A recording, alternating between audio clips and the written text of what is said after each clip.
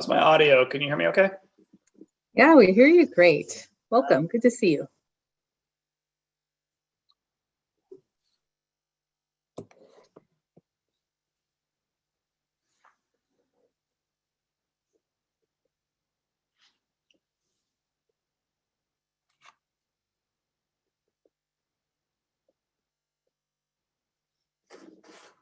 Everything is good on my end, Chair. Great. I just noticed that Heidi has her hand up, so you might have, she might have a question for you to answer.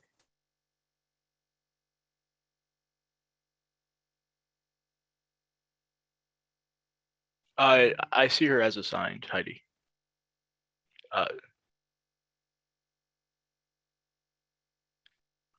Yeah, I see her as assigned. You're good, Heidi. Thank you. We're good, Chair. Thank you. And with that, I want to welcome everyone to this meeting. Good evening. I'm Sarah Augustine, the chair of the Washington State Redistricting Commission. I would like to welcome everyone to this public outreach meeting to review legislative district maps. To those of you from the public joining us today, welcome again. It is my goal as chair to facilitate a process that is as participatory, fair, and equitable as possible. Throughout our tenure as commissioners, we will hear public comments that are important. We will listen to you. I will do my best to synthesize the comments, and we will endeavor to respond as we are able. Still, it is possible that you will bring forward in your public comments ideas, requests, and injustices that we may not be able to address. We will certainly deliberate on the issues where we have jurisdiction. Where we don't, I will do my best to refer you to those who may be able to respond more effectively. I want to begin by reviewing the purpose and values of the commission.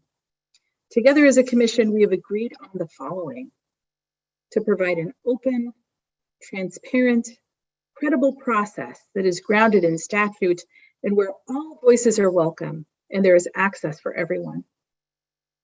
To conduct ourselves with transparency, respect, and civility, where commissioners will participate and negotiate in good faith. And to meet the deadline outlined by law and to produce the best possible maps. You may be aware that because of the pandemic, this redistricting cycle promises to be a challenging one. While we should have received the data from the Census Bureau by April 1st of this year, we did not receive that data until mid-August. Based on the population growth in the state, our job as the Redistricting Commission is to distribute as equally as is practical the population among 10 congressional districts and 49 legislative districts. Based on census data, Washington had a population of 7,705,281 residents as of April 1st, 2020. Therefore, we need to draw 49 new legislative districts that are compact, contiguous, and convenient, and made up of approximately 157,251 residents. Statute instructs us, insofar as practical, to minimize drawing district lines that cut through counties, municipalities, or communities of interest. And the Commission is committed to applying these principles while we try to create equally proportioned districts. Each of our voting commissioners has released a draft legislative map and a statement explaining the principles that guided them as each created their map. We are here to hear your responses to these maps. Since our last meeting on September 20, we have not held any public outreach meetings. Each voting commissioner did release a draft legislative district map and a draft congressional district map during this period. It is therefore unsurprising that the last 2 weeks have been busy with public comment. In fact, during the last 2 weeks, we've received more comments than during the rest of the entire process combined. As of 4 p.m. today, we have received 2,060 comments since draft legislative maps were released on September 21st. From the My Redistricting tool, where you can comment directly on commissioners' proposed maps, we received 1,275 comments as of 4 p.m. today. And so far, 1,130 maps are in the process of being created, and commissioners have received 46 maps from the public. We welcome these comments, and staff is working furiously to catalog them so that they are of most use to the commissioners as they continue their mapping efforts. We encourage you to continue to comment through whatever format is easiest for you. As I say every meeting, my short summary of the comments received by no means does justice to what the commissioners have read and heard. Due to the influx of comments during the past 2 weeks about nearly every district and every corner of the state, I will make no such attempt to summarize comments at this meeting. Instead, I might offer a couple of thoughts in response to some of the comments we have received. First, we are the Washington State Redistricting Commission. Our principal mandate is to redraw our state's congressional and legislative boundaries to rebalance the population of each district based on growth over the past 10 years. Thus, while we hear the comments asking us not to redistrict at all, we will be unable to meet these demands as the statute and state constitution have given us the duty to redraw districts to ensure that each of our state and federal elected officials are representing an equal number of people. It should also be noted that our commission does not have the authority to change the number of congressional or legislative districts, nor change the legislative structure of our state government. It is a privilege to serve you, Washingtonians, as our four voting commissioners make decisions that will impact us all. We recognize that the redistricting process allows the public to give voice in the legislative boundaries that we will all share, and that our jurisdiction provides a special process where the public has voice. Lastly, if you offer a comment about a specific district or area, please provide some information so we can identify what location and which of the proposed maps you have commented on. Your comment will have the most impact if we know the location associated with your comment, the commissioner or commissioner's maps you are looking at, and whether you are commenting on legislative or congressional districts. Please tell the commission aspects about your community and how communities relate to one another that we might not be aware of. Your public comment has been an invaluable tool throughout this process, and I look forward to hearing further comment tonight. This evening, we have more than 300 individuals who have signed up to testify. We expect this to be a long meeting, and we want to be sure to give each of you a chance to speak. For those of you who have signed up to testify, please speak slowly and clearly, and please state your full name for the record. We're going to invite individuals in groups of 4 to testify. Each individual will have 2 minutes to offer their comment. After 4 people have testified, commissioners will have an opportunity to ask questions of the 4 testifiers. And commissioners, I want to give you some special instructions. Please raise your hand in Zoom if you have a comment or a question for the panel. If at the end of the panel I see no hands raised, I will move on to the next panel, and we will move to the next group of testifiers. With that summary, let's begin. Please call the first panel. Good evening, commissioners. Good evening, chair. Our first panel will begin with Yvette Joseph, Barbara Lewis, Kelly Kessick, and then John Peoples. If we can begin with Yvette.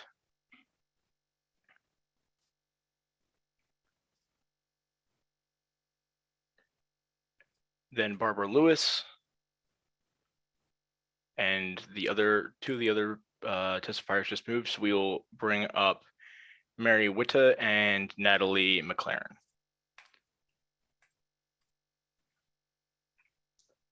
John Peoples, if you can please begin your testimony by turning on your video and unmuting yourself.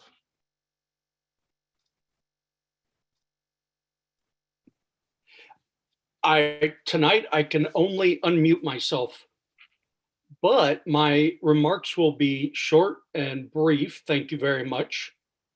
I now live in Kenmore, up at the top of Lake Washington. I took a look at the maps that were presented for the state legislative districts, and I would like to ask that the commission very strongly consider most favorably either of the two maps presented by Commissioner Fain and Commissioner Graves. The reason for this is that both of these maps created the highest number of competitive districts. Competitive districts has been something that has been lacking in the last 10 years in Washington, and it would help even the playing field. Also, the paramount consideration should be geographic. When I hear the term communities of interest, what I should be hearing is, geographic continuity. And that is it. I wish you all the very best, and please consider the Fain and Graves maps most favorably. Thank you. Thank you. Thank you so much. Our next testifier will be Kaylee. I see your video is on. If you can begin your testimony, please. Hi there. My name is Keely Cieslik. I live in Yakima, Washington, and I would like the commission to strongly consider the map drawn by Commissioner Sims. I think that when I hear the term community of interest, I think of opportunities for communities who have been historically and continue today to be pushed out of our political processes. I hear them having an opportunity to make their voices heard. And so I think that the map drawn by Commissioner Sims is an important map and creates opportunity for members of the Yakima Nation to raise their voices and members of the Yakima Valley Latino community to elect candidates of their choice, which is crucial to having a functioning democracy, which we so desperately need. So thank you for taking into account my comments. Thank you. Thank you so much. Our next testifier will be Mary. I see your video is on. If you're able to unmute yourself, and please begin your testimony.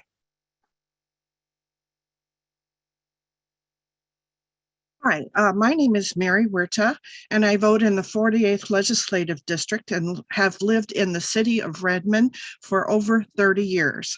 There have been many changes. For over 30 years, the state and local cities have been planning for expansion of a transportation corridor, starting with the east side expansion of the 520 bridge and highway through Bellevue, Kirkland, and Redmond. For 20 years, the federal Por 20 state... años, el Estado federal. I beg your pardon? Can Sorry you hear for the me? interruption, Mary. Please keep going. Okay. For 20 years, the federal, state, and local cities funded light rail through the same corridor from Northwest Bellevue east to the north end of Lake Sammamish in Redmond, focusing on densification so people would not need to use cars belching greenhouse gases.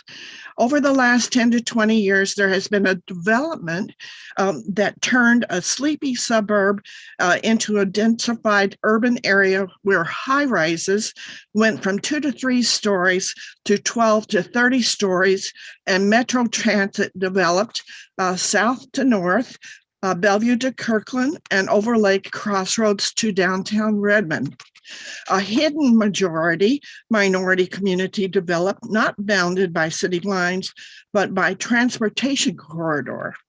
And the high rises that are now populated by newcomers and young adults, seniors, and disabled people, and businesses with vastly different social concerns than rural residents. We do not have the same needs as people living in Seattle, nor those living in rural areas near the mountains. If we cannot have a condensed district somewhat similar to the Sims map, what has been our minority community's voice will be undermined. And also, there's practically no public transit east of Redmond after work, and no. I apologize that your time has run out, but we do want to hear your full comment. Please consider submitting it to us in writing. Sean? Of course, Chair. Our final testifier for this panel will be Natalie. If you can please begin your testimony. I see your video's on. Hi, thanks for letting us testify about this. My name is Natalie McClendon. I live in rural Bellingham in Whatcom County in the 42nd District.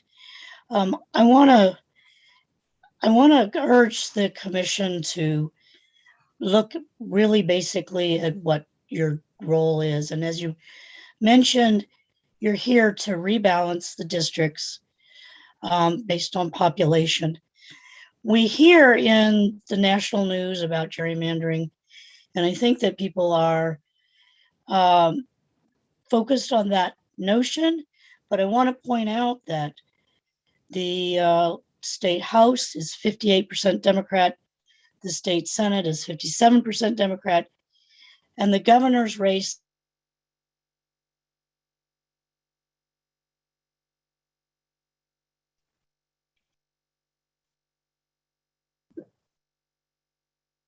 Natalie, are you still there? Okay, Chair, we're going to move on from this panel. I will keep Natalie up on this panel if she is able to come back and reconnect. Okay, great. So I see no hand raised from Commissioner. So let's move on to the next panel. Of course, Chair, our next panel will be Christine Cohort, and then we're going to move on to Nathaniel Block, Susan Burra-Joshi, and then Jill Bondaru. So if we can get the next panel. Oh, Natalie, you are back. If you want to continue your testimony, if you're able to, you're muted. Thank you. I don't understand why my system is so unstable. Anyway, I want to urge you to start at the margins of the state when looking at changing boundaries. In the case of the 42nd district, we have very limited choices on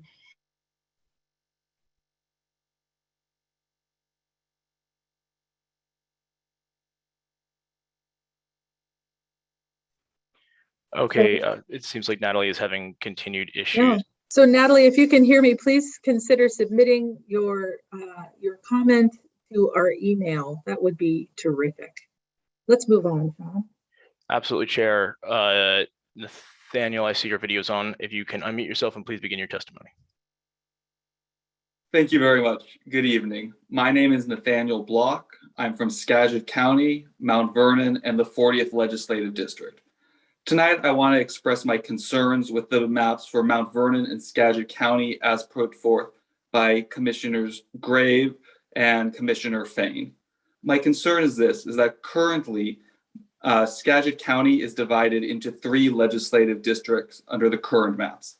However, Commissioner Fain's map divides Skagit County, a county of approximately 150,000 people, into 4 legislative districts, which would dilute our voice at the state level.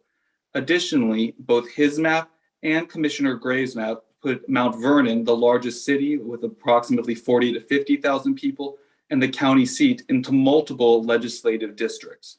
Commissioners Sims and Walkinshaw, on the other hand, make sure that Mount Vernon is in 1 legislative district, and that Skagit County as a whole is in 2 legislative districts. Additionally, Commissioners Graves and Fain divide community of interests, particularly our Latinx community. Burlington and Mount Vernon should be put together in the same legislative district in order to keep these vital communities of interest together.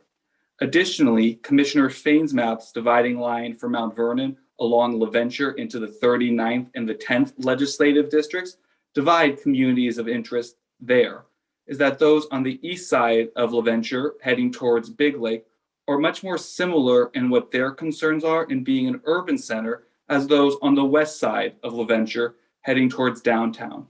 Commissioner Graves' map has the dividing line as I-5 and separates historic downtown in the core and heart of Mount Vernon from the rest of it, puts that in, I believe, the 10th legislative district, and the rest of Mount Vernon, where the majority of people live, into the 40th legislative district. Those areas should be combined. I thank you for taking the time tonight. Thank you. Thank you.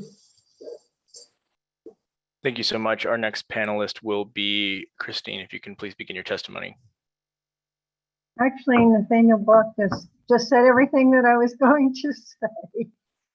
Can you please state your name for the record? Okay, Christine Conert, Mount Vernon, Washington. Thank you. testifying for Skagit County. And those were exactly the problems I had with the maps. Was the county just, it's already, you know, difficult being in 3 districts, but to increase it to 4 is like craziness.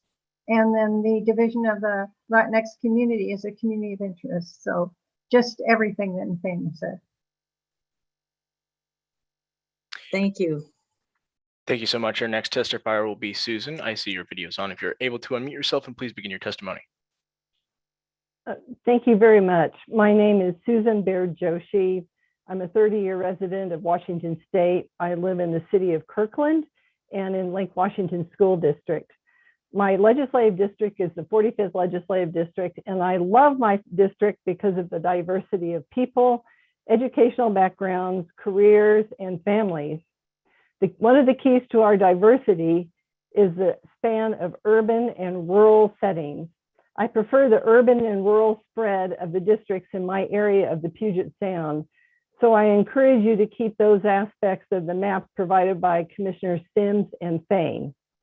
Commissioners Graves and Walensky seem to consolidate urban and semi-rural areas into voting blocks.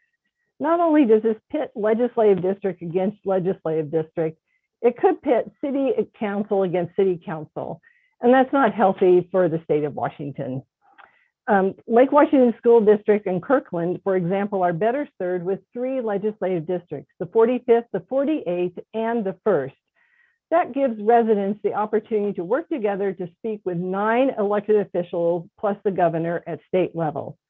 It's a misnomer that a single city has a single opinion. You only have to look at the city of Kirkland City Council to understand that.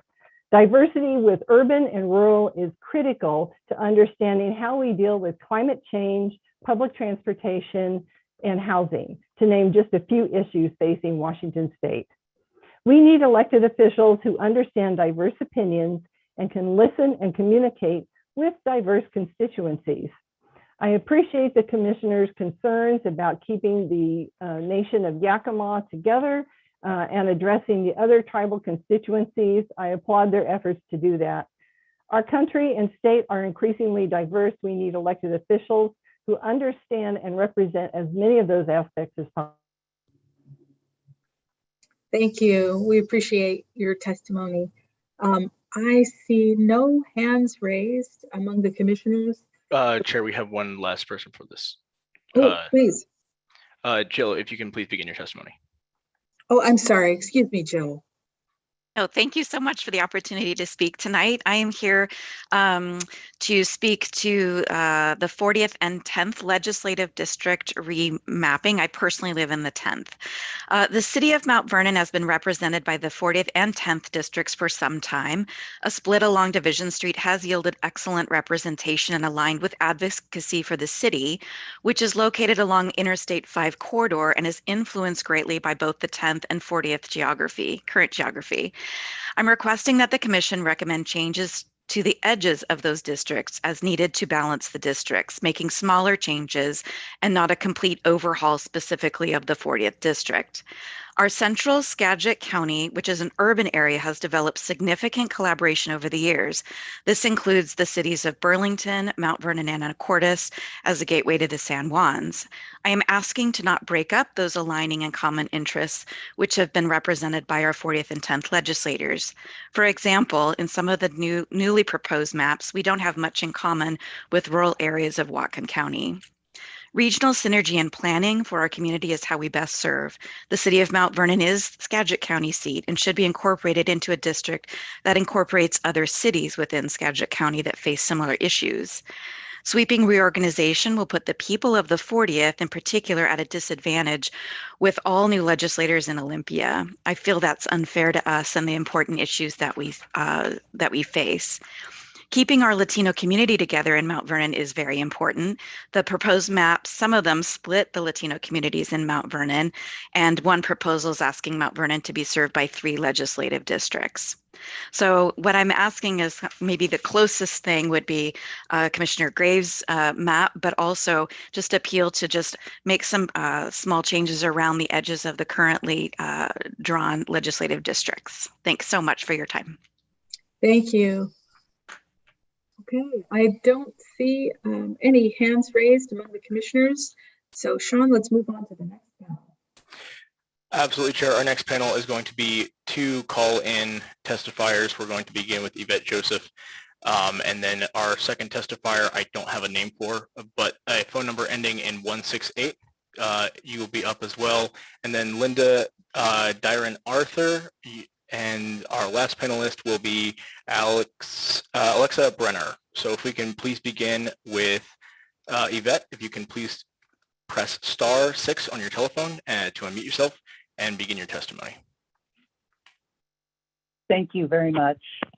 My name is Yvette Joseph, and I care very deeply about empowering people by fully supporting their voting rights.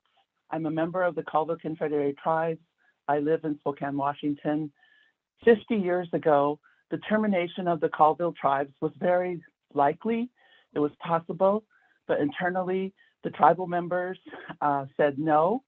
And since that time, self-determination has prevailed.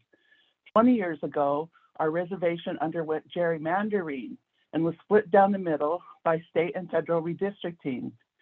Today, I support the restoration of the Colville Indian Reservation's voting power and gladly embrace Brady Walkinshaw's plan to keep our Colville Confederated Tribes sovereign and indivisible. And by indivisible, it's just that we want to see that our tribal members, our young people, have the opportunity to run for office. I ran in 2004, but only half of my family could vote for me.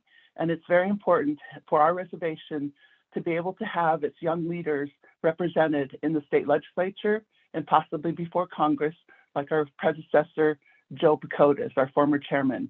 So essentially, that's my statement, and I support all of you, and I'm very pleased with Brady Walkinshaw's plan. If that could be embraced, that would be supported by me and by many members of my tribe. Thank you, and have a good evening. Thank you. Thank you so much. Our next testifier as the call-in number with the last 168 is able to unmute themselves. We'll go with Craig Sear. If you can please turn on your video and begin your testimony.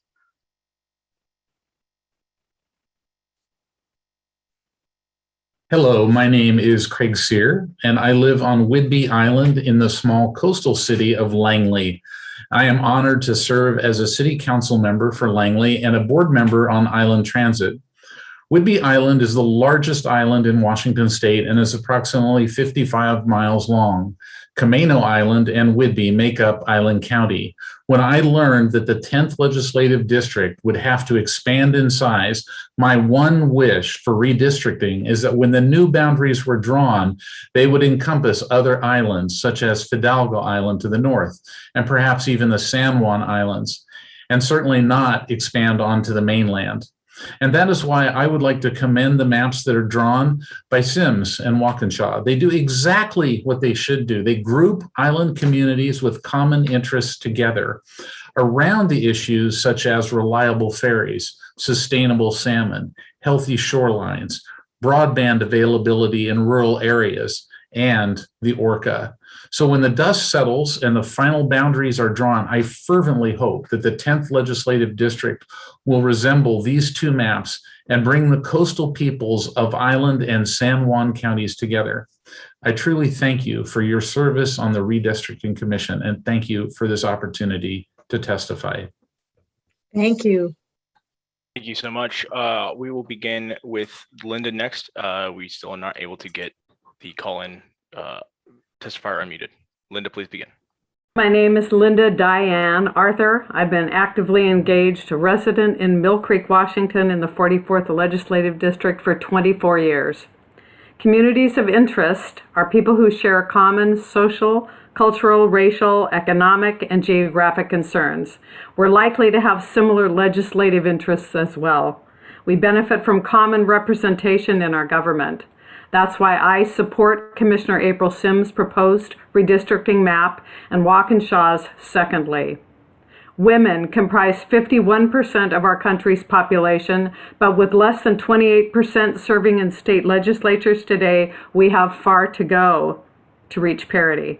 Likewise, African Americans account for just 9% of state lawmakers, but make up 13.4% of our U.S. population. The advances of women and Blacks in legislatures must continue to improve. Here in the 44th, we've elected Representative April Berg and Representative John Lovick, two impressive, intelligent, powerful representatives of color, both living in Mill Creek. Each of their positions in the state legislature is being jeopardized by Fain and Graves' redistricting maps. If we select either of the two Republican maps, the 1st LD or the 38th LD will have all 4 elected Democratic state House representatives competing against each other in the next election. That appears intentional. Their maps discriminate against incumbents and a political party.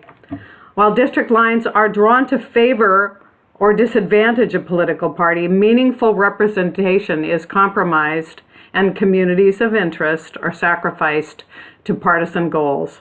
After all, isn't fair and effective representation doing, not in the belonging? I thank you for the time. Thank you.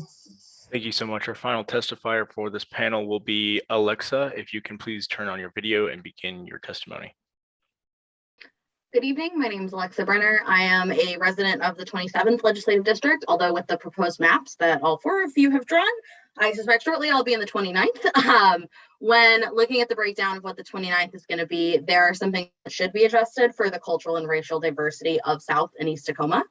Commissioner Waukesha, your map is the closest to reflecting the diversity in Tacoma and where it's at its densest. More can be done, though, if we move the 29th further north and west, running it all the way up to I-5 would capture more diversity and more people of color who live here. But on the other hand, Tacoma, University Place, Fircrest, and all the other suburbs of this area deserve so much better than Commissioner Fain's map, especially looking at the boundaries between the 25th and the 27th, the 27th and the 28th, and the 28th and 29th. They're carved wonky, you're cutting into neighborhoods and it doesn't look right. Another big contention of these maps is Yakima County, the city of Yakima, and Yakima Nation. Commissioner Sims, your map takes into account the needs of the Indigenous and Latinx communities who are often voting in the same way and should be treated as a community of interest. Whereas Commissioners Graves and Fain, your drawing of the 14th and the 15th legislative districts is unhinged. You should consider that you do work for us, the people of Washington, and it includes those who vote in Yakima Nation. Cutting off Yakima Nation from the city of Yakima and splitting the Latinx community from the city of Yakima is unacceptable and not okay.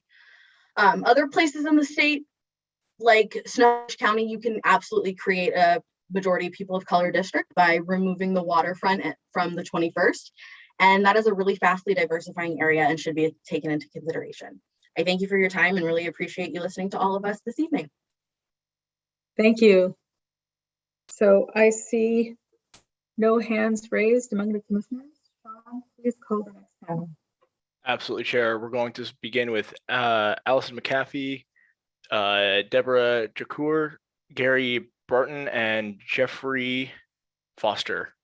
If we can please begin with the first panelist. Allison, if you're able to turn on your video and begin your testimony. Good evening, commissioners. I am Allison McCaffrey. I am a resident of the Tacoma, Washington, and I'm also the League of Women Voters issue chair for redistricting. You have received the League of Women Voters maps. We did complete state solutions for both the legislative and the congressional districts. And I just want to encourage you to study our maps deeply. We spent the last 6 months creating them. We did over 40 listening sessions, reaching hundreds and almost 2,000 people. Our top priorities are to keep the Yakima Nation together and honor the tribal government's requests in your maps, to keep the city of Bremerton together and put it in the legislative district 26. The other possible ways to unite Bremerton just don't work for the people in Kitsap County. Third, we request that Walla Walla and Pasco remain together in the 16th. and that most of Pasco is united in that district. And fourth, looking at Clark County, we had strong support in Clark County for compact districts that created neighborhoods that made sense, that combined neighborhoods that made sense, and that there was a regional balance when you're finally looking at competitiveness. My hope is that once you're deep into your negotiations about the map and you come to sticking points, that you will think to yourself, let's look at what the league did in this area. And hopefully that will provide a nonpartisan communities first solution to your maps. Thank you for your hard work. And I am available for questions or comments at any time. Thank you. Thank you. Our next testifier will be Deborah. If you're able to turn on your video and begin your testimony, please.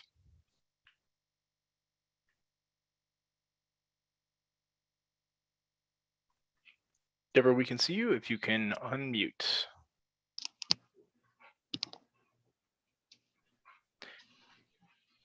Thank you. I wasn't sure how this was all going to work. My name is Deborah Jaquia.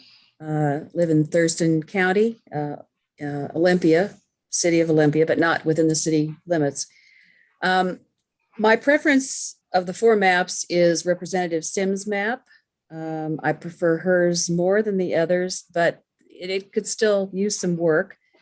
For example, I would like to see, if possible, the entire city, the entire city of Olympia, including its urban growth areas, in one LD, if the numbers would add up.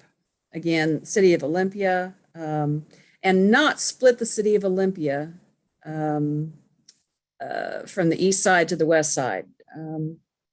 I don't think that would be a very helpful change. Right now, it's all the 22nd.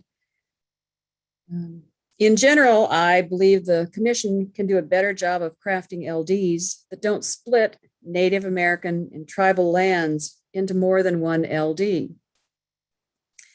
I don't believe that the commission should split cities into multiple IDs unless the city has more than 157,000 people. I think the commission can do a better job of working with natural features such as water bodies and mountains so that people don't have to take a ferry to attend a meeting, nor should people have to drive over the mountains, like the ridiculous LD 13 proposed in Representative Graves' map. Again, I prefer Representative Sims' map, although with some modifications. Thank you for hearing and considering my comments. Thank you. Thank you. We will now go to Gary. I see your video's on. If you're able to unmute yourself, and please begin your testimony. Good evening. My name is Gary Barton. I am a resident in the 28th LD. I'm married, father of 2. We've lived in 28th LD for 22 years. The 28th LD community of interest is focused around a very highly suburban district and as such is very diverse. Commissioner Sims and Panero keep the 28th LD largely a suburban district. However, the draft map by Commissioner Paul Graves eliminates university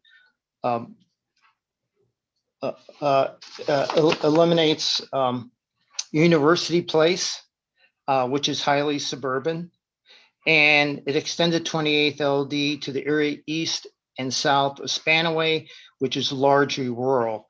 I think the 28th district would be best served if it largely remains suburban and includes University Place and does not include a rural area. Thank you very much.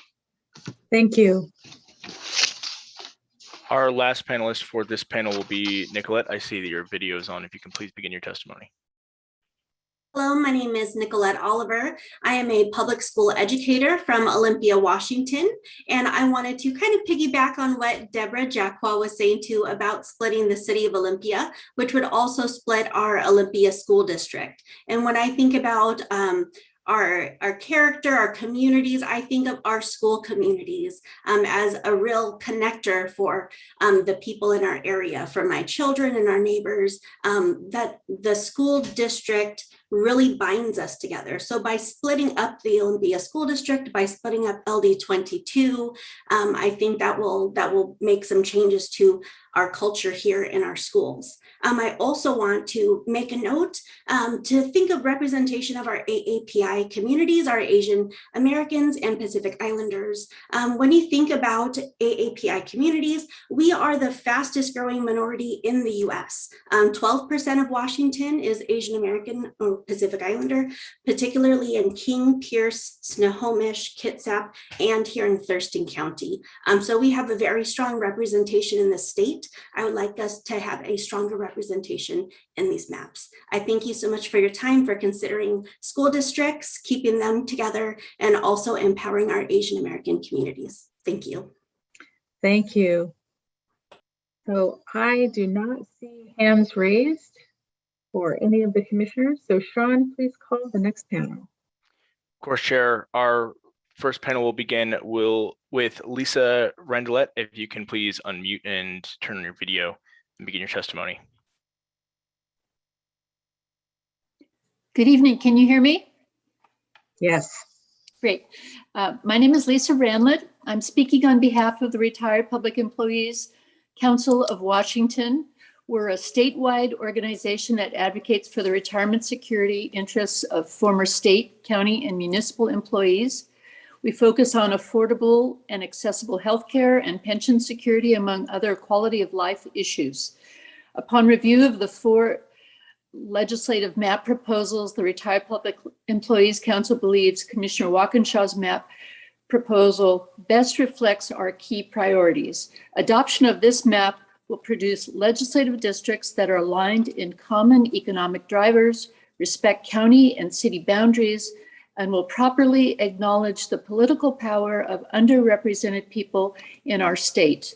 We have also submitted a more detailed letter, and thank you very much for making this such an open public process. Thank you. Thank you so much. Our next panelist will be Jeffrey Foster. If you can turn on your video and please begin your testimony.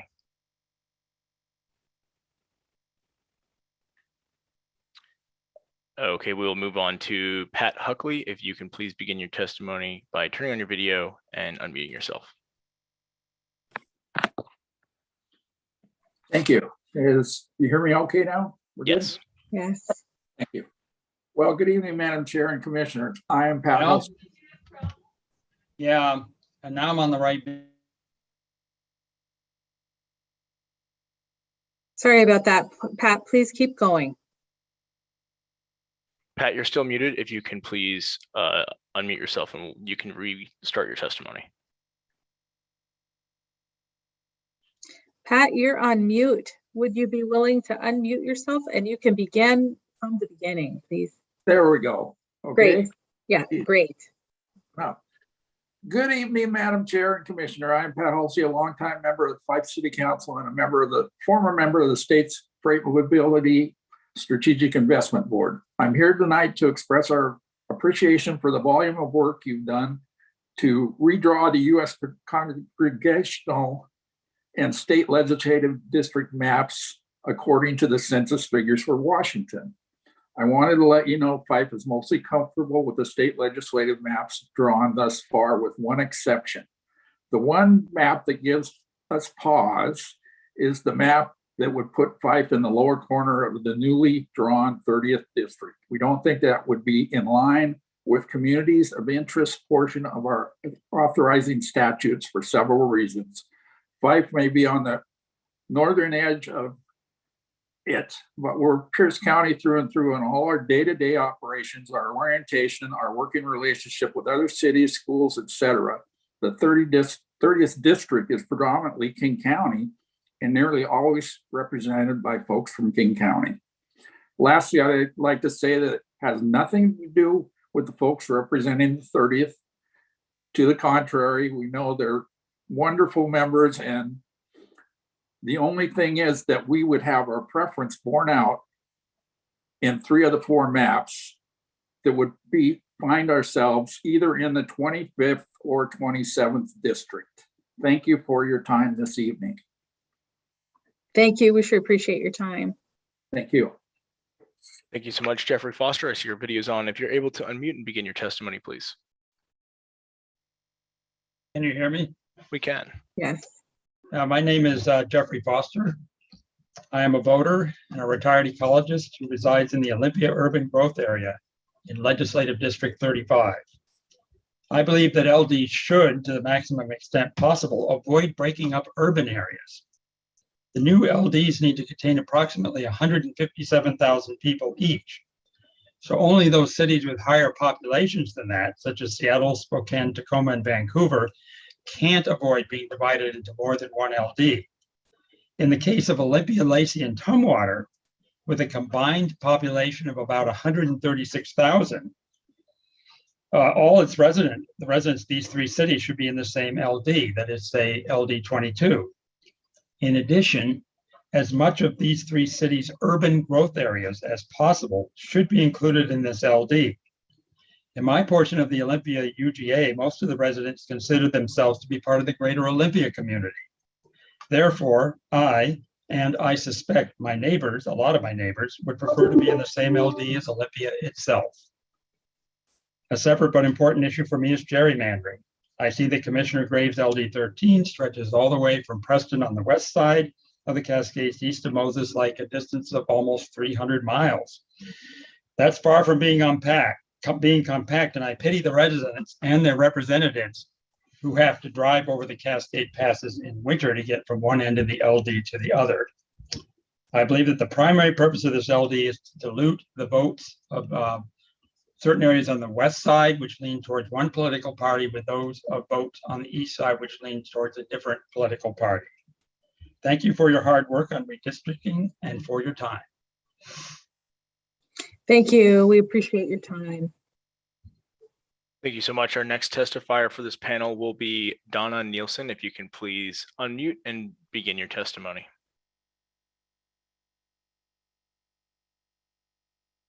Donna, if you are able to turn on your video and unmute yourself to begin testimony, please. In that case, Chair, that will be the end of this panel, and we will bring up the next 4. Terrific. So I do not see a hand raised for any commissioner. So let's bring on the next panel, Sean. Our next panel will begin with Victoria Savage. If you're able to turn on your video and please begin your testimony. Thank you. I'm Victoria Savage. I am a resident of Deming, Washington, a former business owner of 22 years. I support a district that includes both East Skagit and East Whatcom counties, the contiguous areas that bookend and bracket the Cascades National Park. Our communities of interest uniquely share many geological challenges: river flooding, landslides, wildfires, snowpack. Our land use is determined and dictated many times by the GMA, the scenic byway allowances, the DNR, the DOE, volcanic zones, and we are both former NAFTA timber impact zones. We've evolved since to service economies and cottage industries, but we're also heavily reliant on seasonal tourism.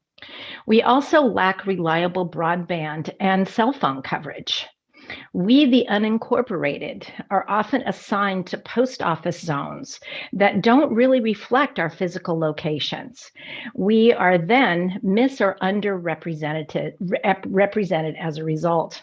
And we need the collective voices of both Eastern Whatcom and Eastern Skagit as represented by Representative Sims. I thank you for your time and appreciate your hard work. Thank you. Thanks so much. Thank you so much. Our next testifier will be Kira Axelrod. If you can please unmute yourself and begin your testimony. Hi, I'm Kiara Axelrod. I live in East End on Orcas Island, which is currently part of the 40th Legislative District. I am here to talk about the changes proposed by Commissioners Sims and Walkinshaw, which would move my area into the 10th district, along with Whidbey Island. These changes would result in all three of my 40th LD state representatives no longer residing in the 40th district unless likely losing their seats. Notably, this would include Deborah Lekanoff, who's the sole native legislator in the Washington State Legislature. In addition to this loss, the lands used by the Nooksack tribe would be split among separate legislative districts. And it appears to me that the Mount Vernon Latino vote could also be split, which would be at odds with the commission's stated intent of centering and engaging communities that have been historically underrepresented. San Juan County would be part of the same area as Whidbey Island. And while I appreciate we're both islands, we differ in many ways. And in fact, often in San Juan County, we suffer from noise from the Naval Air Station on Whidbey. And I'm concerned that putting us in the same district would just mean that San Juan's interests would be overridden by those of Whidbey. And further, it's my understanding that the redistricting would lead to only 3 legislators instead of 6, representing the ferry needs of San Juan County, which is a different route and different fleet than Whidbey. I appreciate redistricting is required, but I hope these commissioners will reconsider for my area. Thank you. Thank you. We appreciate you taking the time. Sean? Thank you so much. Our next testifier will be John Amo. I see your video is on. If you can please unmute and begin your testimony. Thank you, and thank you, Chair. That's a hard act to follow here. My name is John Amell. I live on Camano Island in the 10th LD and 2nd Congressional District. In reviewing the draft maps, I generally find that Commissioners Sims and Walkinshaw seem to be following the law and the directives given to the Commission. They drew maps that were contiguous and compact and kept cities and communities of interest together. I can't say the same for Graves and Fane. Their maps of the 10th include more of the eastern regions of Skagit and Snohomish counties. The 10th LD is currently composed of Whidbey and Camano Islands, which make up Island County, plus parts of Snohomish and Skagit. My 10th LD community is based around its 250 miles of shoreline, more than any other LD. The coastal estuaries provide refuge and food for juvenile salmon. Our salmon provide food for the orca, and the supply is dwindling. Salmon and orca preservation is vital to our area, and it binds us together. I testified in July here and stated that if the 10th needs to get larger, that it expand into other shoreline areas. Commissioners Sims and Walkinshaw get that, and their maps increase our shoreline component. I appreciate that. It's nice to be heard. We would welcome the San Juan Islands into our 10th LD community. Graves and Fane's maps broke up cities and counties, ignoring the Voting Rights Act and how it requires the representation of ethnic groups, especially Latinx voters. When you look at their maps, it's obvious that they've made every effort to draw districts to their political advantage. In just about every swing district in the state, they gerrymandered the district to move it from a swing district to lean Republican. I support the maps drawn by April Sims and Brady Walkinshaw. And thank you for all your hard work. I know it's. Thank you for your time, and sorry that your last comments were cut short there. Sean? Yes, Chair. The final testifier for this panel will be Joel Jordan. If you can please begin your testimony. Thanks so much. My name is Joel Jordan. I'm a Bellingham resident who's lived in Northwestern Washington for most of my life. When it comes to Bellingham, I would strongly urge the Commission to avoid putting all of Bellingham or even most of Bellingham in the 40th Legislative District. The reason for this is that doing so would necessitate splitting the communities around us in ways that just can't be justified under statute. This happens at the county level, where putting all of Bellingham in the 40th LD mathematically and geographically requires the 42nd to push down into Skagit County, which we've already heard is already split by 3 different legislative districts. It would also increase the likelihood of splitting communities like Mount Vernon, which we've already heard as well is very much a community of interest.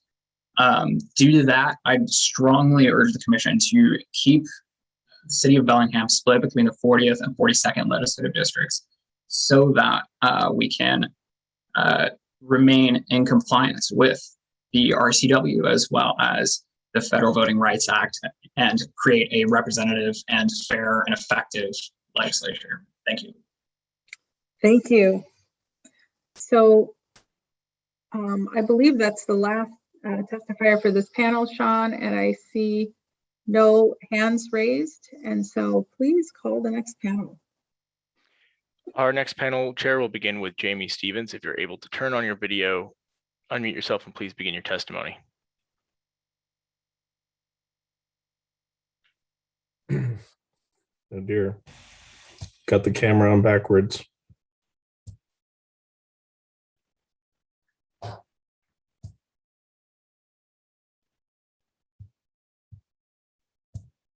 Jamie, are you able to begin your testimony? Yes, I am. There you go. Thank you. Sorry about that. Thank you very much. Good evening, and thank you for this opportunity. My name is Jamie Stevens. I'm from Lopez Island, and I am a San Juan County Council member. And I'm commenting on the Democratic proposals. I take issue with placing San Juan County in the 10th LD. It eliminates our duly elected legislators, people who we feel represent our issues the best, and dilutes our interests by putting us in the 10th. It would pit our legislators against incumbents, and incumbents have a decided advantage in any election, and it would put them in communities they are unfamiliar with. Additionally, it forces the only Native American legislator out of her district. Although the commissioner's statements profess to include traditionally disadvantaged populations, these proposals divide up the Hispanic population of the 40th into 3 districts. And additionally, San Juan County has 9 tribes with usual and accustomed treaty rights, and only 1 was consulted. We work with Island County on some regional projects. However, we are more closely aligned with Skagit County and Bellingham on ferry issues, medical services, interscholastic competition, and our economies. I ask that you keep the 40th somewhat as is and adjust less drastically to balance the population. Thank you. Thank you. Chair, our next testifier will be Cindy Wolf. If you can please begin your testimony and turn on your video. Hi, my name is Cindy Wolf. I am also a member of the San Juan County Council. I respectfully request that you keep Anacortes and the San Juan County in the LD40. Our #1 transportation issue is ferries. 2 of your proposed maps create 1 less ferry-served legislative district, weakening that voice at a time when we need a stronger voice in the legislature for this crucial public transportation system. The San Juan Islands are connected on a day-to-day basis with Skagit County. Our constituents eat, work, and seek specialized medical care in the Skagit. While we enjoy good working relationships with our Island County neighbors and we do appreciate their offer of hospitality, we have issues with noise caused by the Naval Air Station that represent a greater conflict of interest than common interest. Thank you very much for your time, for your efforts. I understand that it's a tremendous task to try to understand all of the communities of interest in the state of Washington in the short amount of time you have and reconcile them with the census. Please consider keeping San Juan County in the 40th. Thank you. Thank you so much. Our next testifier will be Tim Douglas. If you can please unmute yourself and begin your testimony. Can you hear me now? We can. Okay. Thank you very much, first of all, for this opportunity to speak to you. I'm Tim Douglas. I live in the 42nd Legislative District and the 2nd Congressional District. I'm a former mayor of Bellingham, having served in 3 terms, elected for 3 terms, and have been very involved in the comprehensive plan and its continuity, which strengthens neighborhoods as communities of interest. This is a strong part of Bellingham's long history. And I encourage you when you get down to the fine points, because I'm sure that you will be dividing Bellingham Bellingham up in some way, that you look carefully at those boundaries, and I'll be happy to provide them to you. I also wanted to note that the northern part of our city has very close affinity with the northern neighborhoods, with areas beyond the city limits to the north. There is so much commuting going back and forth to jobs and residences. Whatcom Community College is also located north of the city and has many residences around there, as well as students coming from within the city limits. So for all of these reasons, I think it's very important to make sure that the northern part of our city does remain within the 42nd district, to make sure that we have balance on our groups of people of color who live on both sides of the city limits stay in close affinity with one another. Thank you so much for this opportunity. Thank you. We appreciate your time. Thank you so much. Our final panelist will be Lisa McShane. If you can please begin your testimony. Thank you. My name is Lisa McShane. I live on Samish Island in the 40th District. It is my honor to speak to you tonight at the request of the Nooksack Tribal Council. Nooksack has concerns with the maps proposed by Commissioners Sims and Walkinshaw, with the extent of the changes to the district boundaries in Whatcom County and the impacts on the Nooksack people. One map, the Walkinshaw map, splits the Nooksack tribe into 2 districts. Both maps would put the Nooksack tribe into a district with East Skagit County. Nooksack's historic lands include the Nooksack watershed in Whatcom County, and the boundary between the 40th and 42nd has been to the southeast of their reservation in Deming.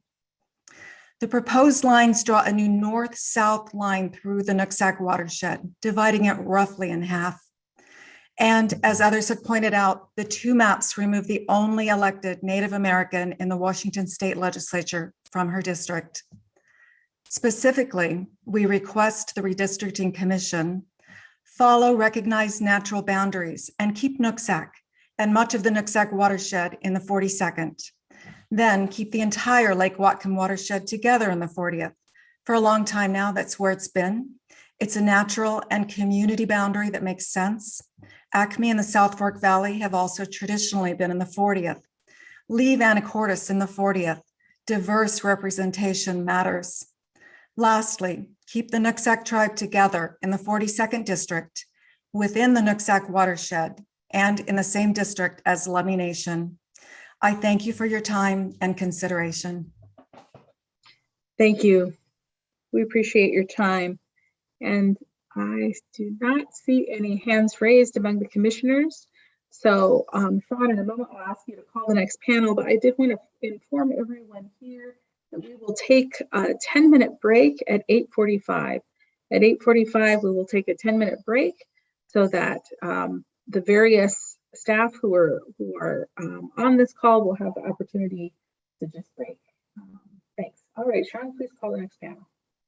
Of course, Chair, our first panelist will be Kira Briggs. I see your video is on. If you can unmute yourself and please begin your testimony.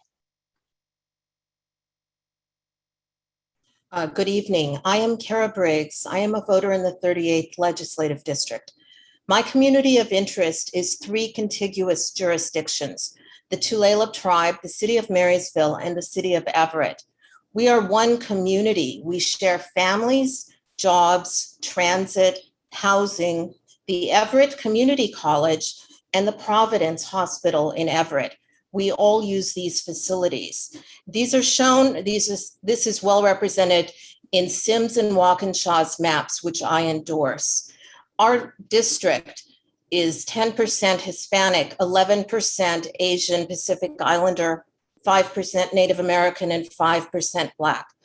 Many tribal people live in Marysville because it is right next door to the Tulalip Reservation, and because it has more types of affordable housing available to tribal members.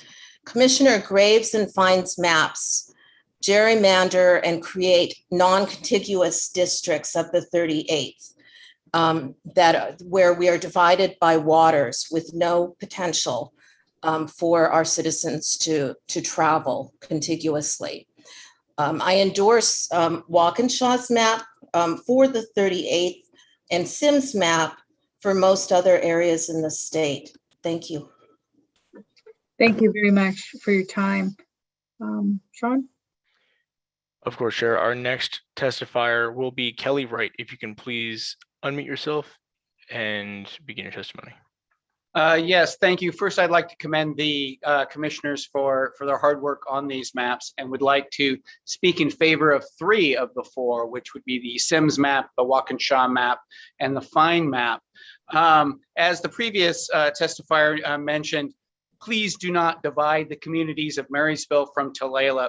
And I would really encourage people or the commissioners to not look at artificial barriers such as the great concrete divider that is Interstate 5 to divide communities and to reinforce that as a barrier. I'm sorry, my name is Kelly Wright. I'm from Marysville.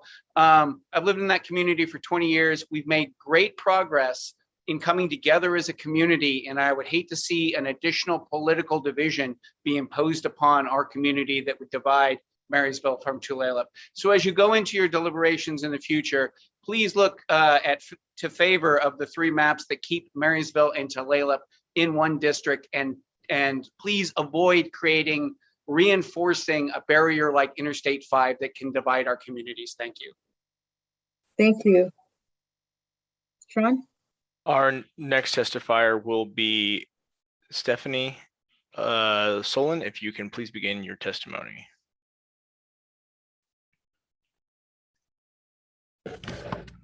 Thank you very much. Good evening. My name is Stephanie Solene, and I'm a full-time resident of Orcas Island in San Juan County in the 40th Legislative District. And I want to thank you for the opportunity tonight to share my serious concerns about the Democratic Commissioner's proposed changes to the 40th Legislative District. I joined Commissioners Stevens and Wolf in raising concerns that the current political boundaries should not be changed, that the current political boundaries of the 40th Legislative District serve the people well. Taking San Juan County out of the 40th and moving us into the 10th Legislative District threatens our excellent representation in Olympia on unique and complex issues like our dependencies on the Washington State ferry system, salmon and orca recovery, tourism, agriculture, water quality, and noise pollution from Whidbey Island's Navy growlers. Senator Lovelet and Representative Lekanoff and Alex Hamill have been outstanding voices for San Juan County's concerns in Olympia. This proposed plan not only weakens our representation in Olympia as a county, but it also forces Deborah Lekanoff, our only Native American representative, out of her seat. And it also forces her and Senator Liz Lovelet to run against incumbent Democrats in the 10th, as has been mentioned, is a district that they have not represented and don't know much about. And it also forces Representative Alex Rammel to run against a Democratic incumbent in the 42nd. So I just want to close by please saying don't fix a district that. Thank you. I'm sorry that your comment was cut off, but we would love to see your full comment if you'd be willing to send that to us in writing. Sean? Thank you. Of course, Chair, our final panelist for this panel is Linda. I see your video's on. If you can just unmute yourself and please begin your testimony. Hi, my name's Linda Tostilane, and I am a resident of Briar in the 1st Legislative District and the 2nd Congressional District. Basically, what I'd like to say is that I support the Walkinshaw and Sims maps in general because they are compact, but I would like to request that for the 40th Legislative District, it be kept so that our only Native American representative currently there would be still within the 40th district. Thank you for your time and all your hard work. Thank you. And I believe that's the end of this panel. Is that right, Sean? That is correct, Chair. Okay, so I don't see any hands raised for the commissioners who have questions or comments. So please call the next panel. Our next panel will begin with Christine Craig. I see your video is on. If you can please unmute yourself and begin your testimony.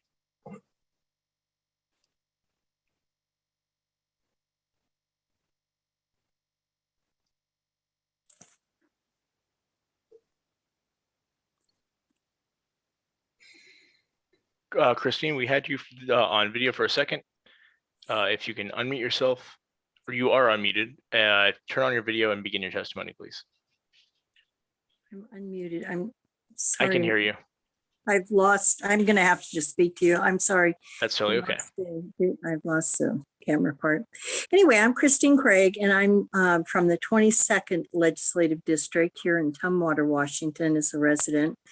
I was born in Spokane and born and raised in Spokane, where my other families still reside, but I've lived the second part of my life over here in Thurston County for 32 years. And I wanted to say that I liked April Sims' map, but want to urge support of Brady Walkinshaw's legislative and congressional maps as being the best for our state, particularly in the 7th District, which includes all the way to the western border of Okanagan County. His map poles staying within the boundary of the Stevens County line on the west, which minimizes splitting of the county. Also, I like the new southern border of the Legislative District 7 as it runs through Spokane County.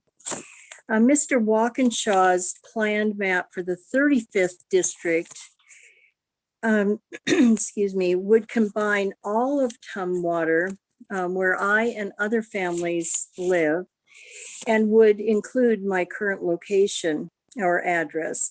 This change, because I'm in the 22nd now, would create a better proportional and community of interest for, I believe, our whole Tumwater area. Currently, we're split by the I-5, as was discussed earlier by panelists. So this would preclude that. I really want to support Mr. Walkinshaw's plan and believe that it would help all of us in our state, and especially the proportional and community of interest issues that we have. So thank you very much. Thank you. We appreciate you taking the time. Sean? Thank you so much. Herb, I see your video is on. If we can begin your name, if you can state your full name for the commission as well. Thank you for allowing me to speak. My name is Herb Heathcote. I vote in the 23rd Legislative District on Bainbridge Island. The redistricting proposed by Commissioners Graves and Thane would put me in a legislative district that combines Bainbridge Island with a part of Seattle, with which I have very few common interests. I want to elect my neighbors as state legislators so they will represent my Kitsap County interests, and I will have easy access to meeting with them. It won't be possible if the legislators representing me are in Seattle to get together with them and talk with them. I strongly support the redistricting proposed by Commissioners Sims and Walkinshaw, which would leave me in a legislative district within Kitsap County. Bainbridge Island is part of Kitsap County. I pay taxes in Kitsap County. I have lots in common. Kitsap County maintains some of our roads. I serve jury duty in Kitsap County. I follow the Kitsap County Department of Health guidelines on COVID. We have fiber optic connection from the Kitsap Public Utility District. I really want to be in a legislative district composed of other Kitsap County residents. So please reject the proposals of Commissioners Graves and Thane, which move us away from Kitsap County and join us with a part of Seattle. Thank you. Thank you. Thanks for taking the time to be here tonight. Sean? Thank you so much, Chair. Barbara, I see your video's on. If you can please unmute yourself and state your full name for the commission. Hi, my name is Barbara Soar. I have lived on Bainbridge Island in the 23rd Legislative District for the last 27 years. And actually, the person before me was the first person I heard testifying from the 23rd District. And I pretty much want to echo his comments that we are part of Kitsap County. We share common interests with the rest of this county. And I completely oppose the maps drawn by Commissioners Graves and Fain that would remove Bainbridge Island from the 23rd district and include us in legislative districts in Seattle. It doesn't make sense to me to combine us with districts in Seattle, again, across Puget Sound. I'm requiring a ferry to get there, and we have so much in common, so many common interests with the rest of Kitsap County. And that's where our neighbors are. This is our neighborhood, and this is where we live and should all remain with the 23rd district. Thank you. Thank you. Thanks for taking the time to be here tonight. Sean? Thank you so much, Chair. Our final panelist will be Leslie Marshall. If you're able to turn on your video, unmute yourself, and please begin your testimony. Okay, and starting video. Let's see if I can adjust my iPad here. Okay, this works pretty well. Thank you very much for allowing me to speak to this commission. My name is Leslie Marshall. I live and vote in the 23rd Legislative District on Bainbridge Island as the previous two, and have owned my house here since 2003.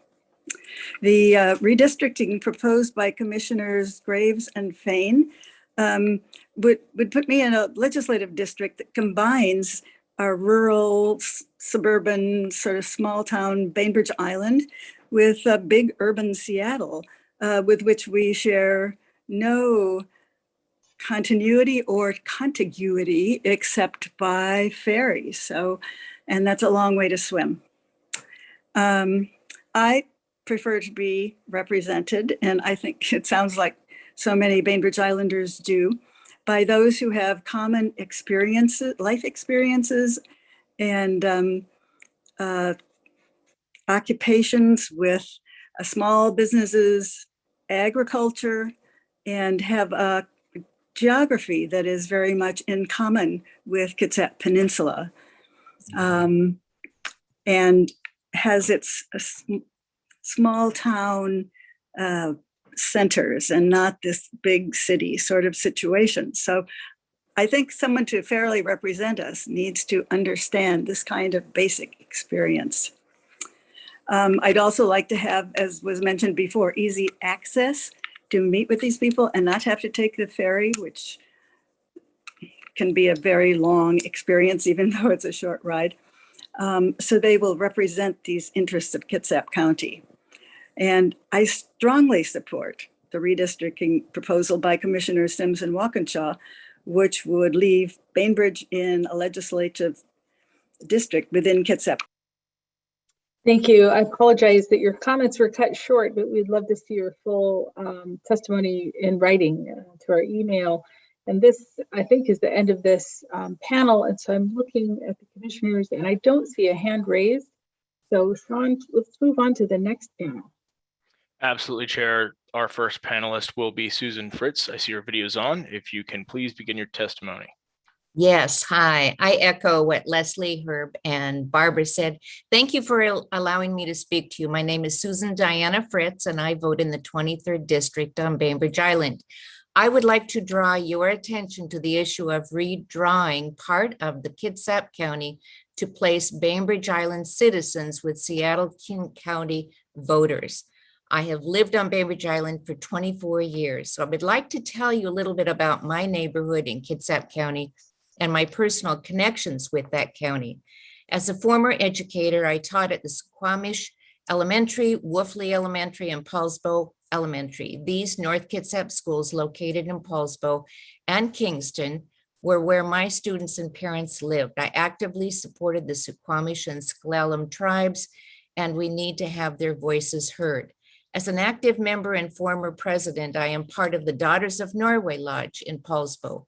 Active members live in the Bremerton, Silverdale, Paulsbo, Kingston, and Bainbridge areas, all located in the Kitsap County. We have participated in the Sutnamai Parade and Eula Fest in Paulsbo yearly for years. If you know about Paulsbo, it's called Little Norway. There are definitely Scandinavian cultures that are important in that area. I am also an active member and former chapter president of the Delta Kappa Gamma International Society chapter, which is a women's educational organization. Our chapter members live in Silverdale, Paulsbo, Kingston, and Bainbridge Island. We support local schools and more recently, the Immigration Center in the Bremerton community. I am committed to continue to work in my county. So our educational and cultural connections are with not just Bainbridge Island, but with other cities in Kitsap County. I am also... Susan, I'm so sorry that your time has elapsed. We would love to see your full comment if you would submit it by email. Thank you so much for your testimony. Sean? Thank you so much, Allison. I see your video is on. If you can please begin your testimony and state your full name for the commission. Allison, it appears that you are unmuted, but I'm not able to hear you. If you can try to select a different microphone in the Zoom settings in the bottom left-hand corner. In the meantime, Andrea, we will begin with you if you can begin your testimony.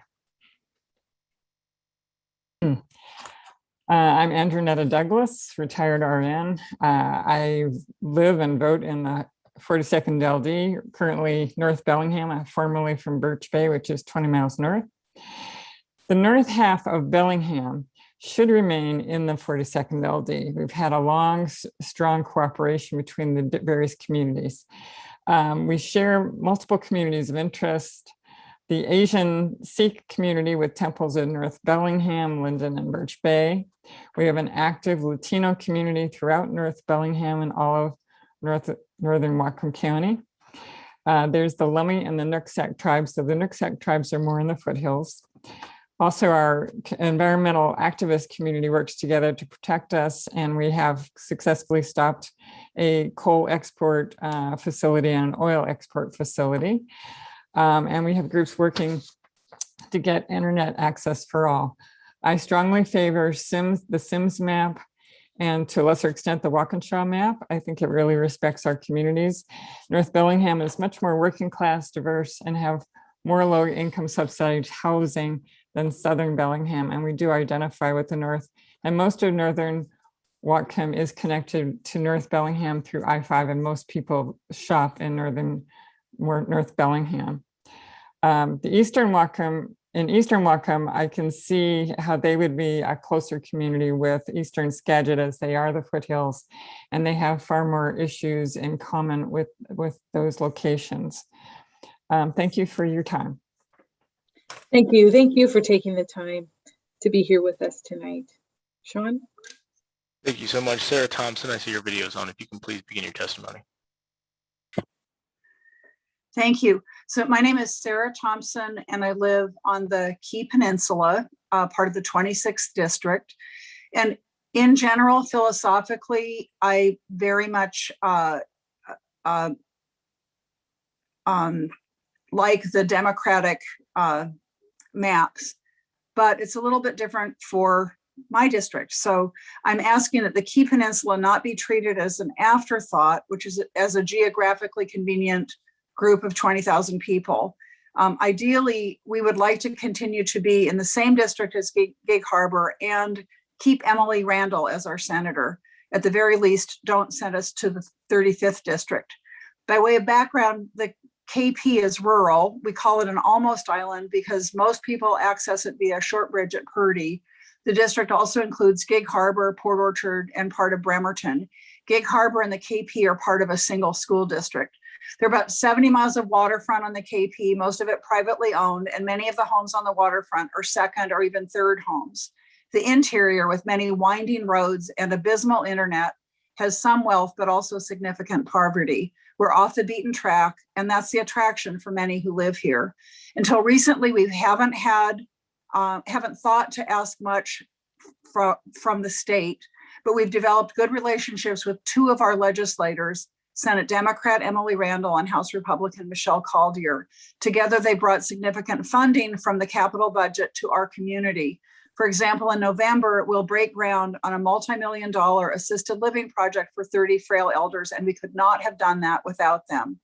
Each of the 4 redistricting plans has a huge impact on our community. The 2 Democratic plans either put us in 35th district in a far corner of a huge district that would likely be an afterthought for legislators, or the 23rd may be more compact and possibly with some shared interests. But again, we're at the far end of a long district.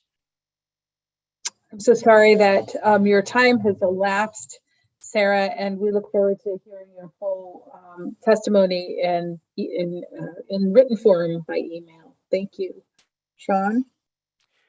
Thank you so much, Chair. Our last panelist, we will go back to Allison. If you're able to unmute yourself and please begin your testimony. Allison, I'm sorry, I'm still not able to hear you. It does say that you are connected and you are unmuted. In that case, Chair, Allison, we'll try to come back to you at a later point throughout the night. But as of right now, Chair, that's going to be the end of this panel. Great. So I do not see any hands raised among the commissioners. So let us call the next panel, please, Sean. Thank you. Absolutely, Chair. Our next panelist will begin with Gerald Hill. I see your video's on. If you can please unmute yourself and begin your testimony. Hi, my name is Gerald Hill. I live in Freeland, Washington on Whidbey Island, and I'm 75 years old this year, and I'm a native Washingtonian. And that means I've lived in Medina, Mercer Island, Bainbridge Island, Whidbey Island, and Seattle. And I really support the congressional maps drawn by April Sims and the legislative maps drawn by Brady Walkinshaw. And I'd like to assure the members of the San Juan Islands that if they would like to join us in opposing the Navy fighter planes, we had a meeting with Bob Ferguson, our Washington State Attorney General, just a week ago, and we are proposing a lawsuit to stop them from flying these planes. So I would like you to make our communities as contiguous as possible. And I see actually that the San Juan Islands, in what they stated as what's important to them, are the same types of values that are important to us. Thank you, Gerald, for taking the time to share with us this evening. Sean, if you'd call the next panelist, please. Absolutely, Chair. Our next panelist will be David Polland. If you can please begin your testimony.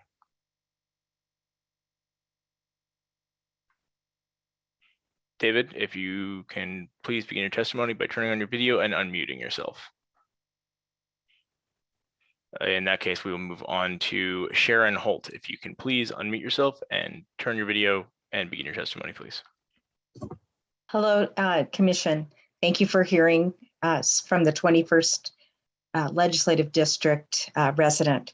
I've been in Washington my entire life. I've lived in Shoreline as a younger person and have spent the last 30 years in Linwood. It's important to know that the 21st Legislative District had been 4 different cities, but only a small portion of Everett. So when redistricting was coming around, and by the way, I am on the redistricting committee for Washington State Democratic Organization. One of the things for my own 21st district, we felt that the very tiny portion of Everett City could be removed since we needed to have growth reduction. We've grown, so we needed to reduce our size.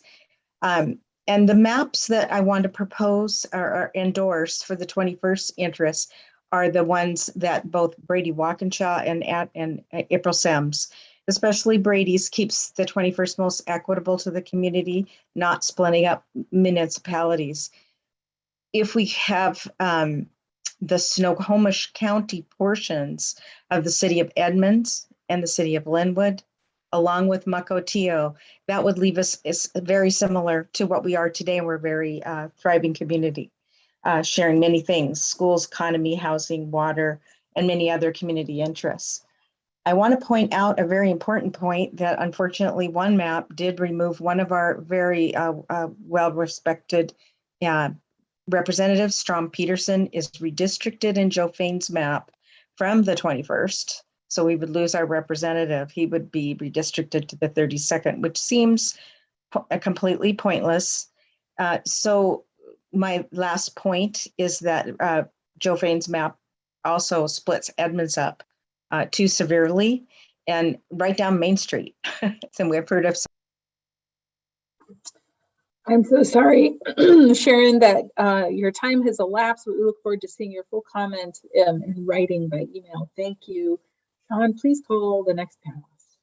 Of course, Chair, our next panelist will be Jamie Douglas. If you can please begin your testimony. My name is Jamie Douglas. I live in Bellingham and vote in the 42nd LD. Bellingham should be kept together as part of the 42nd LD. The terrain of Wacom west of the foothills is very similar. These foothills extend from south of Bellingham northeast to the Canadian border. Residents of Western Wacom share concerns for jobs, water, and property rights. These concerns involve Bellingham, Blaine, Ferndale, Linden, and the farmlands and the coastland, including the deep port and the industrial area at Cherry Point. It's very common for people in Wacom to retire in Bellingham, to be close to medical services, while their family and friends continue to live out in the county. For this and many other reasons, Bellingham is highly connected to Western Wacom. My own doctor and dentist are located in Ferndale, just 10 minutes away from me. Excluding neighborhoods in Bellingham from the 42nd can wind up creating a safe 40th for the Democrats and a safe 42nd for the Republicans. This violates the RCW directive to not favor any political party. Please follow the RCW and keep the community of Bellingham together as part of the 42nd. I strongly favor the Sims map and also like the Waukesha map as they do this. Thank you very much for your time. Thanks for being here with us tonight. Sean, would you please call the final panelist for this panel? Of course, Chair, our final panelist, we will call on David Polland again. David, if you're able to turn on your video and begin your testimony, please.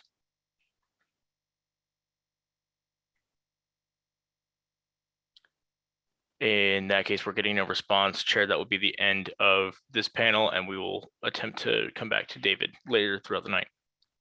Okay, great. So I do not see any hands raised, questions or comments from the commissioners. So let's move on to the next panel, Sean. Our next panel will begin with Ellie. I see your video's on. Thank you so much. If you can unmute yourself and begin your testimony. Hi, my name is Ellie Hutton, and I reside in unincorporated Clark County in Southwest Washington, currently in the 18th Legislative District. My home is 7 miles north of downtown Camas and is in the Camas School District, the Port of Camas-Washougal, Fort Vancouver Library District, and also the Camas-Washougal Chamber of Commerce. I have resided here for 24 years and have always been represented by legislators of a different political philosophy than I hold. I say that because I think that what is important in our area of Clark County is regional representation. And so there may be districts that are always going to have a certain party's representatives, and my districts have a very different set of representatives. In viewing the proposed maps, I support either April Sims or Brady Walkinshaw's, and I also ask that you familiarize yourself with the following information as you create a final proposed map to be voted on November 15th. Clark County is the fastest growing county in the Portland metropolitan area. Clark County residents deserve to have legislators in Olympia who will fully represent its interests. I recommend at minimum 3 LDs are fully within Clark County. I strongly encourage you to educate yourselves and use the League of Women Voters of Washington proposed LD map to create your final map to create LDs for Clark County that will give residents a strong voice in Olympia. I also want to bring to your attention that some of the maps that are drawn have my neighbors either in the 14th or the 20th LD. Thank you for your time. I appreciate it. Thank you. We should appreciate you taking the time to be here. Sean, if you'd call the next panelist, please. Of course, Chair. Joe Kier, I see your video is on. If you can unmute yourself, please begin your testimony. My name is Joe Kier and I live in Skamania County. There are two Washington counties in the Portland-Vancouver metropolitan statistical area as defined by the OMB and the Census Bureau. Those are Clark County and Skamania County. A large portion of Skamania County residents work in Oregon or Clark County. We shop in Oregon or Clark County. We utilize services in Oregon or Clark County. Our professional organizations and unions are in Oregon or Clark County. We have a community of interest with Eastern Clark County. This is why I support Senator Walkinshaw's proposal that the Skamania County area be combined with Camas, Washougal, and Eastern Clark County in the LD 18. This is similar to the proposal from the League of Women Voters for the 18th LD, and it is a good fit for us.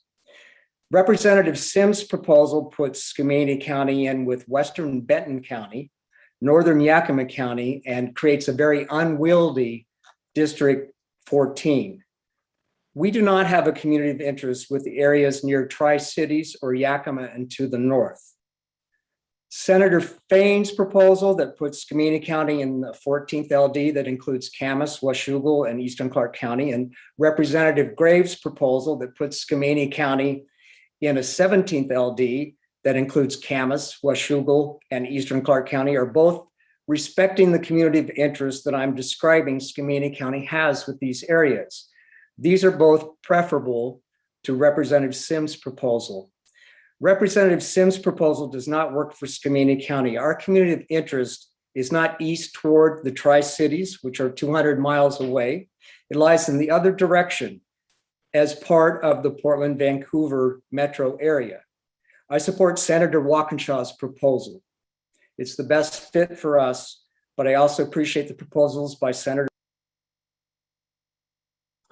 I'm sorry, Joe, that you were cut off. Your time has elapsed, but we look forward to seeing your full comment in writing by email. Sean? Yes, Chair. Our next testifier will be Linda Rolland. If you can please begin your testimony. Good evening. My name is Linda Rowland. I live in Trout Lake, Klickitat County, and that's a part of LD 14. I'm very thankful, and I'd like to thank the commissioners for their efforts to preserve the Yakama Nation as a whole in one district and including its traditional fishing and berry picking grounds. So thank you for those efforts that I've seen evidenced in all four of the maps. But tonight, I'd like to endorse Commissioner Walkinshaw's proposed map for LD 14. It best meets my interests and those interests of many in my community for the following three reasons. First, Commissioner Walkinshaw's map is the most compact and convenient map of the four and will allow elected representatives the best access to their constituents. The distance traveled is a manageable distance in Commissioner Walkinshaw's map. Second, this map represents strong communities of interest, such as Columbia River issues like bridges, trains, and ecology, and others. Also agricultural and rural issues that we share. And of course, the interests of Native heritage. Third, Commissioner Walkinshaw's proposal is most competitive and most evenly distributes our citizen voters, allowing for more equal and fair representation in Olympia. I believe Commissioner Walkinshaw's proposal is the most sensible for those of us living in LD 14, and I'd like you to strongly consider that map. And one final note, I think I might have a few seconds left, and that is I was also a participant in the League of Women Voters listening sessions and mapping process, and I do encourage the commissioners to take a strong look at the maps that were submitted by the League. Lots of work went into them, and I do endorse those maps as well. So thank you for your time, and I know this is a lot of hard work. Thank you. We appreciate your time. Sean? Thank you so much, Chair. Judy, I see your video's on. If you can please unmute yourself and begin your testimony. Good evening. My name is Judy Zeider.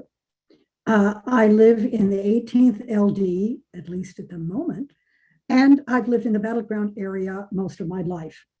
I have already submitted written comments on each of the maps. I urge you tonight to keep maps for all the counties, especially Clark, convenient and compact, and respect communities of interest. I urge you do not extend any of our LDs north to Lewis or Thurston counties. This would create a monster district and ignore how different the communities of interest are in Southwest Washington and in Lewis and Thurston counties. Specifically, we here share an economy with Oregon, not Puget Sound. Thousands of residents, 60,000 specifically, from Clark County commute daily to Oregon to work. I have family and friends who commute from Cowlitz, or did, to Oregon to work. Just this morning, if you can see this, probably not very well, the headline in our local paper read, "Transit tolls, still biggest issues in I-5 bridge replacement." That is what we care about. I doubt that the people in Thurston and Lewis do. And they shouldn't have to. We should all have communities of interest and representatives who represent us. Something resonated with me earlier, and that was Sarah Thompson. Don't treat any of us as an afterthought. Thank you for your hard work, and good luck on the harder work ahead of you to hammer out the final maps. Thank you. Thank you. Thanks for taking the time to be with us. And I believe that concludes our panel. Is that right, Sean? Does, Chair, yes. Okay, and so I don't see any hands raised from the commissioners. So what I'm going to do, it is 8:42 and we have a mandatory break at 8:45. So I'm going to suggest that we end 3 minutes early. We're not ending, excuse me, that we break 3 minutes early and come back at 8:55. And so what we'll do is we're gonna, Sean, your team will put a notice here that we're on break, on a short break, and then we'll see you at 8:55. Thank you.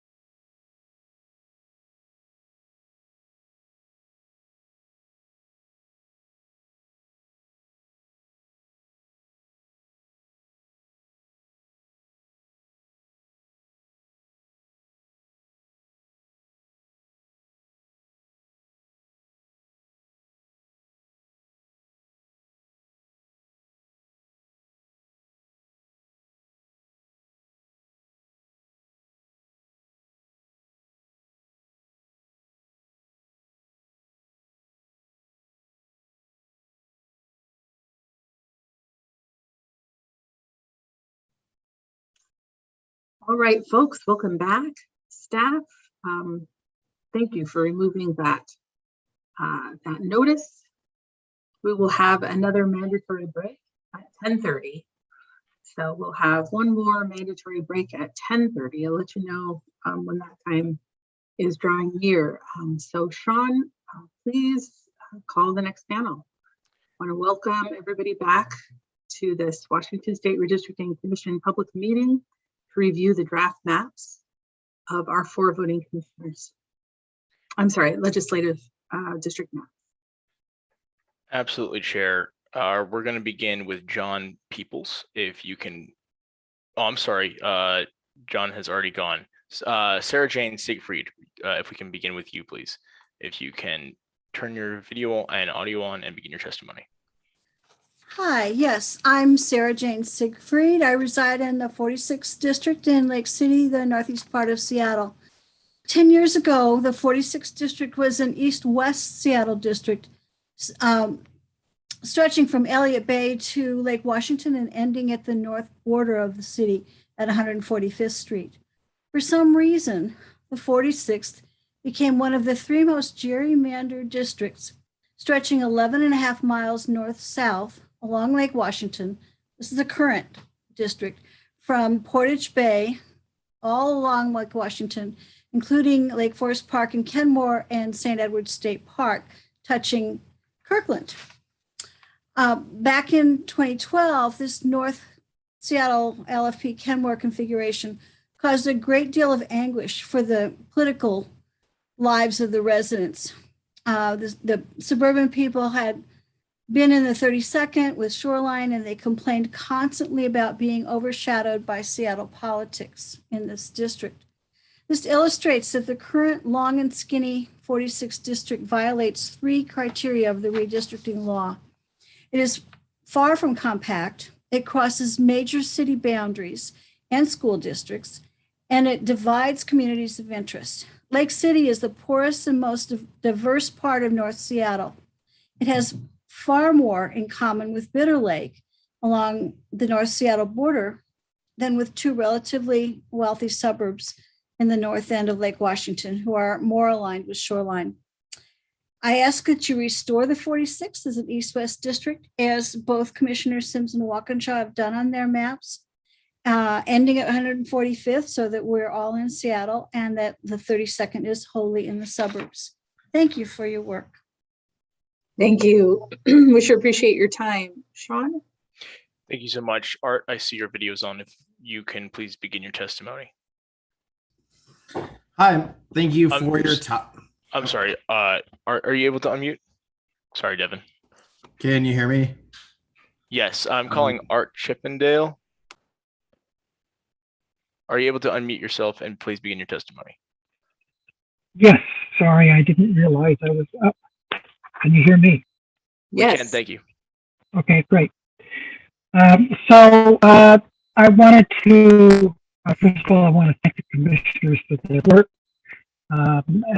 My name's Art Chippendale, and my wife and I have lived here in Vashon Island in the 3rd LD for 25 years.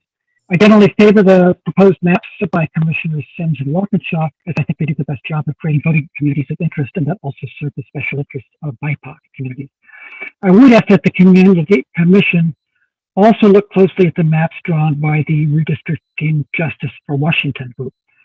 These maps represent the voices of 24 organizations, and their maps better reflect the communities of color and tribal nations, particularly in South King County. However, as much as I like Walkinshaw's map, I have to take umbrage with his removal of Vashon and Maury Island from the 34th district and placing us in the 26th. I just want to share one thing that might cause him to rethink that when you compare comparing the strength of the relationship between Vashon, Maury Island to Kitsap versus Seattle metro area. And this is according to Washington State Ferry's traffic statistics. I'll just tell you that the Southworth Vashon ferry run carried 218,000 drivers and passengers in 117,000 vehicles in 2019. That same year, the ferry between Fauntleroy and Vashon carried 1,877,992 drivers and passengers and 1,030,314 vehicles. In addition, the King County Water Taxi publication Facts and Figures shows that that service between Vashon and downtown Seattle. Art, I'm sorry that your time has elapsed, and we look forward to seeing your full comment in writing if you would be willing to submit that to us by email. And we thank you for your time. Sean? Thank you so much, Chair. Devin, now please begin. Sorry about earlier. No worries. Thank you all so much for the time. My name is Devin Q, and as a high school teacher, I can definitely appreciate the managing of this massive of a Zoom call. So y'all are crushing it. I live down in Legislative District 14, and I'm here to strongly support the legislative map drawn by Commissioner Walkinshaw. It is clear he strongly adhered to the guidelines set in front of the Redistricting Commission to keep communities of interest together, follow the Washington State Voting Rights Act to keep majority-minority communities together, and draw condensed and compact legislative districts. It is clear also that the Republican commissioners have strongly disregarded the laws and guidelines for redistricting by not keeping districts compact, splitting communities, counties, and towns, and drawing odd-shaped districts to keep Republican incumbents in their districts and try to create some sense of competitiveness. This is what they claim it is for, but that is not the mission of redistricting. Redistricting is to create compact, geographically aligned districts whose residents face similar challenges, not try to curry political favor or political power. Personally, the 14th district is a large rural district, and it is crucial that we keep it as compact as possible and stop splitting communities in this already rural area. Currently, Highway 97 acts as the boundary between the 14th and the 15th and cuts through numerous communities south of Yakima just by which side of the highway they live on. And the Yakima Nation is split as well. Walkinshaw's map does the best job at keeping the rural 14th with strong ties to agriculture, Columbia River issues, and the Yakima Nation as compact and condensed as possible to increase our access to local representatives and keep our communities of interest together. Thank you all so much for your time. Thank you. We appreciate your time. Sean? Yes, Chair. Our final testifier for this panel will be Carolyn Boldish. If you can please unmute, turn your video on, and begin your testimony. Okay, can you hear me? We can. Yes. Okay, I don't know if you can see me or not. It's Caroline Bowdish. I live in Pasco, which has been in the 16th district for the whole 45 years or more that I have lived here. But Pasco at the moment is split between two legislative districts, and it is one mess to try to keep track of and to have meetings with LDs and counties and cities. It's terrible. So I want to urge the commissioners to keep Pasco, entirety of Pasco, in one legislative district, and if possible to keep Pasco in the same legislative district with Walla Walla. I think Walkinshaw's map comes the closest to that, although it doesn't keep all of Pasco together. Those are my main concerns. I appreciate they're keeping the Yakima and other tribal nations all in one district. I think that's important. And I just urge that the districts can get so big out here in Eastern Washington. The 9th district as it is now is the same geographical size as the entire state of Connecticut. And it's just terrible for candidates to try to campaign. The distances are just too great. So Walkinshaw's map has a couple of huge districts further north. I don't have a solution for that, but I think his map comes the closest for Pasco and Walla Walla. Thank you. Thank you. We sure appreciate you taking the time to be here with us. And Sean, I believe that concludes this panel. Is that right? It does, Chair. Okay, and so I'm looking at the commissioners and I do not see any hands raised for question or comment. So let's move on to the next panel. Our next panel will begin with Susan. I see your video is on. If you can please state your full name for the commission and begin your testimony. Thank you. Good evening. My name is Susan Soto Palmer. I'm a constituent in Yakima County, specifically in the 14th Legislative District, and I have run in Legislative District 14 in 2016. Thank you, commissioners, for listening to the community and redrawing the 14th and 15th legislative districts to improve Latino and Native representation. For many years now, I have heard frustration from my fellow community members and voters regarding the split of the Yakima Nation. I am optimistic that this split is now seriously being considered and taken into account by all commissioners. I am joining today to ask the Redistricting Commission to protect the interest of underrepresented communities living in Yakima County who have long been unheard or ignored. I stand with fellow Yakima community members and organizations who have come together in favor of a petition that supports a legislative district map which maximizes the potential population of Latino and Yakima Nation tribal citizens of voting age. It is my understanding that the Redistricting Commission, Redistricting Justice Community Proposal petition was emailed to each commissioner in a form of a letter last month.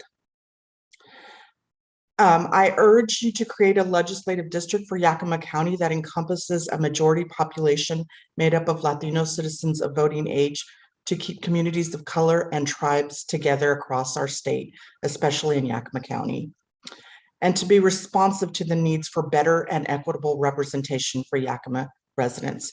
Thank you so much for your time and your hard work. Thank you. Thanks for taking the time to be here. We appreciate that. Sean? Chair, our next testifier will be John Kennedy. I see your video is on. If you can please begin your testimony. Well, thank you. My name is John Kennedy. I am a resident of the city of Pasco in the 16th Legislative District. And the criteria that I use to evaluate these maps, these legislative district maps, focuses on whether they create and maintain communities of interest, they keep cities united, they respect tribal sovereignty, and they engage communities that have been historically marginalized and underrepresented. And of the 4 maps proposed, Commissioner April Sims' map does the best job. And so I support the adoption of Commissioner Sims's map. Failing that, I would urge the commissioners to work together to achieve a map that meets those criteria that I mentioned in my testimony. And I thank you. Thank you for your time. It's good of you to come and be here tonight. Sean? Thank you so much, Chair Dulce. I see you have your video on. If you can unmute yourself and please begin your testimony.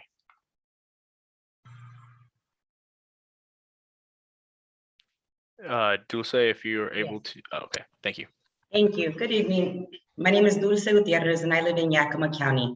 I'm joining today to ask the Redistricting Commission for 2 things: to create a competitive legislative district in the Yakima area, and to protect and represent the interests of underrepresented communities living in Yakima County. Commissioners each took different approaches for the Yakima community. Commissioner Waukesha and Sims each proposed competitive districts in the Yakima area with proposals that include populations substantially made up of Latinos, citizens of voting age for Yakima County. In comparison, Commissioner Graves and Commissioner Fain proposed meek district proposals with populations made up of majority Caucasian, non-Hispanic citizens of voting age for Yakima County. As you review the proposed maps, give strong consideration to both competitiveness and Latino community needs in Yakima County in your final map. Data shows the potential for the commission to create a legislative district for Yakima County that encompasses a majority population of made up of Latino citizens of voting age. So please give this data strong consideration as you make your final decision for Yakima County. Over 100 Yakima community members and community organizations, including current and former elected officials locally, have come together in favor of a petition that supports a legislative district map which maximizes the potential population of both Latino and Yakima tribal citizens of voting age. That petition was emailed to each commissioner in the form of a letter last month. We've urged the commission to keep communities of color and tribes together across the state, and especially in Yakima County. Again, please be responsive to the needs for a competitive legislative district in Yakima and overall better representation for Yakima residents. Please adopt the redistricting justice community proposal for Yakima County, or please confirm a legislative district that maximizes the potential population of Latino citizens of voting age to improve representation and increase competitiveness. Thank you for your time today, commissioners, and for your commitment to hearing public feedback. Thank you. Thanks for being here this evening. Sean? Chair, our final testifier for this panel will be Jeffrey. I see your video's on it. If you can please begin your testimony. If I could please remind you to slow down a little bit. I haven't spoken yet and I don't see a timer, so sure. First of all, my name is Jeffrey Aaron Robinson. I am a proud Pasco resident and resident of the 16th Legislative District. I hope that was slow enough. Second of all, Chair Augustine, you're doing a darn fine job, and so are Commissioners Walkinshaw and Sims. I speak in support of the Walkinshaw and Sims maps because I think they come the closest to giving us a fair and equitable Eastern Washington and a fair and equitable Washington in general. The only things I would change about Commissioner Sims and Commissioner Walkinshaw's maps are that we need to make sure that we keep a united city of Pasco with a united Walla Walla County and a united Columbia County. The reason being that our economies are heavily interlinked, that we have a highway that goes directly from the city of Pasco to the city of Walla Walla, going through most of rural Walla Walla and also into Columbia County. I also think that we share a number of communities of interest that intertwine together. I think that Commissioners Sims and Walkinshaw are on the right track. I do feel a sense of frustration with the Graves and Fane maps because it seems as though they didn't really keep anything compact or contiguous. I don't fully understand the logic in their maps, and it doesn't seem as though their maps follow state law or any of the more recent civil rights laws that we've passed about voting access. I don't know how much time I have because I can't see a timer, but overall, I think Sims and Walkinshaw know what they're doing, and I'm pretty darn proud of them, and I support their maps 110%. Let's keep communities of interest together. Let's keep Pasco united with Walla Walla and Columbia counties. Thank you for your time. Thank you. We sure appreciate you taking the time to be here. And I'm just going to note for the public that we do have a timer that's showing. And if you go into view and you select gallery view, you should be able to see it, I hope. That's what I hope anyway. All right, that concludes this panel. And so I'm looking at the commissioners and I don't see any hands raised. So Sean, let's move on to the next panel. Absolutely, Chair. Our next panel will begin with Giovanni Severino. I saw your video pop on for a second. If you can please turn on your video again, unmute yourself and begin your testimony. Yeah, hello everyone. Good evening, commissioners. My name is Giovanni Severino. I live in Legislative District 14th, and I'm representing, or not representing, but calling in from Yakima. I too would like to voice similar concerns of some of the maps that were proposed on the Republican side. It seems like it was intentionally drawn, our concerns that were brought up throughout the process, seems like they were intentionally not listening to, but just here restating that we are asking for a district that would include the Latino and Native communities to ensure that we have true representation for our communities in this area. We want to make sure that this district encompasses all those communities. And we also ask that you please review that letter that was sent about a month ago from community members like myself and 100 other community members that helped create these maps that we're suggesting from our communities to make sure that our voices are heard in Olympia. So just really want to urge that, please consider those maps. In my opinion, I would say that Commissioner Sims' maps is the closest to what we're seeking here in this area. And I really hope that you truly listen to us. We're done with all this gerrymandering. We just want to make sure that our needs are met and that our representatives truly represent our communities and come from our communities. Thank you very much for having me today, and thank you. Thank you so much. Sean? Chair, our next testifier will be Maria. I see your video is on. If you can unmute yourself and please begin your testimony. Thank you. Thank you for the opportunity to share my thoughts today. My name is Maria Converse. My husband and I employ 11 people in our small business in the 12th LD district in Okanagan County, where we've made our home for over 60 years collectively. Our community identity is firmly within the geographical boundaries of a self-sufficient region, which includes Okanagan, Chelan, and Douglas counties. We have strong relationships within the business community and throughout our own county, as well as the Chelan and Wenatchee areas. Our vendors and supply lines are located along the Highway 97 corridor and within the Regional Economic Development District. These ties are strengthened not only geographically, but also by our shared interests and concerns that we work together to identify. To divide these naturally occurring affiliations undermines the social and economic fabric of the regional community that makes up the 12th LD. Both the Fane and Graves maps keep this region compact. Thank you. Thank you. We sure appreciate your time. Sean? Chair, our next testifier will be Tracy. I see your video is on and you are ready. If you can simply unmute yourself and begin your testimony. Thank you for allowing me to speak to you today. My name is Tracy Riley Kelly, and I vote in the 18th District in Vancouver, Washington, in Precinct 440. I have lived in several different homes within the shifting rural suburban boundaries of the 18th District for 40 years. The 18th District needed to become more compact, reducing its arch-like shape. The Southwest Washington map that I endorse is from Brady Walkinshaw. The map I most strongly disagree with is from Joe Fane. Mr. Fane's map has gerrymandered arms going into different areas. The Walkinshaw map makes all of the Southwest Washington districts, 17th, 18th, and 49th, more compact and more competitive. It avoids prior wraparound areas, and Vancouver neighborhoods of Salmon Creek and Philida become contiguous with all of Western Vancouver, our town, in the 49th District.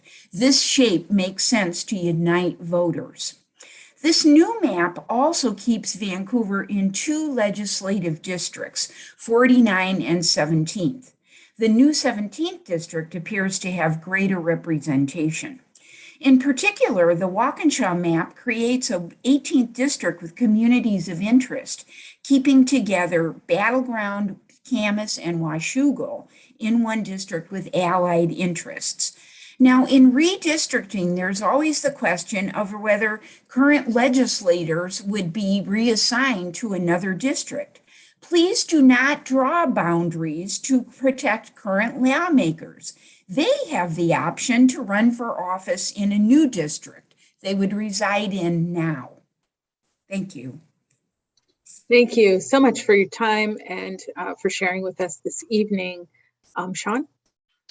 Thank you so much, Chair. The last testifier for this panel will be Rebecca. If you can please unmute yourself and begin your testimony. Thank you. Thank you for taking the time to hear our testimonies, and I think the rest of my fellow testimony givers. I've been sitting waiting for a long time, so I appreciate all of you waiting as well. I'm commenting as a resident of the Legislative District number 37. I proudly live in Skyway, which is an unincorporated urban King County community, which, as you know, means that we have no city elected representatives or offices that day in, day out represent the needs of our community. Our community is one of the last predominantly Black communities in the state, and we have a really high overall percentage of diversity. We also have very urgent and vital needs, specifically including displacement and gentrification. A lot of our community members are being pushed out of our community, and we are trying to work to lessen the impacts of that. We've been building community voice and community power alongside our state representatives as well as our county level representatives. Currently, we have momentum and we have hope. If we're redistricted to under new representation, we stand to lose both. I've heard a lot of people comment on specific maps.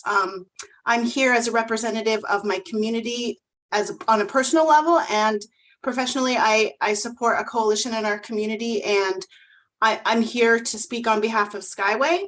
The two maps that we align with are Fane and Graves, as Fane's map keeps Skyway in our legislative district, and Graves map looks to take care to connect us with like communities.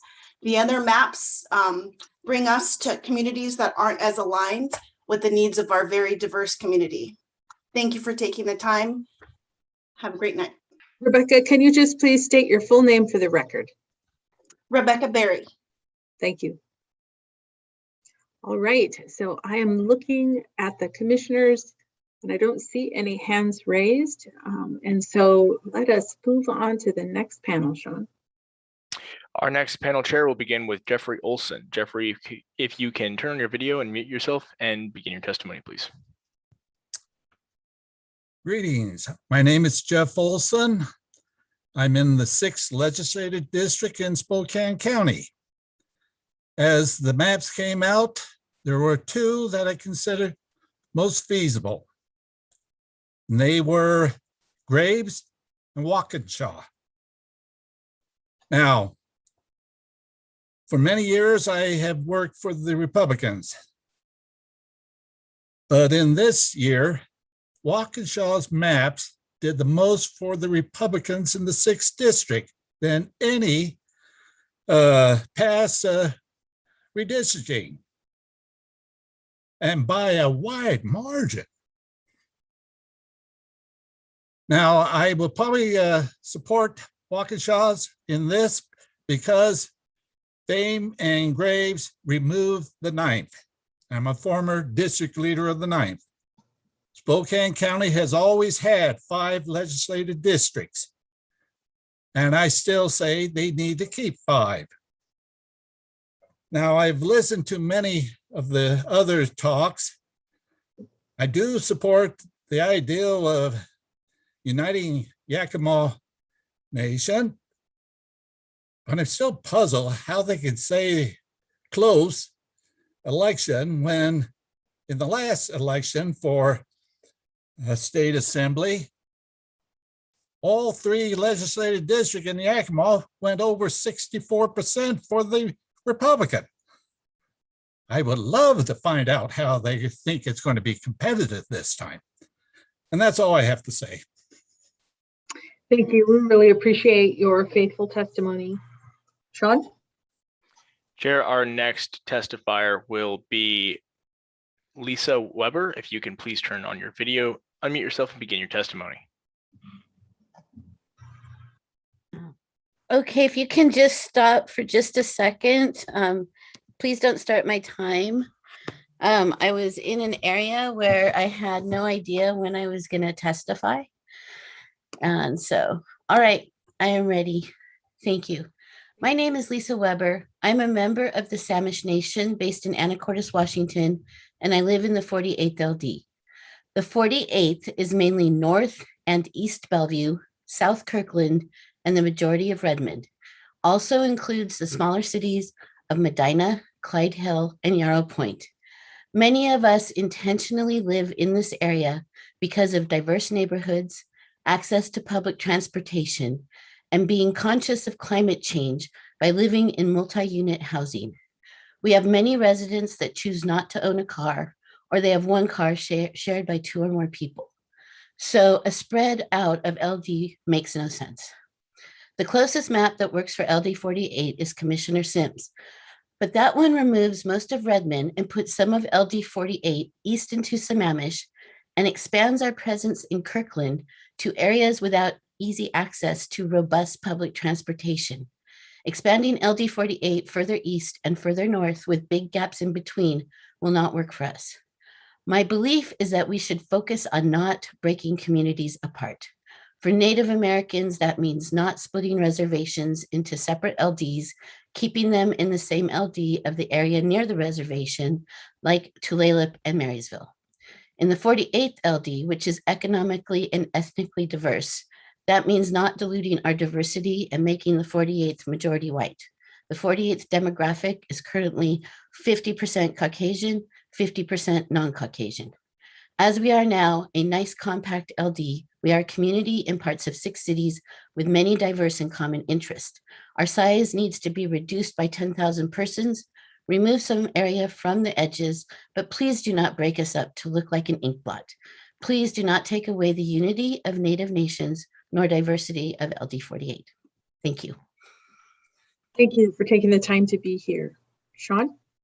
Thank you so much, Chair. Our next testifier will be Francis. If you could turn on your video and please begin your testimony.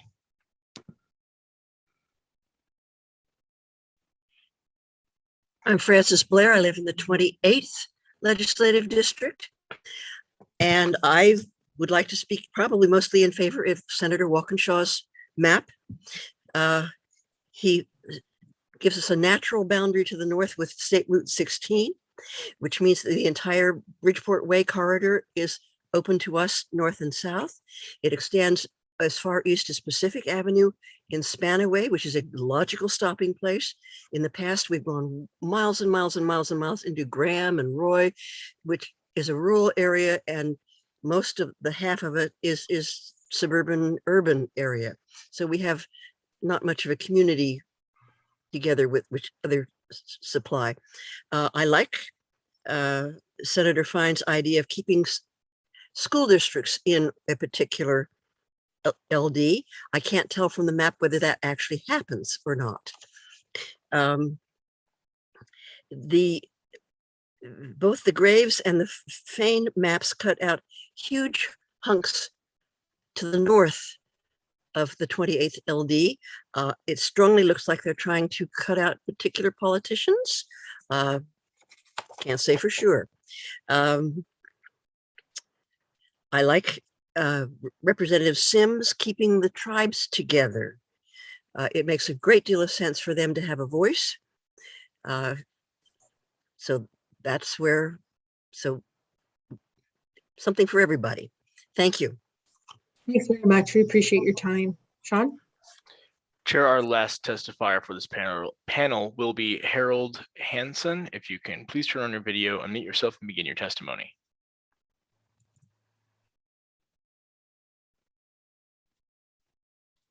Harold, if you're able to, please begin your testimony.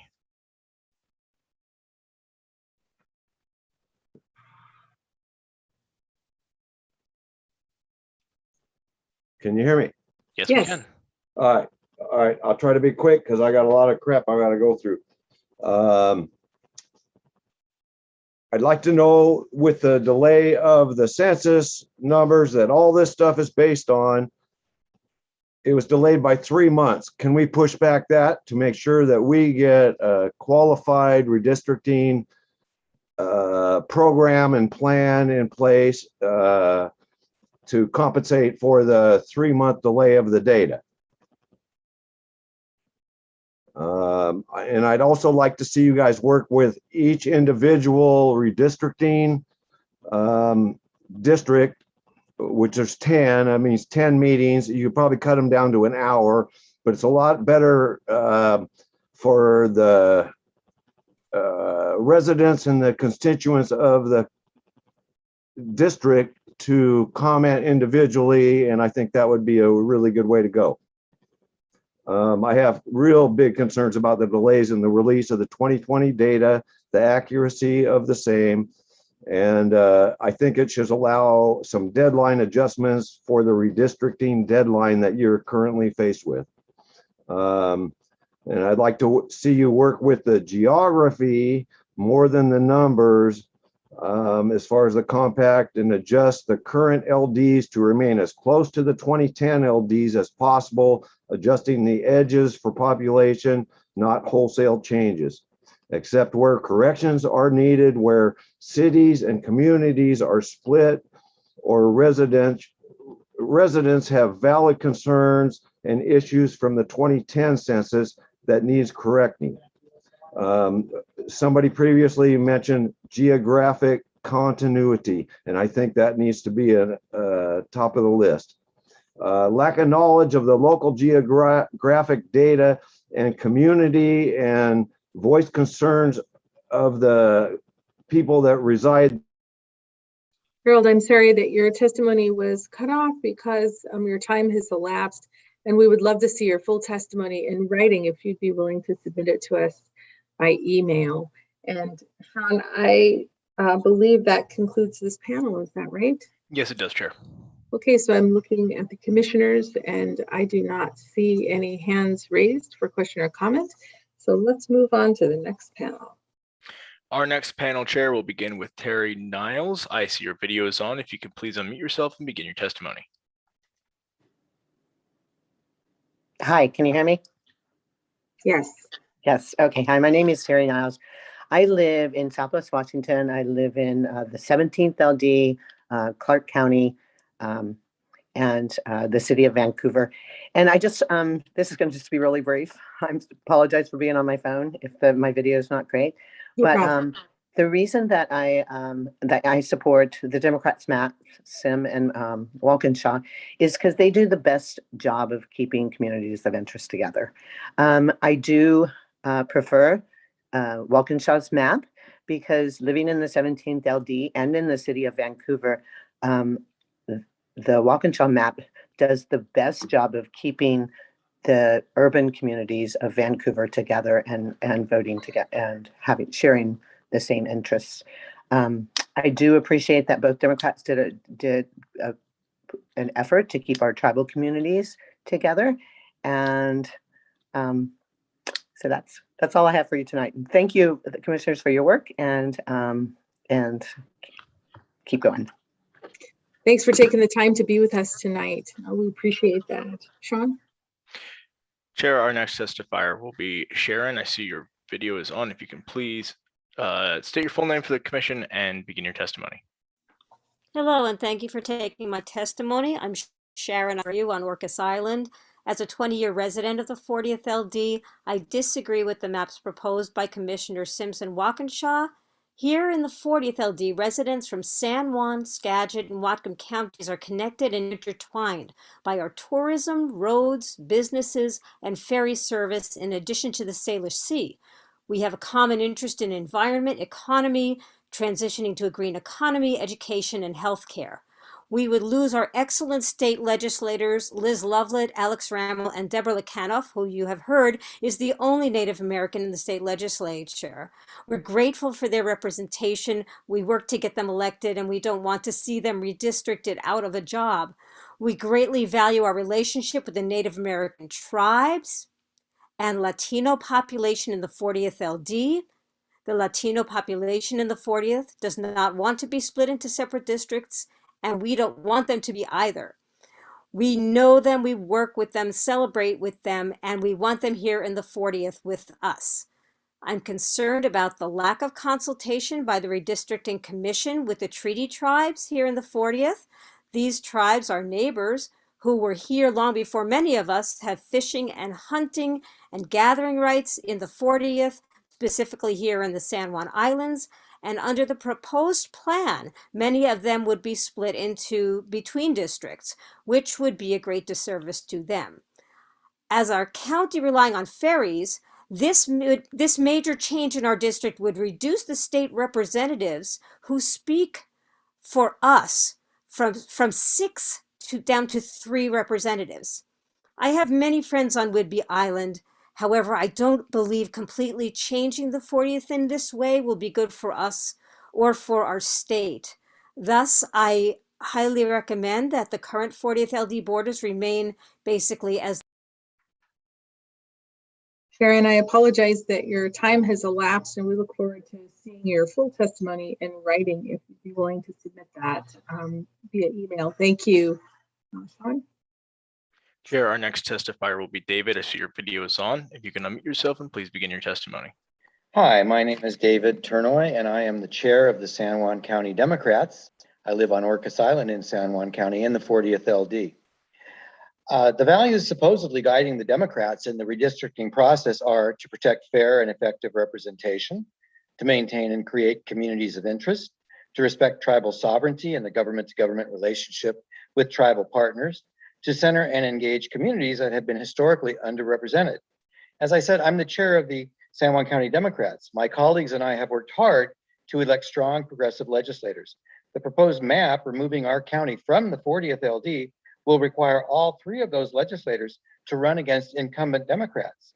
We in the San Juans could end up with 3 brand new legislators who don't know us at all. This is gerrymandering against ourselves. It looks bad when the other party does it to us, but this is the state Democrats writing our district out of existence. It also reduces the number of legislators with their eyes on effective ferry service from 6 to 3. This hardly protects fair and effective representation. Combining our county with Whidbey in the 10th pits those fighting growler noise in the San Juans against those on Whidbey for whom the growlers provide their living. This is hardly creating a community of interest. The proposed map splits the Nooksack tribe. Our tribes on the mainland have fishing, hunting, and gathering rights in the San Juans. How does this respect tribal sovereignty? The proposed map also splits Hispanic communities. Is this what is meant by centering and engaging underrepresented communities? We understand that population changes require some movement, but let's keep it to a minimum of tinkering around the edges of the district, not creating total upheaval. Thank you. Thanks very much for your time. Sean? Chair, our final panelist will be Julian Wheeler. If you can please begin your testimony by turning on your video and unmuting yourself. Thank you. I prefer to keep my video off. I can't seem to get it working anyway. That's totally okay. I am Julian Wheeler. I live in Lakewood, 10th Congressional, 29th LD. I did grow up in Spokane Valley, and I went to college in King County. I was active duty, lived on base in the 28th. Service-connected disabled veteran, cancer survivor. I'm also Latinx. Happy Heritage Month, and wanted to express more concern about the what I said before. I do chair the Pierce County Accessible Communities Advisory Committee. These remarks are personal, however. I used to serve on the Governor's Committee on Disability Issues and Employment. Hi, Connie. I'll try to go slow, but I had to go fast. So I support empowering students, military veterans, as well as people with disabilities, ethnic, racial minorities. I support Commissioner Brady's map first, and then secondly, Commissioner April. And my concern also includes if you have to separate an elected official from their district, can you at least apply an equity lens so that we're not separating minority elected officials from their districts? Concern, like, for example, if a Black woman is separated from her state legislative constituency. So my concern with the Republican submissions are, there's one district that stretches across the state of Washington. That's a disadvantage to the marginalized. And also there's a proposed 43rd district, which goes across Puget Sound, similar concern.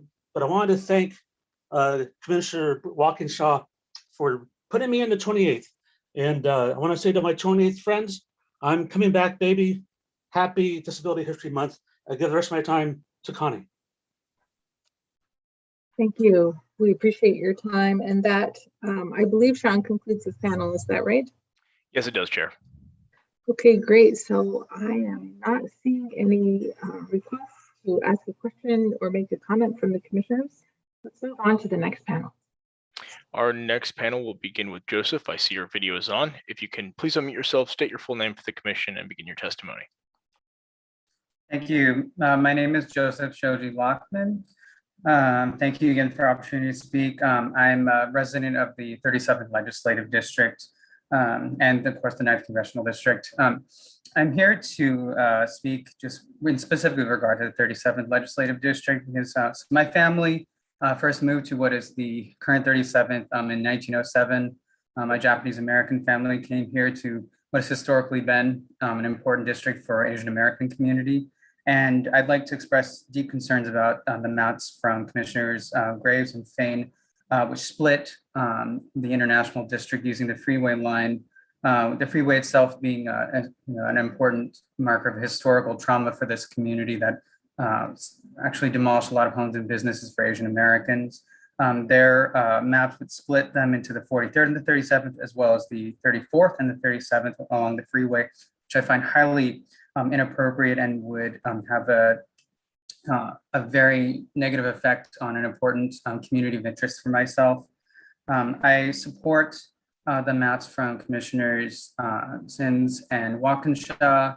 My preference is Commissioner Sims for ensuring the continuity and the integrity of the 37th district, and especially the Asian American community, which I am a part of as a resident here, but also thinking about both the residents and the businesses, and ensuring that the commission is supporting Asian American communities in a very difficult time for many of us. And just in my last seconds, I would also like to voice my support for the maps from Commissioner Sims and Walkinshaw in regard to keeping Yakima Nation together. Thank you. Thanks very much. We appreciate you taking the time to be here, Sean. Katie, I see your video is on. If you can please begin your testimony. Thank you. Thanks for the opportunity to comment. My name is Katie Haven. I live on a small sheep ranch in rural Okanagan County. I consider my community of interest to be North Central Washington, which I describe as Okanagan, Chelan, and Douglas counties. These three counties are connected in so many ways. Many of the services we count on are funded at this regional level, including a hospital system, our libraries, our local college, and a major regional charitable foundation. In addition, our major agricultural product is tree fruit, which we have in common with Chelan and Douglas counties. We share a major watershed, and Highway 97 to Wenatchee is the only reliable year-round connection from our county to the outside world. We use it to travel for work, shopping, healthcare, and entertainment, and it takes us to the only regional airport in our area. Please keep our community intact and make every effort to keep Okanagan, Chelan, and Douglas counties together in LD 12. Thank you. Thank you. We appreciate your time. Sean? Chair, our next testifier will be Marcy. Marcy, if you can please turn on your video, unmute yourself, and please begin your testimony.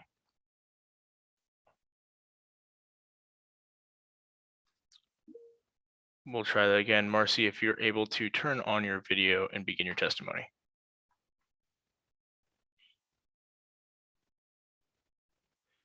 They are rejecting that, Chair, and so we are going to move on to the next panel. Okay, before we do that, let me just check. I don't see any request to make a comment or questions, so let's move on. As the next panelists come up, Chair, we would like to remind anybody who is in attendance, if you do need interpretive services of any kind, with whether that be any language or ASL, to please email the commission beforehand. We'd be more than happy to set up interpretive services for you. With that being said, Susan Griggs, I see you have entered. If you can please turn on your video, unmute yourself and begin your testimony. Yes, I thank the commissioners for letting me speak. My name is Susan Griggs, and I live in the 23rd Legislative District in the 6th Congressional District. I'm testifying today because I want all voters to have fair and effective representation, especially those from underrepresented communities. I applaud the efforts that the commissioners made in putting most of the city of Bremerton in one legislative district. I support including Bremerton in the 26th legislative district, as was done by both Commissioner Sims and Commissioner Walkinshaw. I advocate including Rocky Point and Marine Drive also, since they are in the Bremerton School District. I feel the minority communities in Bremerton and Port Orchard will have more fair and effective representation if they are both in the 26th district. I strongly believe the Bainbridge Island should be part of a Kitsap County legislative district. Voters within the whole county have concerns about housing, transportation, and other needs on which they can collaborate and advocate for solutions with legislators who are also residents of their county. The voice for the needs of Kitsap County would be greatly diluted if Bainbridge Island is either in the 43rd or the 36th legislative district rather than in the 23rd. I would like the commissioners' attention drawn to the maps that have been provided by the League of Women Voters of Washington, as I feel these maps provide the best efforts to have fair and effective representation for all the communities of interest, including the underrepresented communities. I know these have been sent to you, and so I don't need to tell you their website right now. Thank you for your attention to my concern to have fair and effective representation for all communities in Kitsap by putting Bremerton in the 26th legislative. Susan, I'm sorry that your time has elapsed, and so we do look forward to seeing your full comments in writing if you're willing to send those via email. Thank you for joining us this evening. Sean? Yes, Chair, our next testifier will be Kevin Jones. Kevin, I see your video is on. If you can please unmute and begin your testimony. Yes, thank you. Hello, Commissioners. Thanks for the opportunity to testify. My name is Kevin Jones. I'm a Washington native and a Vashon Island resident for over 25 years. I would like to make 2 points to support leaving Vashon in the 34th Legislative District. The first is the notion that the ferry ride to Southworth is shorter than the ferry ride to West Seattle. However, this is of little consequence to Vashon Islanders. The Washington State Ferry System is well aware of the lack of traffic between Vashon and the Kitsap Peninsula, as evidenced by the severe service cuts between the two destinations in the current schedule. In fact, a look at the schedule reveals there are 25% more boats departing Vashon for West Seattle, and more than 2/3 of these boats depart within an hour of the prior boat. In contrast, more than half the boats leaving Vashon for Southworth are spaced more than an hour apart. This means if you miss a boat to Southworth, in most cases, it is literally faster to swim than wait for the next boat. The second issue is regarding the community of interest objective, which seeks to combine communities with, quote, common political, social, or economic interests, unquote. Island historian and university professor Bruce Hallman, when asked about Vashon's historic relations with our ferry-connected neighbors on the September 28th edition of Voice of Vashon's Brown Briefly radio show, said, quote, Vashon has very little relationship, economic, social, or political, with the Kitsap Peninsula, unquote. The proposal to place Vashon in the 26th Legislative District suffers many ills, including separating us from our strong relationships with Seattle and King County, where most Vashon Islanders work. Please leave Vashon Maury Island in the 34th Legislative District. I appreciate your time. Thank you for allowing me to make this comment. Thank you. We appreciate your time. Thank you, Chair. Our next testifier will be Arnie Nelson. If you can please begin your testimony. Yes, thank you for the opportunity. My name is Arnie Nelson. I'm from Kitsap County. I live in Paulsbo and vote in the 23rd Legislative District. Kitsap County is a community of distinct interest. We are the third smallest county by total area in the state. 5 generations of my family and hundreds of generations of Coast Salish people have called it home. Commissioners Fain and Graves' maps divide our community between 4 districts instead of the current 3. As is clear from the maps of Sims and Walkinshaw, it is possible to unite Bremerton without dividing the rest of the county in unwieldy ways. Cutting out Bainbridge to unite Bremerton is robbing Peter to pay Paul, taking away an integral part of the usual and accustomed grounds of the Suquamish tribe. We are not King County, and we are not fully the Olympic Peninsula. This county was founded so people didn't have to go to Port Townsend or Seattle for official business over 170 years ago. 170 years later, 2 King County residents proposed that we might be forced to go to Seattle for official business. I find it ironic that Commissioners Fain and Graves want to disrespect the wholeness and boundaries of the Kitsap community, like Commissioner Fain has disrespected the boundaries of women. Thank you for the opportunity to testify, and thank you for your work. Thank you for your time. Appreciate you taking the time to speak with us tonight. Sean? Our final testifier for this panel, Chair, will be Stephen Wilhelm. Stephen, if you can please begin your testimony. Thank you. I urge the commissioners to adopt Commissioner Sims' maps for at least the 21st and 32nd legislative districts. My name is Stephen Wilhelm. I live in Edmonds in Snohomish County near the border with King County. Currently, that places me in the 32nd legislative district along with Linwood and Montlake Terrace in Snohomish County and with Shoreline and Seattle in King County. Most of Edmonds currently is contained within the 21st legislative district. which is entirely within Snohomish County. Commissioner Sims' map includes all of Edmonds within the 21st LD, and her legislative district does not cross the county line. All of Shoreline is contained within her 32nd legislative district, which is entirely in King County. The other three proposed maps do not accomplish this to varying degrees. I also recommend the Washington League of Women Voters proposed maps for your consideration. I'm a 30-year Edmonds resident and participate in local politics. The League's primary goal of putting communities of interest first when drawing their maps resonates very strongly with me. My experience is that Edmonds' interests align more with Everett and Snohomish County, while Shoreline's interests align more with Seattle and King County. The League of Women Voters map also consolidates all of Edmonds within a single legislative district, and it has other positive attributes as well. Please carefully consider the League of Women Voters comments on their and the commissioners' maps and incorporate their recommendations in your final maps. I believe their insightful analysis demonstrates their solution is superior in many respects to the current commissioners' maps. In conclusion, I ask you please to include all of Edmonds in a single legislative district that does not cross county lines. Please do the same for Shoreline. Thank you so much for this opportunity to testify. Thank you for taking the time to be with us this evening. And so, Sean, I believe that concludes this panel. Is that right? This is correct, Chair. Okay, so I don't see a hand up or a request to ask a question or make a comment. So let's call the next panel. Our next panel will begin with David Polland. David, I believe that you are requesting to be able to see the timer as well as the ASL interpreter. I will spotlight the ASL interpreter for you. If you would like to begin your testimony, unless you need something else.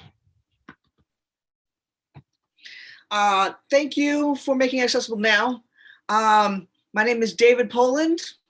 So it's my name. I am a lifelong resident of the 49th district here in Vancouver, Washington. I'm actually in the rural part of Hazeldale, just north of Vancouver in the unincorporated area.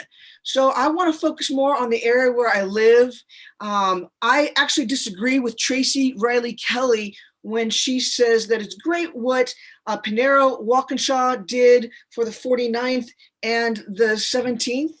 My opinion is that Sims and Fain kind of continued the way that the district right now looks. And so where I live would just continue to have the same representation. What Graves did is he moved where I live in the more suburban rural area to be a part of what you have colored yellow, which is the 18th district. And I would accept that because the 49th is really covering the city of Vancouver in that area there. And it's really important that it covers where the waterfront is and the people that can vote for the mayor, for example. And I cannot do that because I live in the unincorporated area. I also noticed that Fain tries to get the 17th district almost the same as we have right now. One problem I have with Sims is there's all these little squiggly areas, and there's specifically a part down at the south eastern part where it gets really complicated. It even looks like there's little blue oceans or lakes inside of the 18th. And so that would mean your neighbors wouldn't have the same representation. I think it would be very confusing. So my preference is the Sims and Fain map, possibly the Graves for the 49th. David, I apologize that your time has elapsed, and I would look forward to seeing your full comment in writing if you'd be willing to submit that to us by email. Thank you for taking the time to testify this evening. Sean? Okay, Chair, our next testifier will be Cindy Black. Cindy, if you're able to turn your video, unmute yourself and please begin your testimony. Yes, good evening, Commissioners. My name is Cindy Black. I'm the Executive Director of Fixed Democracy First. We are a statewide nonpartisan pro-democracy organization with thousands of members and supporters across the state. I personally live in the 32nd LD. We are also a member of the Redistricting Justice for Washington and support the recommended map submitted by our coalition. I wish to make a few points about the Commissioner's proposed LD maps. First, the VRA requires a Latino Opportunity District in Yakima, which must be a Latino community voting age population majority. At this time, only Commissioners Sims and Walkinshaw's maps achieve this. Second, we would like to see the Yakima Nation Native population united with the Latinos in the lower valley that have shared interests. We are happy to see that all the proposed maps do unite the Yakima Nation. Third, we support maximizing South King County's BIPOC representation and ensure POC community voting age populations as majorities in LD 11, 33, 37, and POC population majorities in LD 30 and 47. Only Commissioners Sims and Walkinshaw's maps do this. In addition, we would like the commissioners to prevent any partisan gerrymandering of the 47th district. Next, we support the diverse areas of Auburn and Muckleshoot Nation and majority POC districts for better representation for those communities. No commissioners have done this so far. Also, in Pierce, we recommend a majority POC population in the 28th by swapping University Place for Lakewood, Parkland, and Spanaway, while keeping the 29th majority POC. Lastly, we would also recommend the creation of a majority POC population 21st LD in Snohomish County. No commissioners have done this so far. We ask the commissioners to support these recommendations. Thank you. Thanks so much for your testimony. Sean? Next, Chair, we will have Christoph. We have called on you before. I just want to come back to you. Or Christopher, I'm sorry, if you are able to turn on your video, unmute yourself and begin your testimony. Hello. Hi. Hi. My name is Chris Gucci. I'm in Legislative District 23. I've lived in Kitsap County for 18 years, specifically on Bainbridge Island, which is in Kitsap County. The redistricting maps as drawn by Graves and Fain suggest removing Bainbridge Island from Legislative District 23 and placing us in LD 43 or LD 36. District 43 and 36 hold precincts in Seattle and King County. The proposed District 43 now stretches across the Puget Sound and into Kitsap County, only to grab Bainbridge Island and pluck it out of Kitsap County. I do not live in King County. I am not familiar with West Seattle or other neighborhoods. Bainbridge Island is a rural community and does not share the interests or concerns of a dense urban center. To suggest the two is illogical, unsound, and not practical. I live in Kitsap County. I should continue to have the right to vote for representation in the county that I live in. Please note that all 4 congressional district maps as drawn by Sims, Walkinshaw, Graves, and Fain have Bainbridge Island remaining in Congressional District 6, Kitsap County. I'm firmly against the legislative redistricting plan as shown in the maps prepared by Graves and Fain and support the maps drawn by Sims and Walkinshaw. Please do not remove Bainbridge Island from Legislative District 23. Thank you. Thank you very much. We appreciate you taking the time to be here with us tonight. Sean? Chair, our final testifier for this panel will be Jeannie White. Jeannie, if you can please turn on your video, unmute yourself and begin your testimony.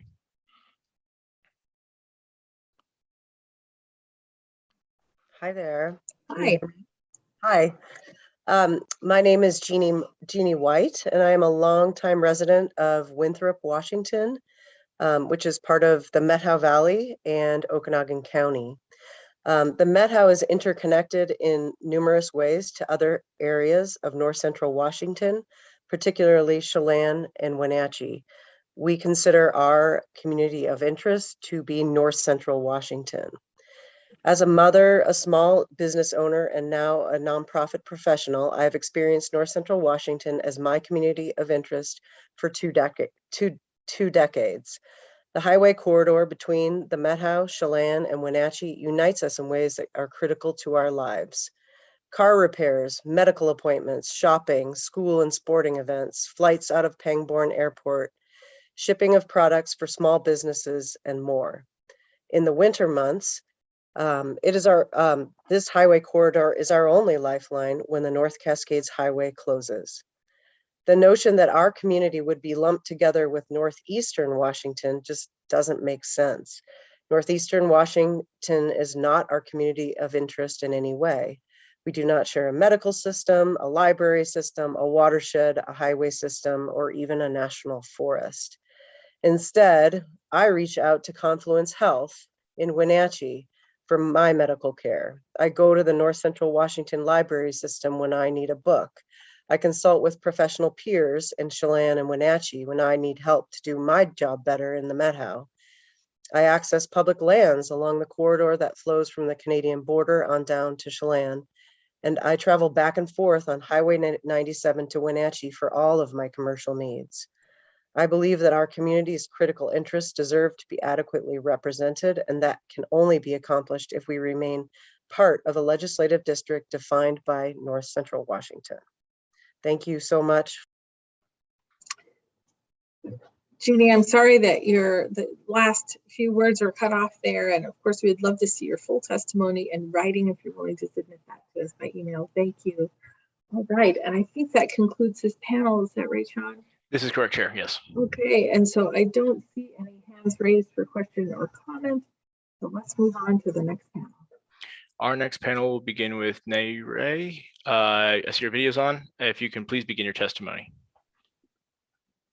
Thank you. Good evening, commissioners. My name is Naire Petty, she, her, and I'm commenting today as a proud Seattleite, born and raised in the Central District in South Seattle, both significantly diverse areas of King County.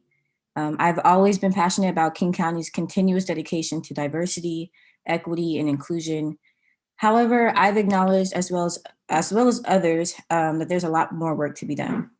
My loved ones and I have experienced firsthand the crippling effects of gentrification, redlining, and displacement exclusively impacting BIPOC communities in King County. And we've also seen how our interests are often neglected or delayed due to the lack of representation for our communities concerning these issues. We should not have to go through loopholes to make sure our voices are being heard. Therefore, I believe our state should be doing everything possible to ensure our communities have the equitable representation we need, make sure it's prioritized and not delayed for another 10 years. I'm also here as an advocacy organizer for the Urban League of Metropolitan Seattle.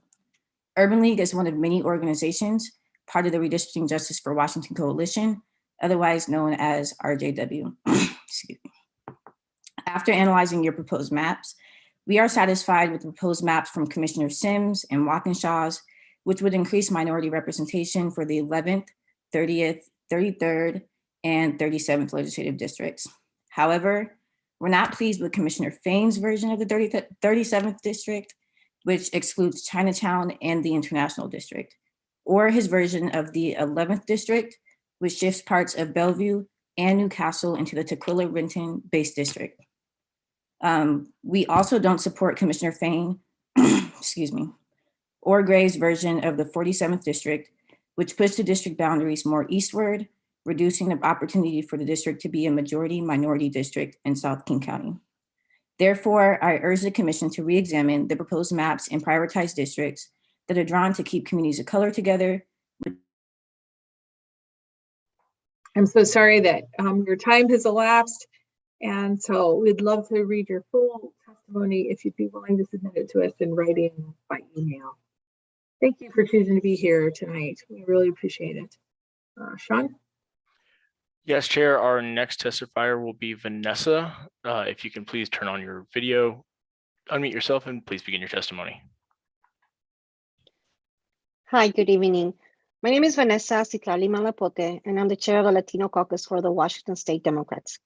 I am here tonight to denounce the gerrymandering, the splitting of the Latino vote in Washington State. And while we agree that out of the 4 proposed maps, Commissioner Waukeshaw's legislative district map does a better attempt at bringing like-minded voters in some districts. For example, the redrawing of legislative district 14 that brings together the Yakima Nation and Latino communities in the city of Yakima with the city of Yakima, Toppenish, Sunnyside. However, upon further review, it is clear how little the Latino community and Latino vote was taken into consideration when the drawing of other districts were completed. For example, Legislative District 16, which joins the heavy Latino populations of Pasco and Walla Walla in the Tri-Cities with a vastly different demographic of Pullman. Communities on different sides of the state and with vastly different demographics and economies should not logically be in the same legislative district. The Latino Caucus extends its gratitude to the Democratic commissioners for their attempt to draw more equitable maps. However, they fall short. So we urge you to please go back into the drawing board, redraw the maps, and ensure that Latino voters in Washington state are given an equitable opportunity at political representation. And this is my comment to Commissioners Sims and Walkinshaw. You have talented teams working on these maps. I know you must have one concrete example of a better boundary of a legislative district that is currently disadvantaging the Latino community in its borders. So I urge you, please, on behalf of my caucus, on behalf of my people in the state of Washington, please go back and give us something better. Thank you for the opportunity to speak, and good night. Thank you. We appreciate you being here, Sean. Yes, Chair. Our next speaker will be Catherine. I see your video's on. If you could please begin your testimony. Thanks, Sean. Hi, commissioners, and hi, everyone tonight. My name is Katie Stoltz. I'm joining here tonight from the Lake City neighborhood in Seattle, 46th Legislative District, but my roots are in South King County in Federal Way. I'm joining as a concerned advocate with the Redistricting Justice for Washington Coalition and lifelong resident of Washington State to call for prioritizing keeping communities of color together and maximizing opportunities for majority-minority citizen voting in population districts. I specifically want to lift up 3 core points, proposals to consider. First, specifically, I'm hopeful to see that all 4 commissioners drew maps that brought together the previously split Yakima Nation, but Commissioner Sims' map is the closest to maximizing the potential of the Latino and Yakima tribal citizens of voting age. Please consider the map drawn by Commissioner Sims to create a majority Latino citizen voting age population in Yakima in your final map. Specifically, this commission has a historic opportunity to right the wrongs done from past commissions and listen to the growing Latino and Native communities in Yakima. Second, in King County, where I call my roots at home, I am hopeful to see that the minority representation increased across the 11th, 30th, 33rd, and 37th in all of the maps, but specifically to concerns with Commissioner Fain's map, I urge the commission to keep Seattle Chinatown International District in the 37th district and specifically keep parts of Newcastle and Bellevue out of the 11th district. And third, I specifically want to lift up the opportunity for a majority minority district in Snohomish County. All 4 commissioner maps did not create that opportunity, but specifically in the Snohomish area, there is an opportunity to maximize this. And specifically that in a state where over 1/3 of our population is people of color, but out of the 49 legislative districts, only 1 legislative district is majority minority citizen voting age population, this commission has the opportunity to change this. Thank you for your time tonight. Thank you. We appreciate your time. Sean? Chair, our last speaker for this panel will be Martha. If you can please unmute yourself and begin your testimony. Yes, thank you. My name is Martha Burke. Can you hear me? Yes. Okay, great. And I live in Suquamish, which is in North Kitsap, and I'm in the 23rd Legislative District. And I'd like to thank you for the opportunity to testify. And I also want to thank the commissioners for taking on this difficult task, but very important for our democracy. So I want to make 2 comments. One has to do, I want to challenge what Commissioners Grave and Fain have proposed in splitting Bainbridge Island from the 23rd. And I don't think this is consistent with the Redistricting Act, which requests that these districts be convenient, that they be contiguous, they be compact, this would be none of those things. I live in Suquamish. I mean, these people on Bainbridge, and I used to live on Bainbridge, they are like neighbors. We're separated only by a bridge and not a ferry. And our interests are very similar to all of Bainbridge Island. And I don't believe that they would have any of the same concerns or interests as the people in Seattle. So that's one comment. And the second comment has to do with, I'm very supportive of keeping the city of Bremerton within the 26th district, as has been proposed by the League of Women Voters. And so, as other people have said previously, that I support what the League has proposed for their map. And I would urge you to take a close look and follow the direction that they've put a lot of work into that and heard from the communities and tried to incorporate that into their map, and that you take a close look at what they propose. So thank you for the opportunity to testify, and thank you for all the work you've done. Thank you. We appreciate you being here tonight. And I believe that concludes this panel. Is that right, Sean? Yes, it does, Chair. Okay, and so I don't see any raised hands from the commissioners, so let's move on to the next panel. Our next panel will begin with Carolyn. I see your video is on. If you could please unmute yourself, state your full name for the commission, and begin your testimony.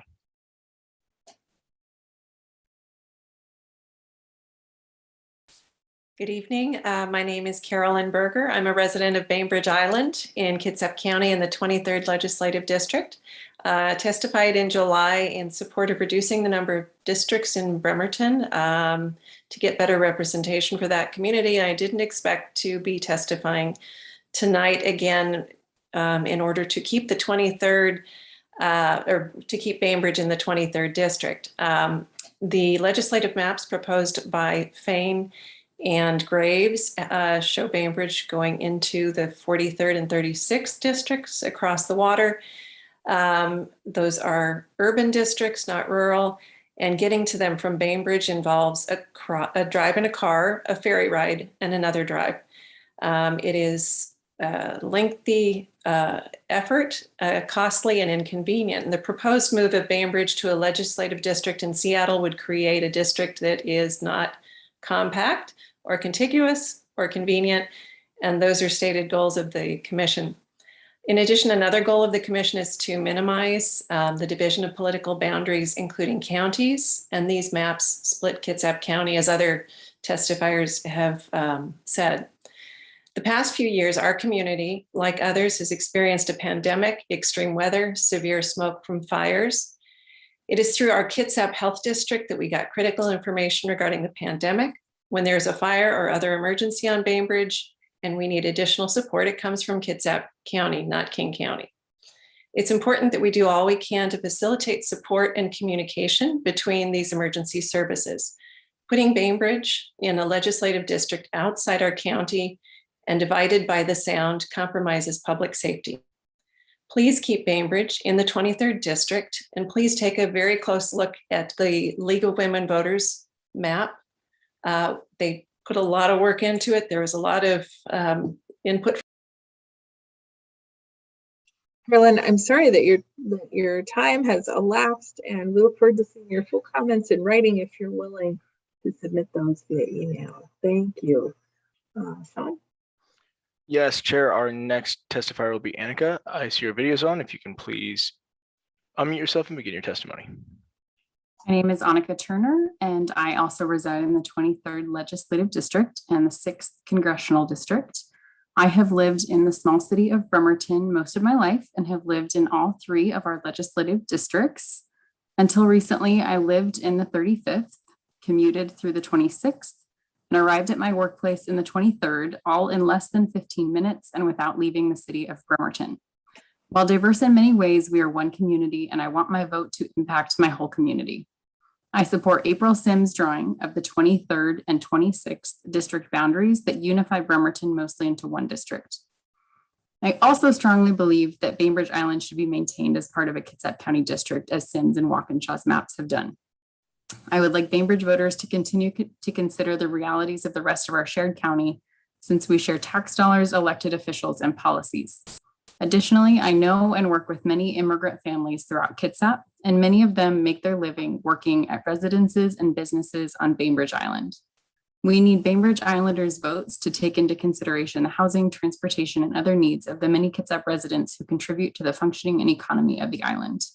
In summary, I would like to see Bremerton in a single district as much as possible, and Bainbridge Island included in the 23rd district. Thank you. Thank you. Thanks for taking the time to be here with us. Sean? Yes, Chair. Our next testifier will be Jim. I see your video is on. If you can please unmute and begin your testimony. Good evening. My name is Jim Pickering. I'm a resident of Tacoma and a voter in the 28th Legislative District. I am a retired veteran after nearly 25 years as a U.S. Army Ranger. First, I want to thank the commissioners and the redistricting staff for all their work.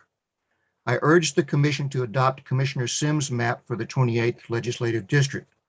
Of the 4 proposed maps for the new 28th LD, only Commissioner Sims' map recognizes that the west end of Tacoma belongs in the 28th. This part of Tacoma lies on the critical Jackson-Bridgeport Road corridor, which forms the spine of the district, and it shares the geographical position of lying next to the south portion of Puget Sound and all the economic, environmental, and governmental concerns that go along with its place. The maps of Commissioners Graves and Fain share serious flaws. Both maps make worse the problem that affects the current 28th, its long east-west stretch. The eastern portions of the district are isolated from the western portions by the bulk of Joint Base Lewis McChord. The east-west orientation also fails to see that the 2 parts of the district face their own distinct sets of problems. Both of these maps also work to dilute the relative political power of the smaller cities of University Place and Fircrest by placing one or both in a district with Tacoma. I want to thank all 4 commissioners for their hard work and everyone involved here with this very late night marathon session. Appreciate your work. Thank you very much. Thank you. Thanks for choosing to be here and for staying up late with us. Sean?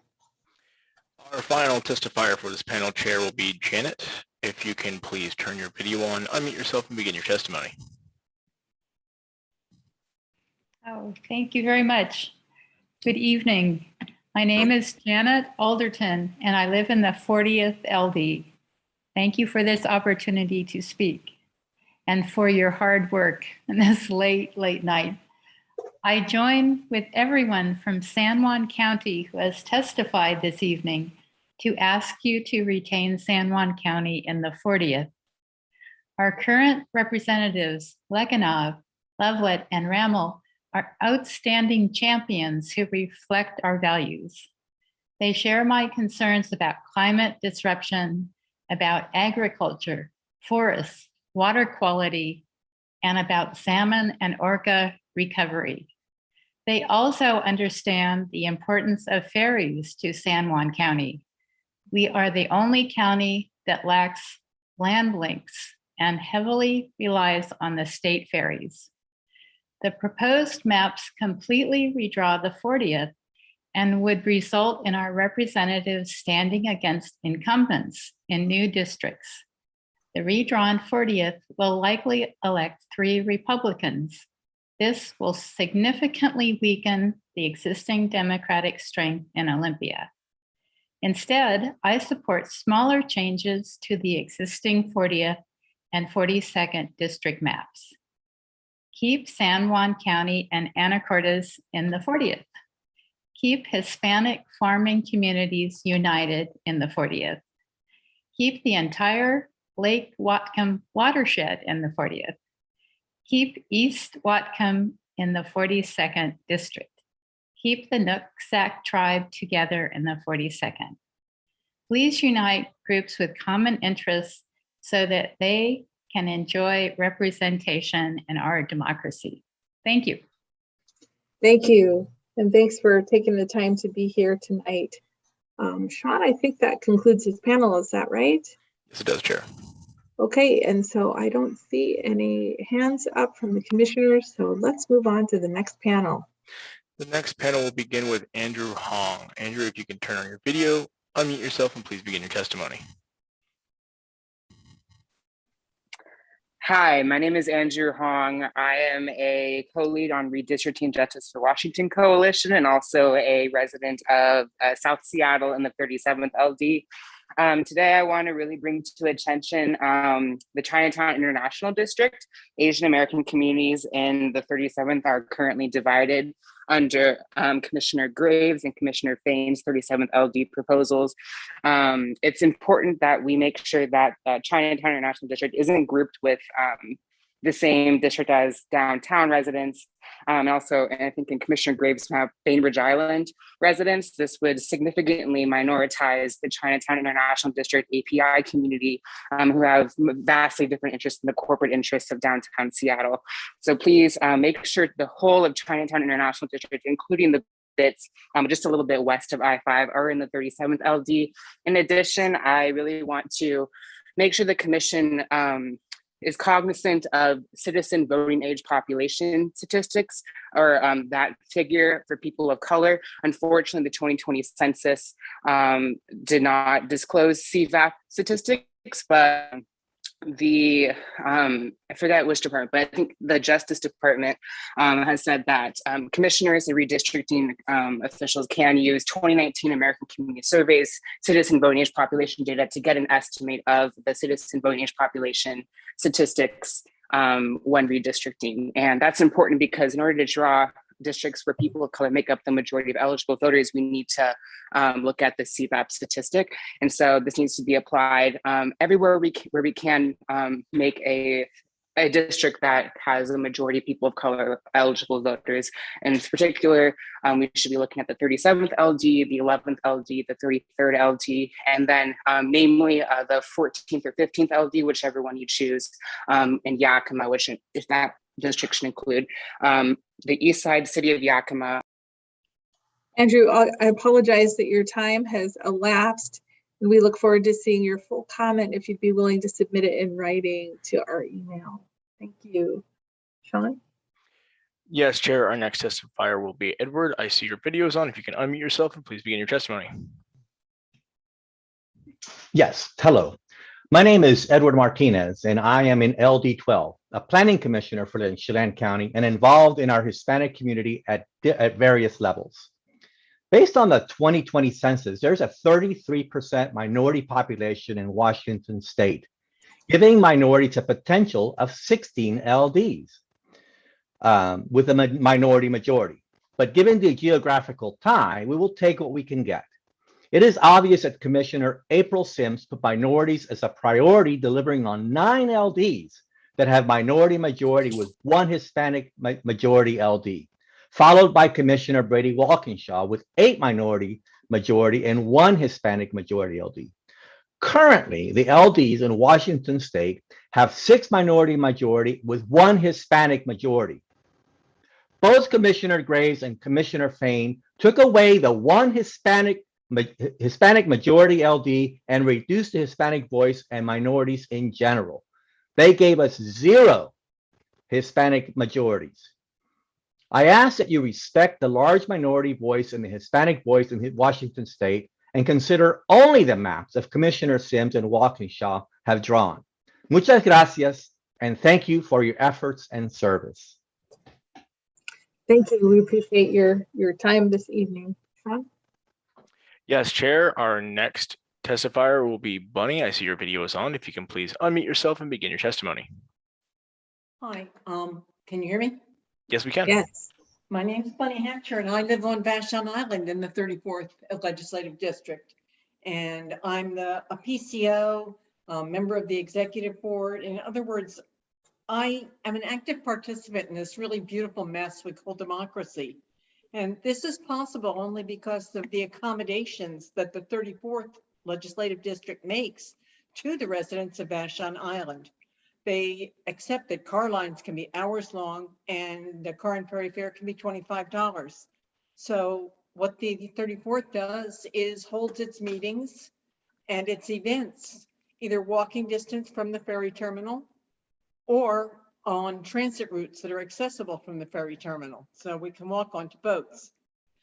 Shifting Vashon from the 34th to the 26th, as is proposed by the Walkinshaw map, immediately puts up all these geographic barriers to our access to meetings and other important events.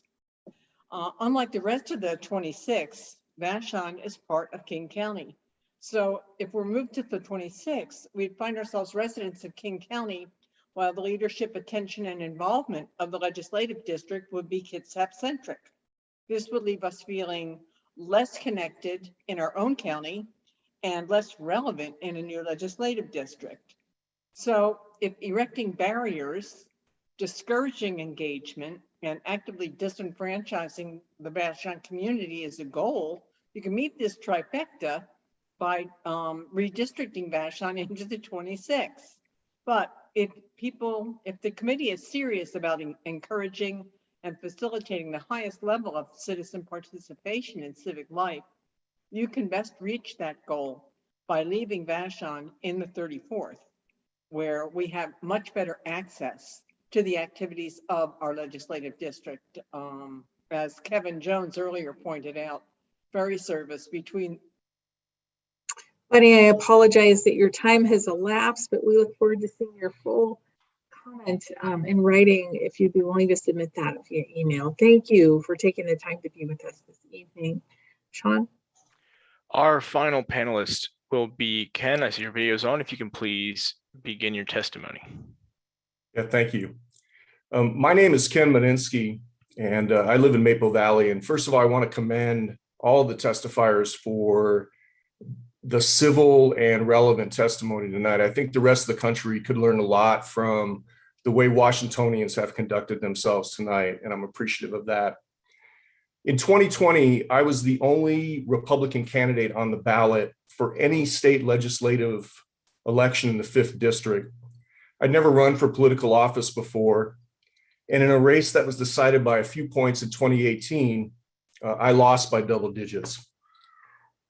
Over 97,000 votes were counted in the general election, included the 90,800 that were cast in my race for state representative.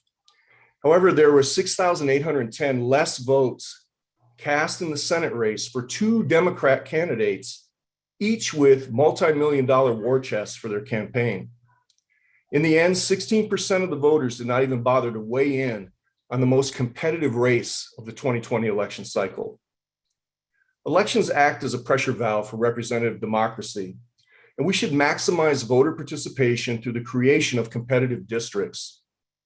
Such competition will produce viable candidates from each party to run in future elections and avoid the disenfranchisement of thousands of voters. Locking in a Democrat majority for the next decade will lead to greater polarization and result in less confidence in the policies coming out of Olympia. Thousands of voters in the 5th LD stayed home in the Senate race because they would not vote for either of the 2 Democrat candidates. Intra-party competition is not what the RCW has contemplated for redistricting. While I applaud the commission's effort to date, I implore you to come together and agree upon a map that will be passed by the legislature and encourages the participation of all Washington voters.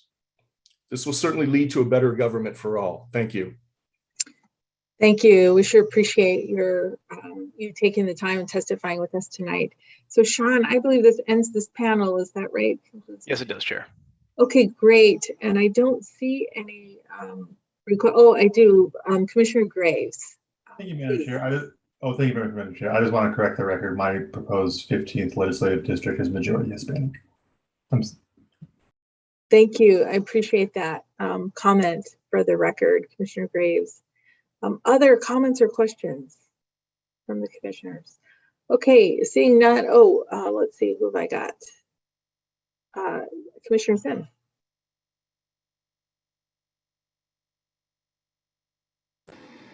I swear 18 months in and I'm still struggling with the mute button. I don't have any questions for our folks who gave comment right now, but I did want to check in on the time It's 10:30. Wanted to check in and see if there's a break coming soon. I know our So court reporter. I was has just probably been working announcing on- a break because we have a mandatory break at 10:30. So I'm afraid that we have to break now. If you have an additional comment, I'd encourage you to make it after the break. So we will cut, this is a 10-minute break, and we'll come back together at 10:40. And once again, these breaks are for the staff who are providing interpretation, et cetera. Thank you.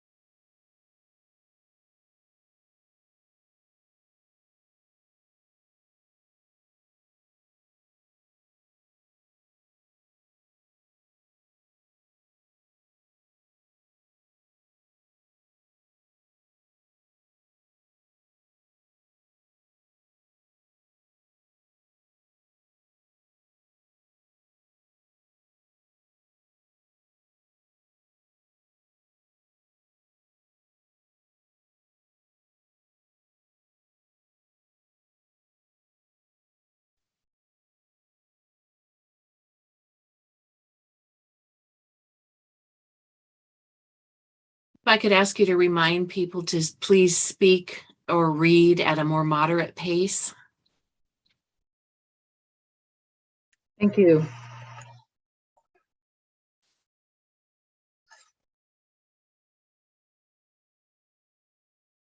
Welcome back. So thanks staff for removing that notice. And I want to thank everyone who's here, the commissioners and from the public, for staying up late with us. I also especially want to thank people who have waited a long time in order to speak. We are here with you and ready to listen. People who spoke earlier, it's just simply first come, first serve. And so I recognize it's a long session, and we appreciate you being here, showing up for your community, and to speak to the Redistricting Commission about your interests and the interests of those in your community. So thank you. So Sean, let's get started. Of course, Chair, our first testifier for this panel will be Claire. I see that you are on video and you are unmuted. Commissioner. Yeah, so I see Commissioner Sims. Go ahead. Thank you, Madam Chair. I just wanted to check in again. Appreciate the break. I wondered if it's possible to know approximately how many folks are waiting to testify tonight.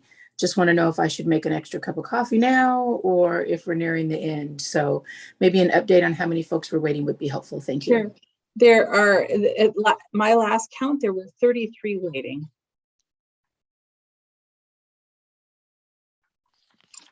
So another cup of coffee it is. Yes, that's right. And I also want to just say to the folks waiting, I'm proud to be part of a state where you are dedicated and willing to have your voice heard. So thank you for choosing to be here with us.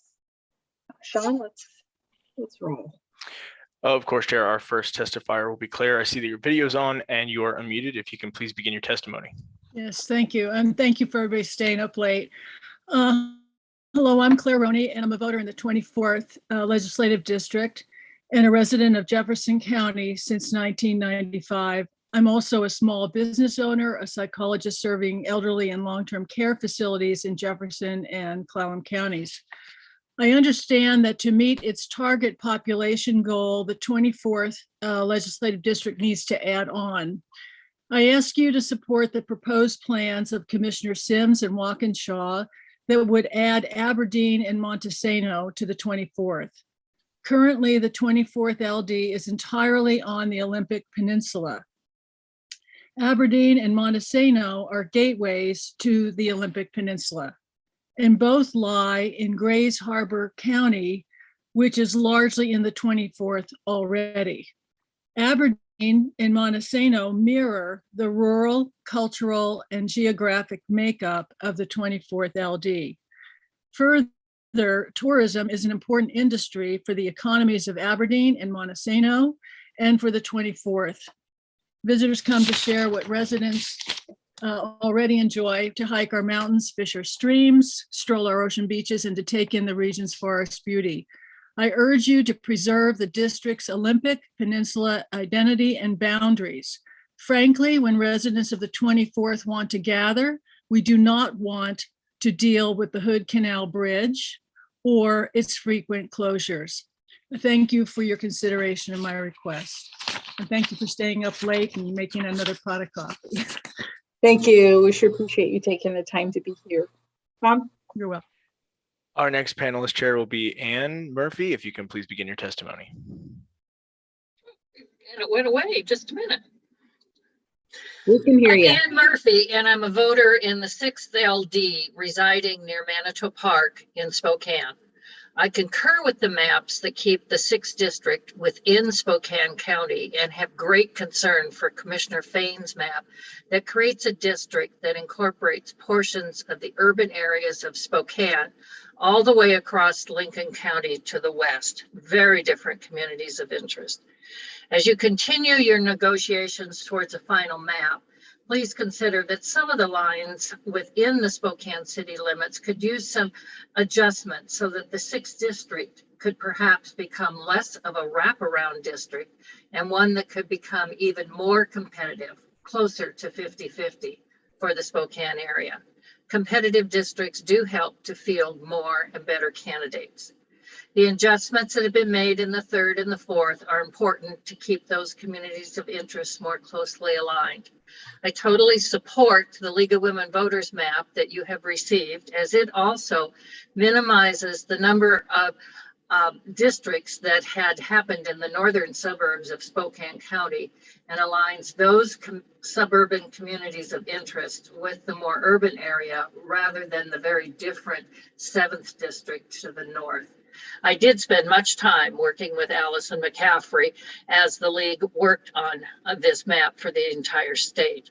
I also support the efforts to respect the wishes of the Colville tribe to the northwest of Spokane, as we learned through a press release partway through this process that they officially wish to remain in more than one district. So thank you for your time and all that you're doing. And having worked in some of these programs, I understand your pain with the domino effect as you work with these district lines. So thank you very much for all your work. Thank you. We appreciate your comments and you being here with us. Sean? Marie Lewis, I see that you have your video on. If you can please be.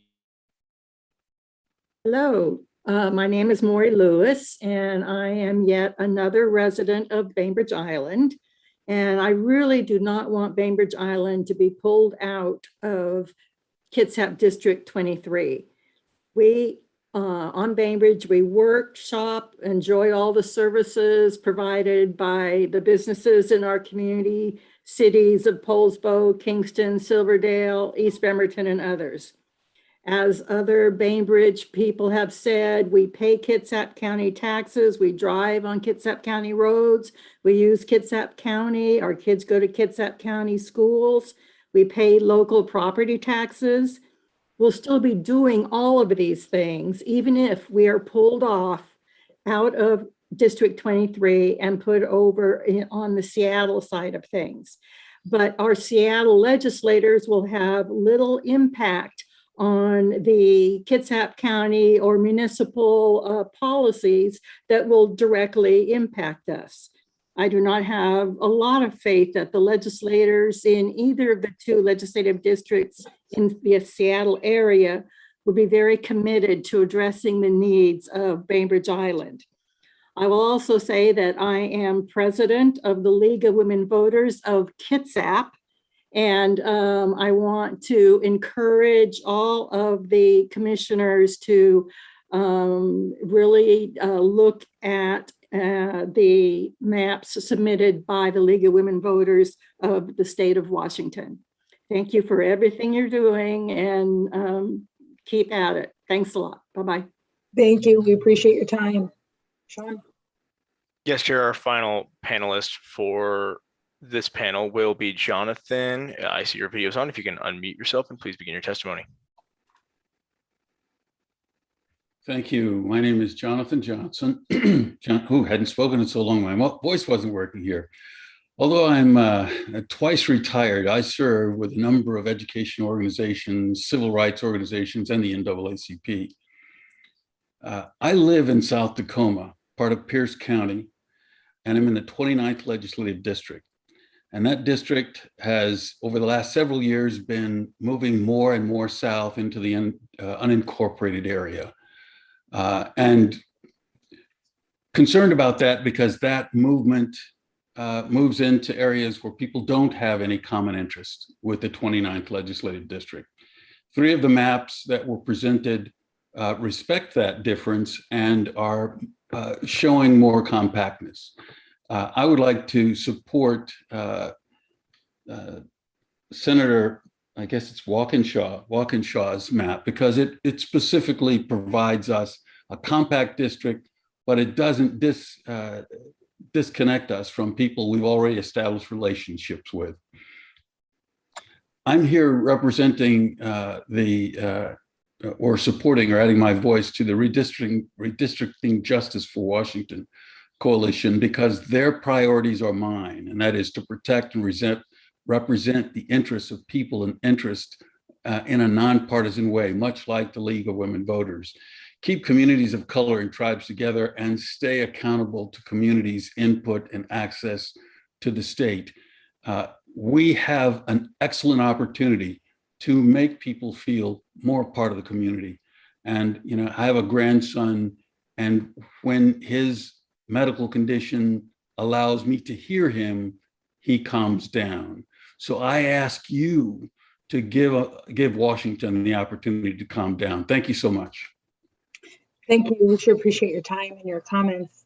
And Sean, it looks like this is that concludes this panel. Is that right? Yes, it does, Chair. Okay, so I don't see any hands raised. So let's move on to the next panel.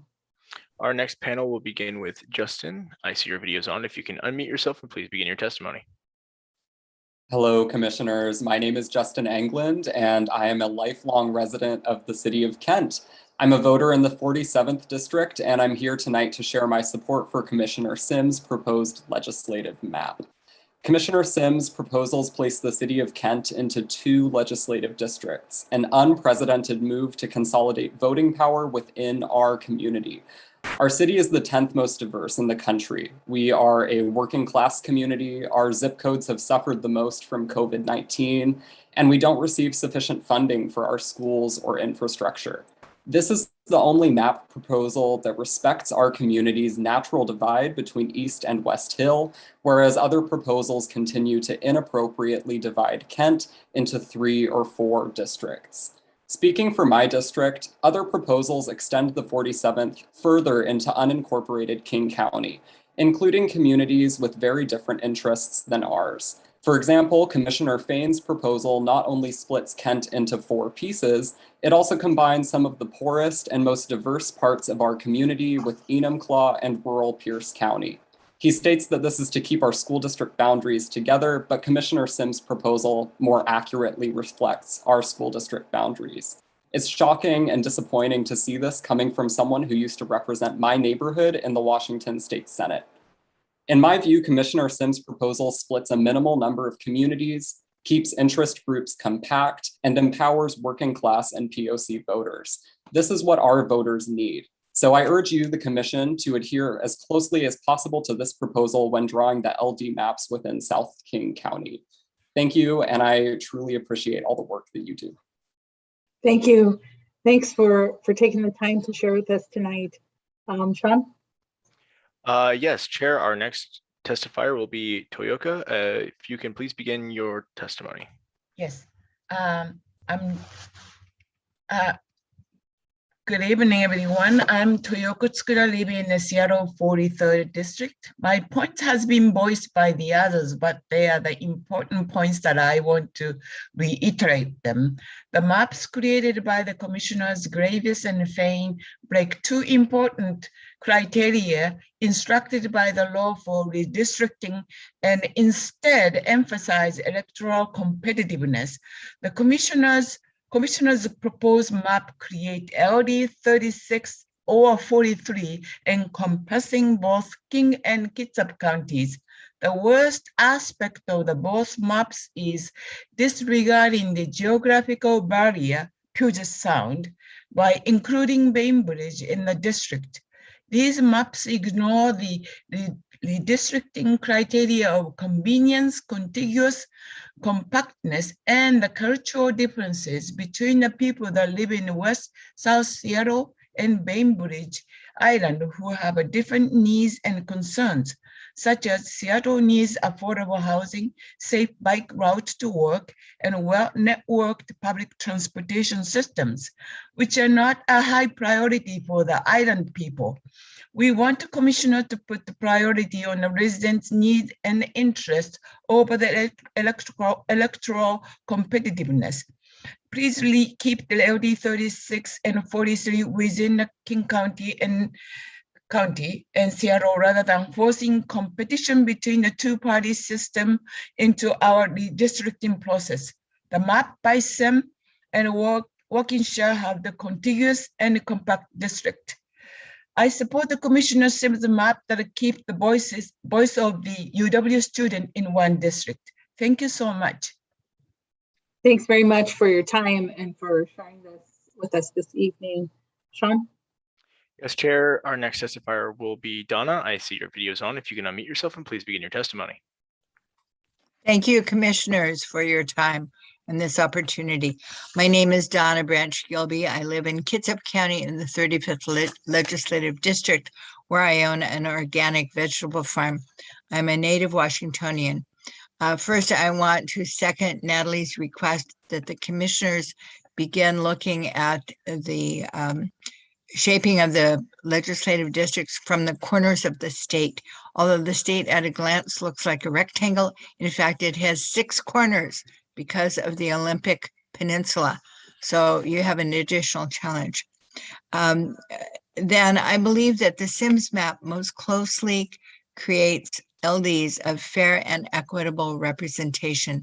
And in fact, I am astounded at the results of the maps from Fain and Graves in their favoring of incumbents and actually cutting out, favoring of Republican incumbents and cutting out and drawing districts so that Democratic incumbents are put into districts where they are not known. Fain's map is mind-boggling in that respect, how very intent he was in his goal. The Sims map, I think, really honors the boundaries of cities, counties, tribal lands, and recognized communities of interest. For example, the city of Bremerton has been divided into 3, and now with her lines, it would only be into 2 different legislative districts, where the most urban part would be attached to Gig Harbor, which is more urban, and the more rural part would be attached to the 23rd, which has a more rural sensibility. Secondly, as a farmer, I notice where the farms are, and I was stunned to see the So I apologize, Donna, that your time has elapsed, and we would love to see your full comment if you'd be willing to submit it to us by email in writing. Thank you for your time and sharing with us this evening. Sean?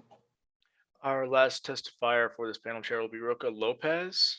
If you can please begin your testimony.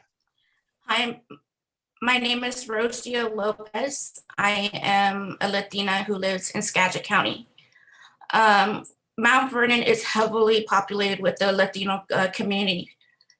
When looking at the maps, we were divided between 3 LDs.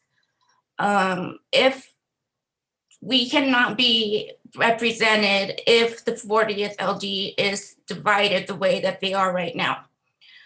I am very disappointed in the way that they were drawn. We will also lose representation, all 3 representation in the 40th LD. I wish that this would be redrawn so that the Latino community between Mount Vernon and Burlington are all in the 40th, including Anacortes. I suggest that, if you haven't been up to Skagit, that you come up here and look at why it is so important that the Latino community be in the same LD, because we are a very important community, and when you separate us, you divide us, and that is unacceptable. So I want to thank the commissioners for their work and their redistricting the maps, but you definitely need to go back and consider the Latino community in the state, especially in the Pacific Northwest. We are taking a huge hit if the maps were drawn the way that they are today. Thank you. Thank you. We appreciate you taking the time to testify tonight. So that concludes this panel, and I do not see any hands for question or comments. So let's move on, Sean, to the next panel. Of course, Chair, our first panelist will be Dan Santon. I see your videos on. If you can please unmute yourself and begin your testimony. Hello, commissioners. I want to thank all the commissioners for their hard work in submitting these maps. I understand that this is an unenviable task given the crunch timeline that the census data being delayed caused. I'm coming at you from South King County. I grew up in North Seattle, but I decided to bring my family to South King County to raise them in an affordable city.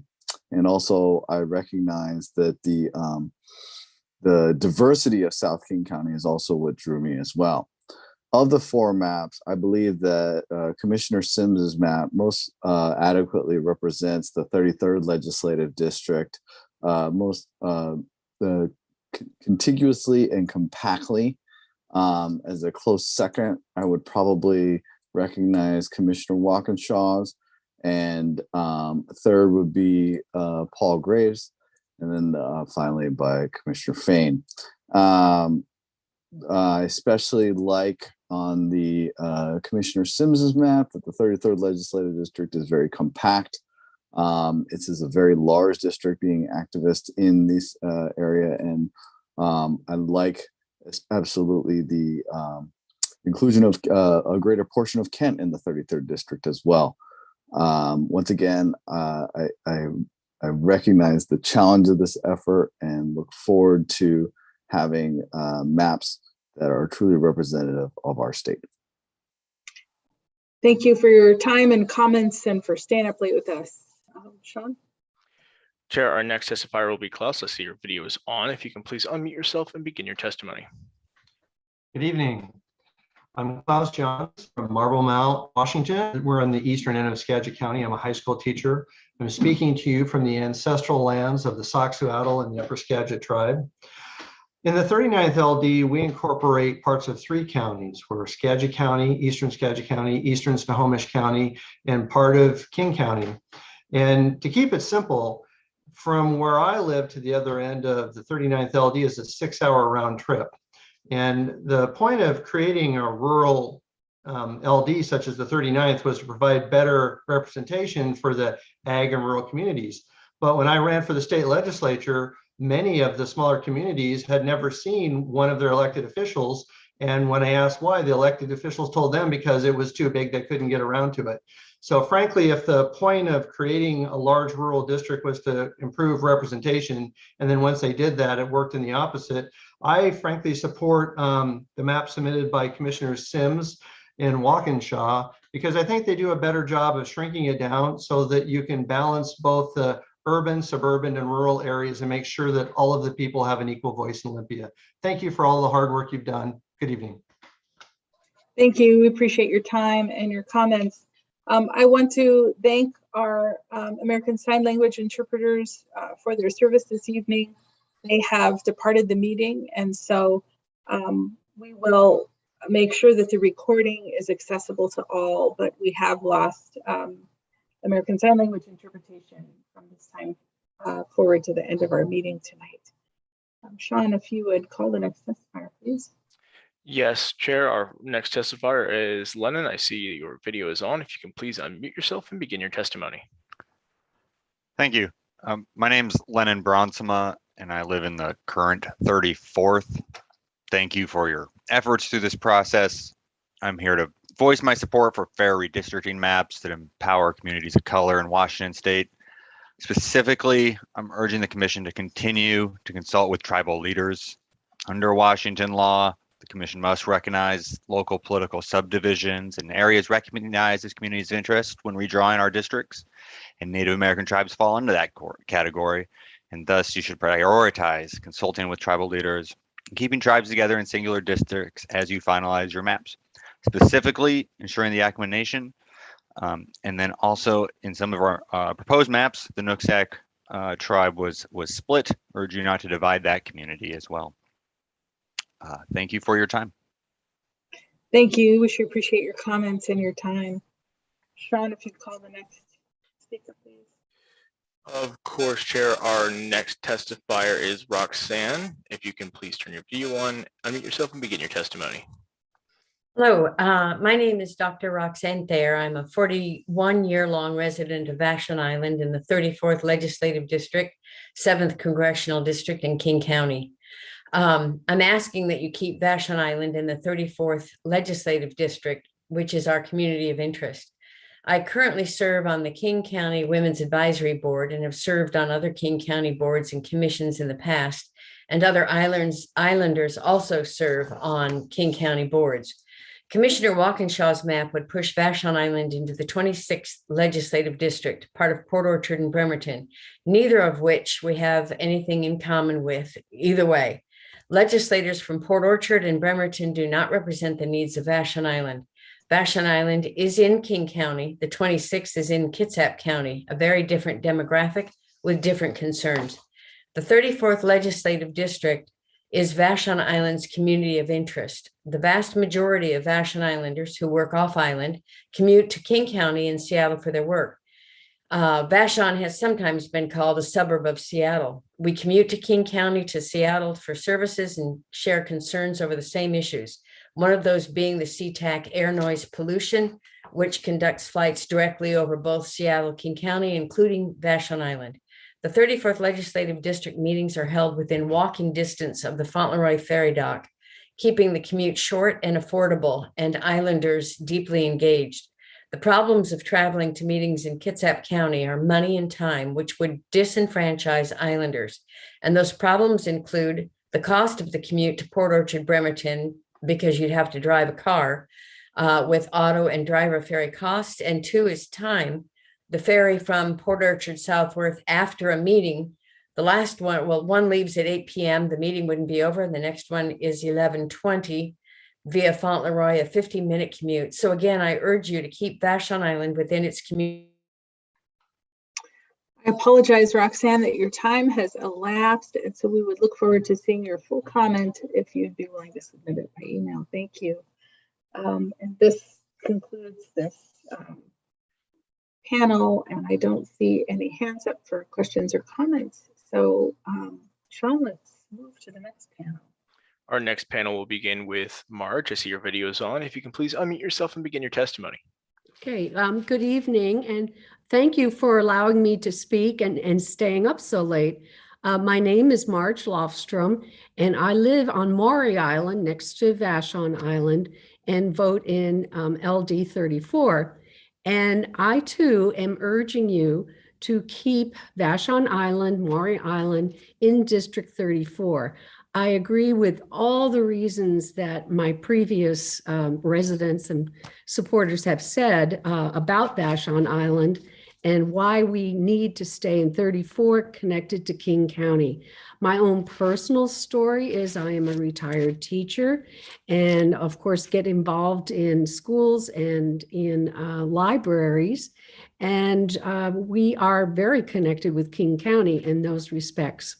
So I do support Commissioner Sims, her map, and because of the community interests that she's really paid attention to. And I also urge you commissioners to please look at and consider the League of Women Voters vote, their map that they have submitted to you. And again, thank you for your time, and we really appreciate all your hard work. Thank you. Thanks very much, and thanks for your time, Sean. Beth, I see your video is on. If you can please unmute yourself and begin your testimony. Hello, my name is Beth Stroshing. I'm a resident of Omak, Washington. I'd like to focus my comments on community boundaries and legislative 12, keeping Okanagan, Chelan, and Douglas counties together and complete. And this is in North Central Washington, where I don't think any of the commissioners have lived. So the thing that I 100% support taking input of Native nations on their desires. The local Colville Nation has expressed the desire to stay in the 2 districts that they're currently in. That was in the Wenatchee World on September 17th. So please do what they want as opposed to what we think they might want. So please take that into account. The things that bind communities together in North Central Washington are watersheds, fire district, hospital districts, library districts, school districts, and counties. The things that divide communities are natural features. So looking at mountain ranges and rivers and county lines make far more sense to divide communities than roads, because then you divide, neighbors that, live across the street from each other. A couple of examples. So this would keep Okanagan, Chelan, and Douglas counties together. A couple of examples: when my father had cancer and needed care that the local hospital couldn't provide, he went to Wenatchee. Much like someone who has cancer in Shoreline would go to Everett rather than Kent. Even though the distance is the same, that lake in the middle makes a huge difference. Summer during fire season, Okanagan and Chelan counties both had fires, and there's less confusion if legislative districts follow county lines or congressional lines. And this is a continuous line between Okanagan and Ferry counties. Currently, I live 8 minutes from my mom in a different district. Thank you. Thanks very much for your time and for staying up late with us. Sean? Susan, I see your video is on. If you can please unmute yourself and begin your testimony. Hi, my name is Susan Glicksberg, and my husband and I live in Montreux, a development in the southwest corner of the city of Issaquah on Cougar Mountain. We have lived here for 24 years, and I am retired, and I serve on my homeowners association board, in addition to holding other volunteer positions. I am currently in the 41st legislative district, and my house is about 20 feet from the Issaquah-Bellevue line. My community is ethnically, racially, and religiously diverse and is made up of retired folks and working families with children. I am here to testify today because I want to make sure the redistricting effort takes into account and ultimately reflects my community. I support Commissioner Sims' map for legislative districts. The reason I support Commissioner Sims' maps is that our community remains in the 41st legislative district with Bellevue and Mercer Island, where the other three commissioners' maps put our community into the 5th legislative district. The 5th legislative district includes communities such as Snoqualmie, North Bend, and points east to Snoqualmie Pass. This is not our community. My neighbors take their children to school in Bellevue. We get our medical and dental care in Bellevue and use Bellevue's main roadways to exit our community. My husband commutes to Seattle using Bellevue to access I-90. Our house of worship is west of us. It's not east of us. We hike in the Coal Creek area, use Newport Way Library in Bellevue, and shop in Factoria. This is our community. Our community's issues are more similar to Bellevue's than they are to North Bend's issues. In conclusion, our community supports Commissioner Sims' map, keeping my community Montreux in the 41st LD, and most accurately reflects us. Thank you to all the commissioners for your hard work on this and allowing me to testify. Thank you for your time. Thank you for being here, especially so late. Sean? Yes, Chair. Our final panelist will be Joanne. I see your video is on. If you can please unmute yourself and begin your testimony. Okay, thank you. I'm Joanne Coons, and I live in the 47th LD in the Fairwood area of Renton in unincorporated King County. I've lived in Fairwood for more than 30 years, and for all of those years, the Fairwood area has been split among 3 different LDs. The 5th, which includes Issaquah to the north, the 11th, which includes Tukwila and parts of Seattle to the west and north, and the 47th, which includes parts of Kent and Auburn to the south. With Fairwood fractured like this, Fairwood specific issues get lost in those other LDs because the Fairwood portions are small parts of each of those other LDs. Example issues Fairwood residents are concerned about include transit options as our population grows to the east and the proposed asphalt plant on the Maple Valley Highway. Fairwood is a very cohesive community. In fact, a few years ago, we had an election to incorporate as a city, which didn't pass, but Fairwood should be included as a whole in a single LD. The Sims plan, the Walkinshaw plan, and the League of Women Voters maps are the only ones that include all of Fairwood in a single legislative district. I strongly urge you to consider these plans and allow Fairwood finally to be unfractured and fully represented in the legislature. And thanks for making this such a transparent process and for allowing me to testify. Thank you. We appreciate your comments and your time this evening. And that concludes this panel. And I don't see any questions, a hand up from commissioners for questions or comments. So Sean, let's move on to the next panel, please. Yes, Chair, our next panel is going to begin with Casa. I see that your video is on. If you can please unmute yourself and begin your testimony. Thank you and good evening. My name is Casa Hannon. I live in Renton and vote in LD 41. My daughter is a high school teacher and lives in White Center. I have 3 requests tonight. First, take this opportunity to reduce the number of legislative districts for the city of Renton. Renton is a strong community that values our hiking trails, good schools, and engaged neighbors. Being split into multiple legislative districts negatively impacts engagement. We understand that we may need to be divided into 2 or 3 districts, but would prefer not to be in more than that. Second, let's make LD 11 more compact and include White Center. This reflects the way people go about their days and the community of interest in this area. It also enables you to maintain majority BIPOC districts in LD 37, 11, 33, and 30. And third, I asked the commissioners to consult the maps submitted by the League of Women Voters Washington, as you've heard several times this evening. If you reach an impasse, please look and see what those maps have done. We have hosted regional and statewide listening sessions with the goal of understanding communities of interest, areas of shared economic, environmental, and transportation needs, and opportunities for majority BIPOC districts, balancing input so that we could submit statewide maps for you to consult. The nonpartisan process was robust and inclusive. I recognize that you must balance many interests. Thank you for considering my input tonight. Thanks so much. We really appreciate your input. And thanks for staying up late with us, Sean. Yes, Chair, our next testifier will be Llewellyn. I see your video is on. If you can please unmute yourself and begin your testimony. Thank you. My name is Llewellyn Lucid. I live in Gig Harbor and am an active participant in LD 26. I have testified twice before this commission earlier, and I feel that April Sims' map best responds to the testimony that was given by myself and others, other LD 26 residents and those adjacent to LD 26. The general sentiment is to incorporate Bremerton into LD 26 so it has a stronger voice.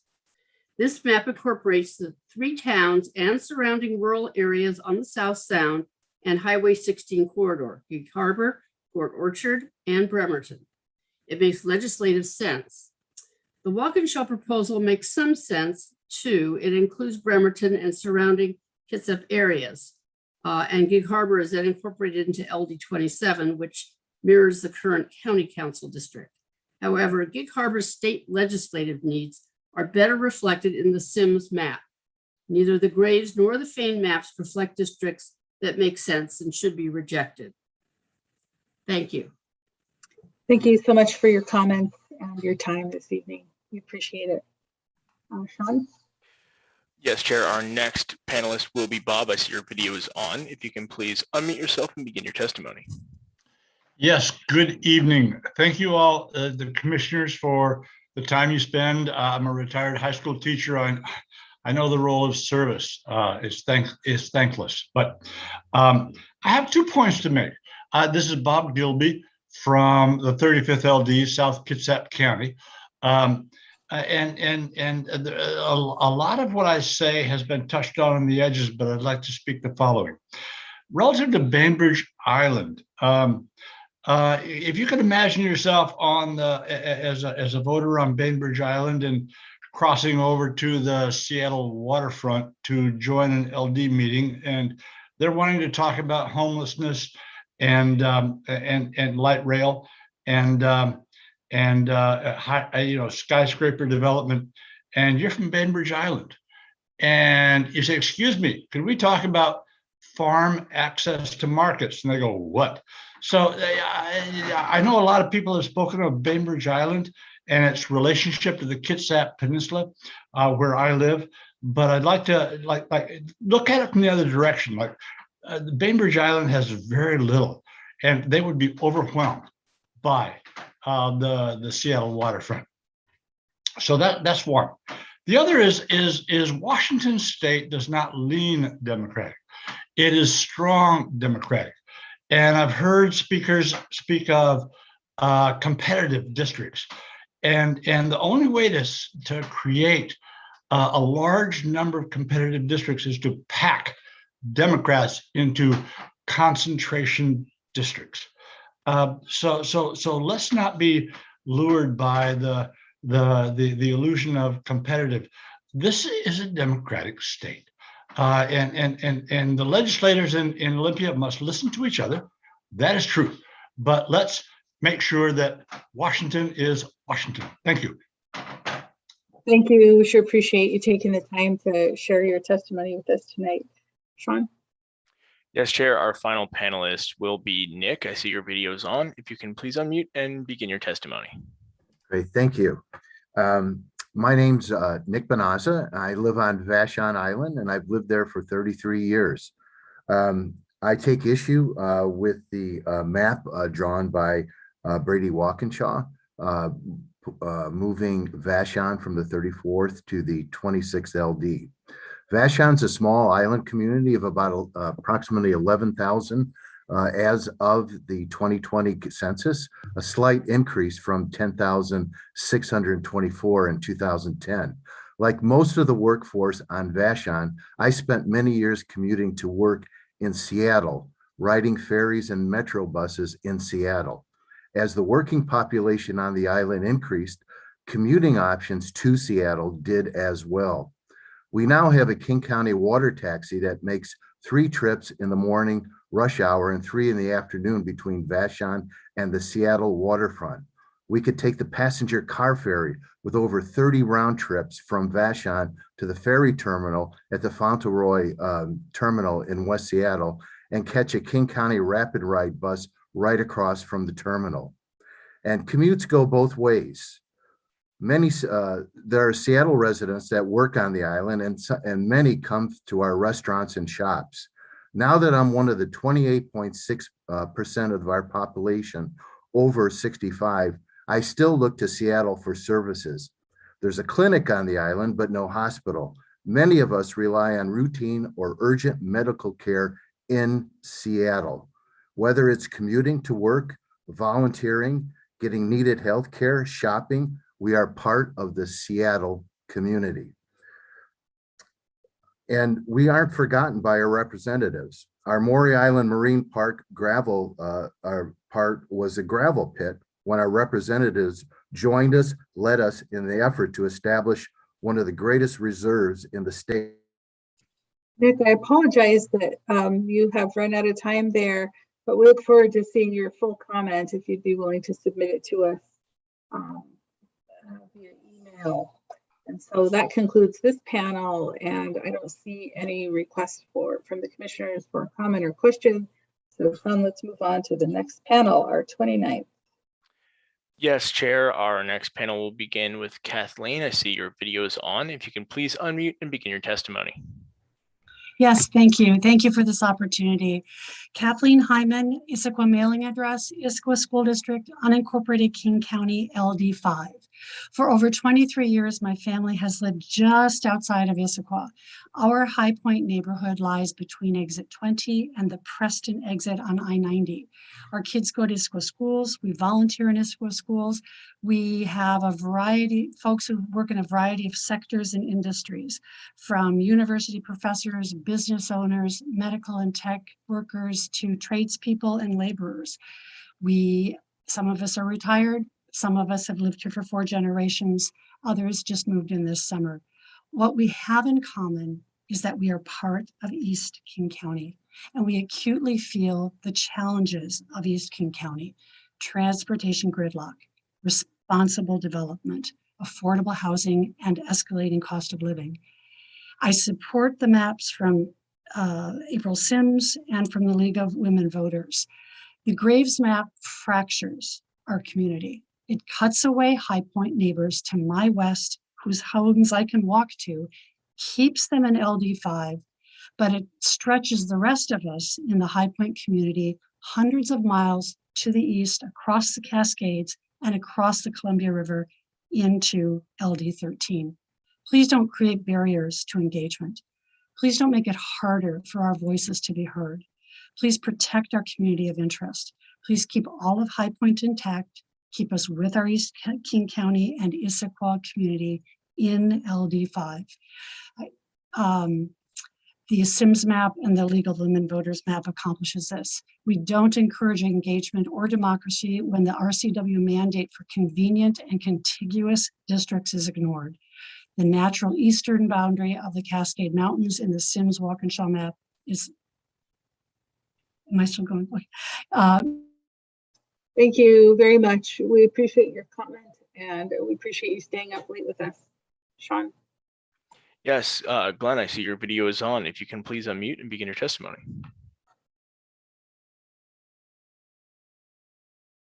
You are still muted, Glenn. How's that? Okay. There you go. Perfect. Thank you All so right. much. I'm Glenn Rudolph. I live in Roslyn. I'm in the 13th LD. We've been talking about, we think, over here, we think we should Kittitas County and Grant County should be the 13th LD, and to equalize the population, we should can go down and grab Othello, and it would be even. Basically, we share an agricultural culture. This is cowboy country, and we do food processing and export food stuff, and I-90 connects us, and we have we share a Latino community. So anyway, we would like it, it's a good fit. So this is where we live, and thank you. Thanks very much. Thanks for taking the time and for staying up late with us. We really appreciate you doing that on behalf of your community. Sean? Yes, Chair, our next testifier will be Gretchen. I see your video is on. If you can please unmute and begin your testimony. Hi, yeah, I'm Gretchen Chambers. I live in Cle Elum and I vote in the 13th LD. I have owned timberland here for 32 years. The current 13th LD spreads hundreds of miles across the state and is too environmentally and economically diverse. I will describe a community of interest for a new configuration of the 13th LD that would better unify geographically related concerns and therein better represent those concerns. I believe the 13th LD should encompass Kittitas County, Chelan County, East Wenatchee, and part of Okanagan County for the following 8 reasons. 1, this configuration is compact, contiguous, and convenient. 2, these counties comprise the northern east side of the Cascades and therefore share similar environmental problems. Increasing temperatures are melting the Cascade snowpack faster and creating longer periods of drought, diminishing our river flows, watersheds, and increasing the incidence and severity of forest and grassland wildfires. The 8th LD needs unified representation to support sustainable forestry practices and green energy expansion and infrastructure. 3, the economies of all 3 counties depend heavily on tourism and agriculture. 4, these counties have high rates of growth, resulting in skyrocketing land values and severe lack of affordable housing. Many workers cannot live near their employment. 5, by including all of Kittitas and Chelan counties, the configuration minimizes confusing boundaries. 6, by including East Wenatchee, the 33% Latino populations of both Wenatchee and East Wenatchee would be unified. 7, Kittitas and Chelan counties and East Wenatchee currently share the 8th CD, so established congressional working connections would facilitate new legislative connections. 8, this configuration meets the requirement to prohibit undue favoritism. It would make the 13th a politically competitive district. Thank you all very much for staying up so late. Thanks for this opportunity. Thank you. Thanks for sharing that vision with us. We appreciate it. And Sean, our last panelist for this panel. Yes, so our last panelist will be Terry. I see your video is on. If you can please unmute and begin your testimony. I'm Terry Lindeke from the 33rd LD, which includes Kent, Renton, Des Moines, Normandy Park, Burien, and SeaTac. We are the second most diverse LD with 53% people of color, second only to the Central District in Seattle. The maps took away our 5 precincts in Renton, which is to the advantage of Renton. They have too many LDs in it, and we're happy to give them more independence. And the same is true as in Tukwila, and that, but you it seems like most of the maps have given us part of Tukwila, which we've never had before, and that doesn't seem fair to them. We would prefer 5 more precincts in Burien, and that should be in the 33rd, as they are currently attached to a City of Seattle LD. In fact, we'd love to have them get Vashon back because we work a lot with those people since we do share Burien. And so I'm often in contact with the people from Vashon. They are terrific people to be part of Seattle. That would give us more opportunity to have even more LDs or more precincts in Burien.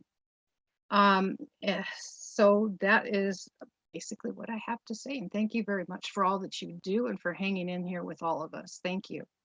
Great, thank you. Thanks for your testimony and thanks for staying up so late with us. We really appreciate that.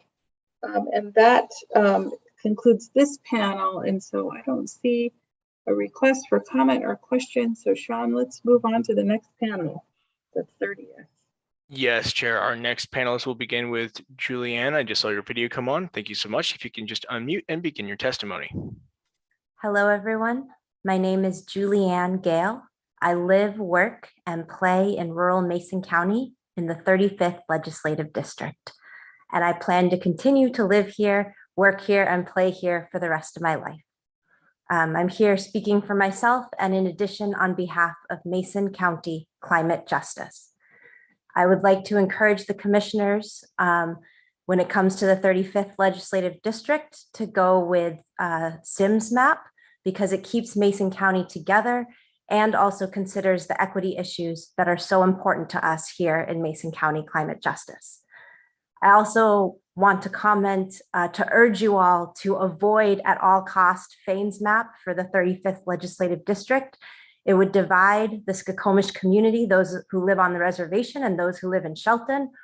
And it would divide Hoodsport from Shelton as well. And that divides communities and divides families.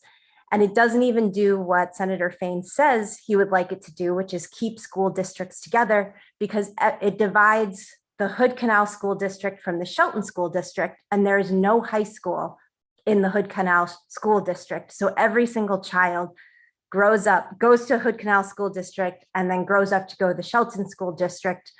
And that would be really unfortunate to divide those families and those communities and not have representation when they already don't have representation in their school district. Thank you so much for your time.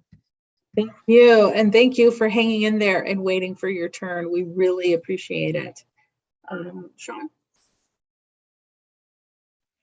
I apologize. Our next testifier will be Jan. If you can please unmute and begin your testimony. Hello, my name is Yuan Tao, and I am a constituent in the 37th Legislative District. I would like to testify about the proposed maps for the 37th LD. Commissioner Fain and Graves have drawn maps for the 37th LD alongside the I-5 highway. This highway, along with many other highways constructed decades ago, literally cuts through the Asian American community here in the International District here in Seattle. For Commissioner Fain and Graves to draw their maps alongside the highway is to continue the destruction of this community from decades ago into today.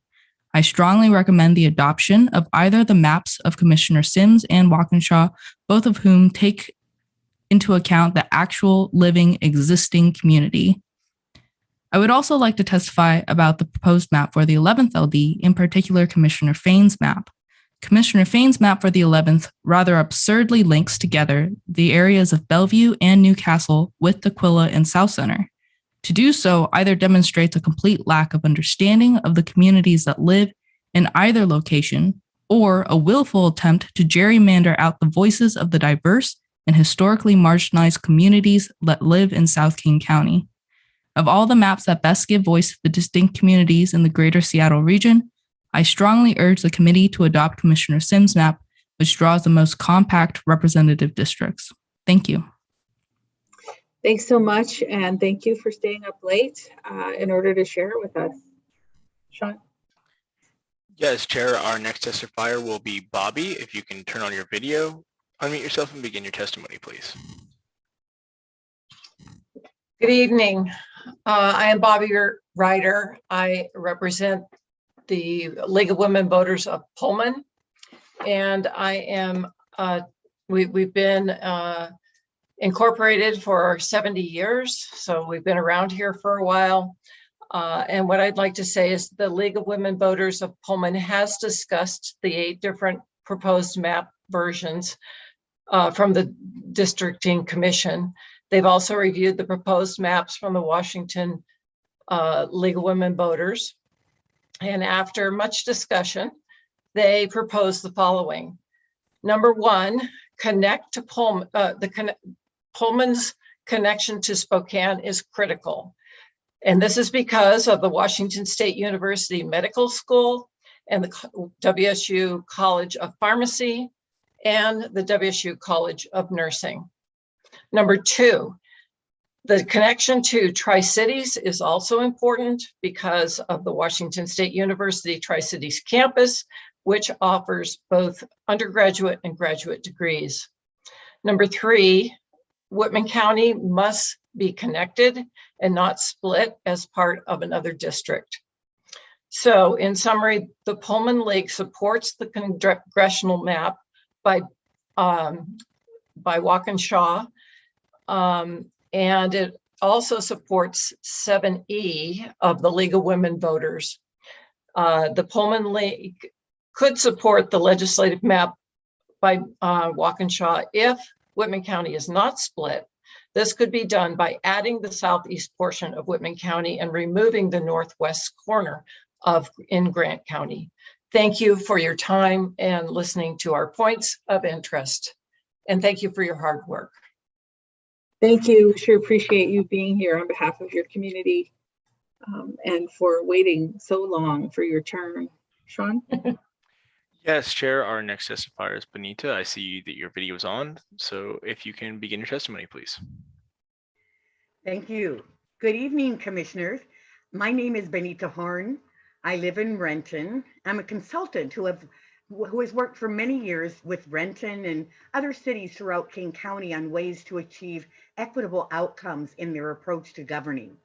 Tonight, I am here to urge you to finalize the state legislative maps that split the city of Renton between the 11th and 41st districts to the maximum extent possible. For those of you not entirely familiar with Renton, it is one of the most diverse cities in Washington state and around the nation. 57% of our residents are from Black, Indigenous, and communities of color, according to 2020 census. And we celebrate and honor that diversity in a number of ways throughout each year. It certainly makes sense for Renton to continue to be a major part of the 11th legislative district, which you have recommended in all of your legislative maps to date. I ask in your thinking about how to maintain communities of interest, that there are numerous reasons to put Renton with other East Side communities that are in the 41st district.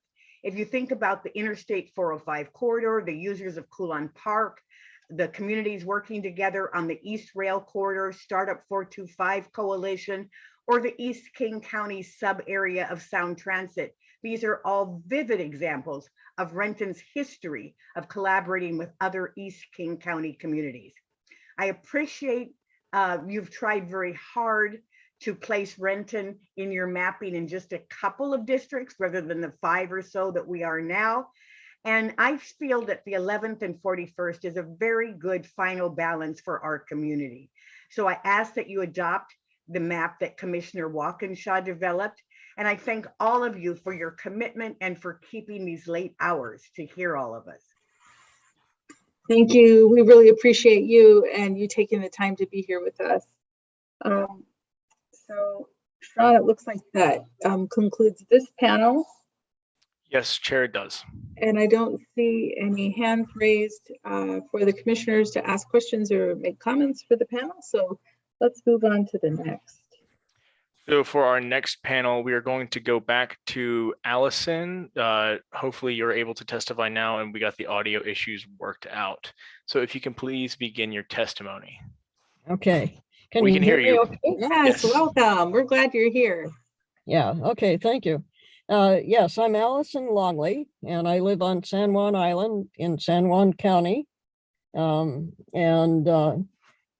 I would like to say that the maps that are suggested by Sims and Walkinshaw join San Juan County and Whidbey Island. These regions do not have all that much in common, aside from the fact that they are both ferry served. And let me note that by grouping them into one legislative district, this means that the number of representatives they have to deal with ferry issues would be cut in half. But as I say, Whidbey and San Juan don't have all that much in common. In San Juan County, our highway, the ferry to the mainland, leads to Anacortes and up toward Bellingham. And that's where our connections are on the mainland mostly. There is no direct geographic or ferry connection between the San Juan Islands and Whidbey, and the communities are quite distinct. So I recommend that the new map be drawn to be much closer to our historic 40th district. Thank you very much. I appreciate you staying up so late to let us all be heard. Thank you. You bet, and we appreciate you hanging in there. And I want to thank staff for helping to resolve the audio issue. Thanks very much. Yeah, thank you. Sean? Yes, Chair. So our next testifier is Jackie. I see your video is on. If you can please begin. Yes, my name is Jackie Boschak, and I'm a 30-year Boeing employee retiree who recently relocated to South King County in the city of Kent after I retired.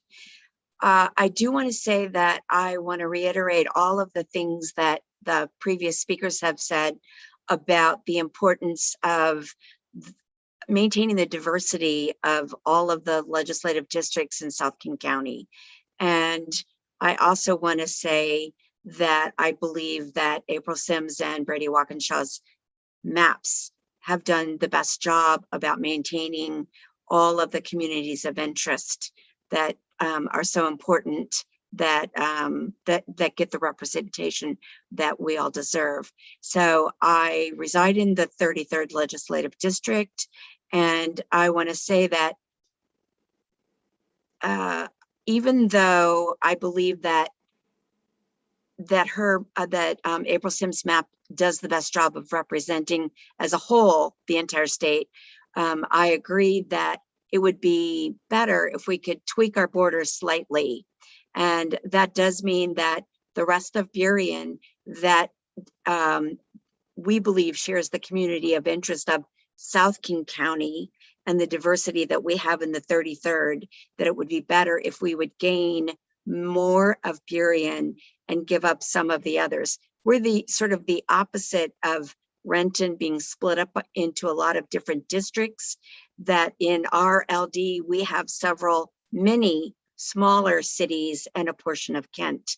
And it makes it really hard to represent that many cities, especially in years like this, when there's a local municipality races. And so we're a little bit overwhelmed. So we would gladly give up Renton, give up to. Jackie, I'm so sorry that your time has elapsed, and I appreciate you hanging in there so long, waiting for your turn. Thank you. We really appreciate you showing up for your community and testifying tonight. So please do submit your full testimony in writing. We'd love to see it by email. Thank you. Sean? Yes, Chair. Our next testifier will be David. I see your video's on. If you can please begin your testimony. Good evening. I am a resident of Yakima County, and I'd like to spend a little bit of time talking about why it makes sense to put Native Americans and Latinos in the same district. Historically, we know that Native Americans have voted for Latino candidates 75 to 95% of the time for pretty much the last 20 years. And this makes sense because we as communities share the space. We share Wapato, Toppenish, and Mapton, three communities in the Lower Valley. And many of the same issues affect our communities, from rural healthcare crises to addressing poverty and addressing environmental degradation. So it really would behoove both communities for the Redistricting Commission to consider both of them together as a single community of interest, because that is pretty much how people vote. That's how people live. And realistically, you cannot draw a Latino majority district without drawing in a lot of Native Americans. We saw 2 maps that violated this rule, and the disasters are fairly consequential.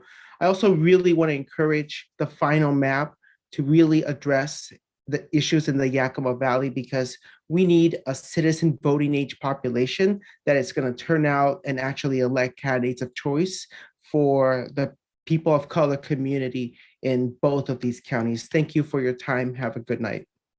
David, just to confirm, and forgive me if I missed it, can you please say your full name for the record? David Morales, Yakima County. Thank you very much. All right, Sean. Yes, Chair. So we have Rachel to lead out this panel. So if you can, please begin your testimony. Thank you. My name is Rachel Glass. I've lived in West Seattle in the 34th LD for 23 years. I'm very concerned about Commissioner Graves' proposal to split up West Seattle, moving the north half of our community into the 43rd district, which currently covers the Belltown area to as far north as parts of Phinney Ridge. Due to the closure of the West Seattle Bridge, West Seattleites have suffered onerous hardships in getting in and out of West Seattle for the last year and a half. Anywhere north of the Duwamish River now requires an extra 25 to 45 minutes per trip added to our commutes, and that's on a good traffic day. Even when the bridge is fully functional again, it would still be a hefty commute to get out to areas in the 43rd LD from West Seattle due to crushing traffic.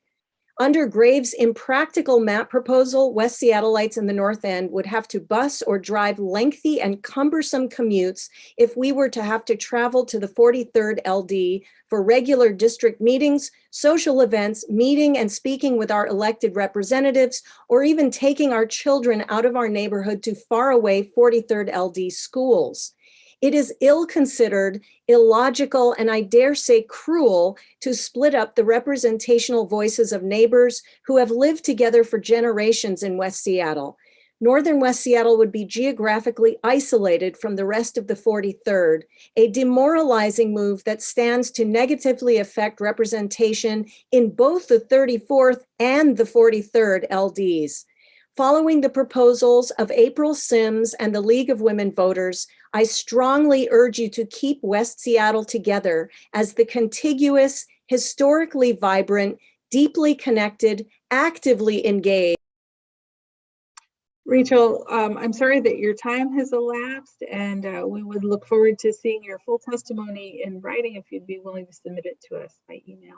And thank you for waiting so long to have the opportunity to speak. We really appreciate that effort on your part. Thank you. And so that concludes this panel. And seeing no request for question or comment, let's move on to the next panel.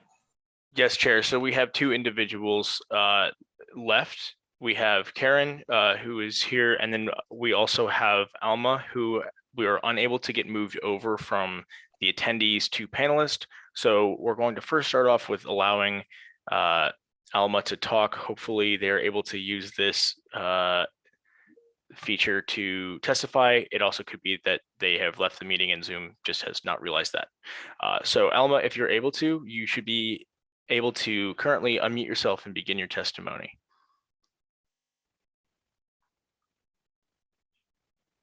And as we see if they respond or not, we can begin with Karen to give your testimony. Please begin. Welcome, Karen. Thank you. Thank you to the Washington State Redistricting Commission, its chair, and 4 commissioners. My name is Karen Kellerman. I live in East Wenatchee, and I have deep roots in North Central Washington. The Redistricting Commission has been tasked to draw districts that are compact, contiguous, follow the boundaries of cities and counties, and reflect communities of interest on the ground. In general, I find the legislative district alternatives lacking as drawn by Commissioners Fain and Graves. There is evidence of gerrymandering boundaries that appear to swing to political advantage rather than contiguous and representative communities. The maps of Commissioners Sims and Walkinshaw have been drawn to better meet criteria, especially Latinx and tribal communities. They focused on the mission of the commission. This being said, I'd like to comment more specifically regarding communities of interest that I believe we should maintain when drafting Legislative District 12. Please keep the counties of Chelan and Douglas wholly together and include as much of Okanagan County as is practical, especially the communities of the Mattow Valley. In many regards, we are connected at the proverbial and fiscal hip. Of particular interest is in maintaining the voice and vote of Latinx communities who live in East Wenatchee, Wenatchee and Rock Island, as well as those of Bridgeport and Brewster. Thank you for the opportunity to comment on this very important process. Thank you. Thank you for taking the time to be here with us and for waiting so long for the turn. Thank you. So our final testifier, Chair Alma, I'm gonna, hopefully you're able to click the unmute button. If not, it possibly is that Zoom did not realize that Alma has dropped off.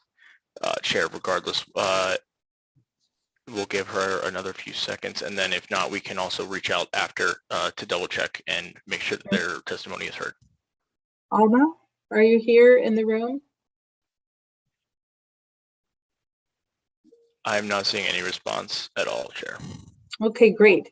Well, with that, I want to, that we'll close this panel, and seeing no hands raised for comment or question, we'll just conclude this panel and I can bring this public meeting to an end.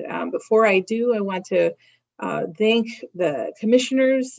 This is a 5-hour public meeting. Thank you so much for your time and attention and your leadership.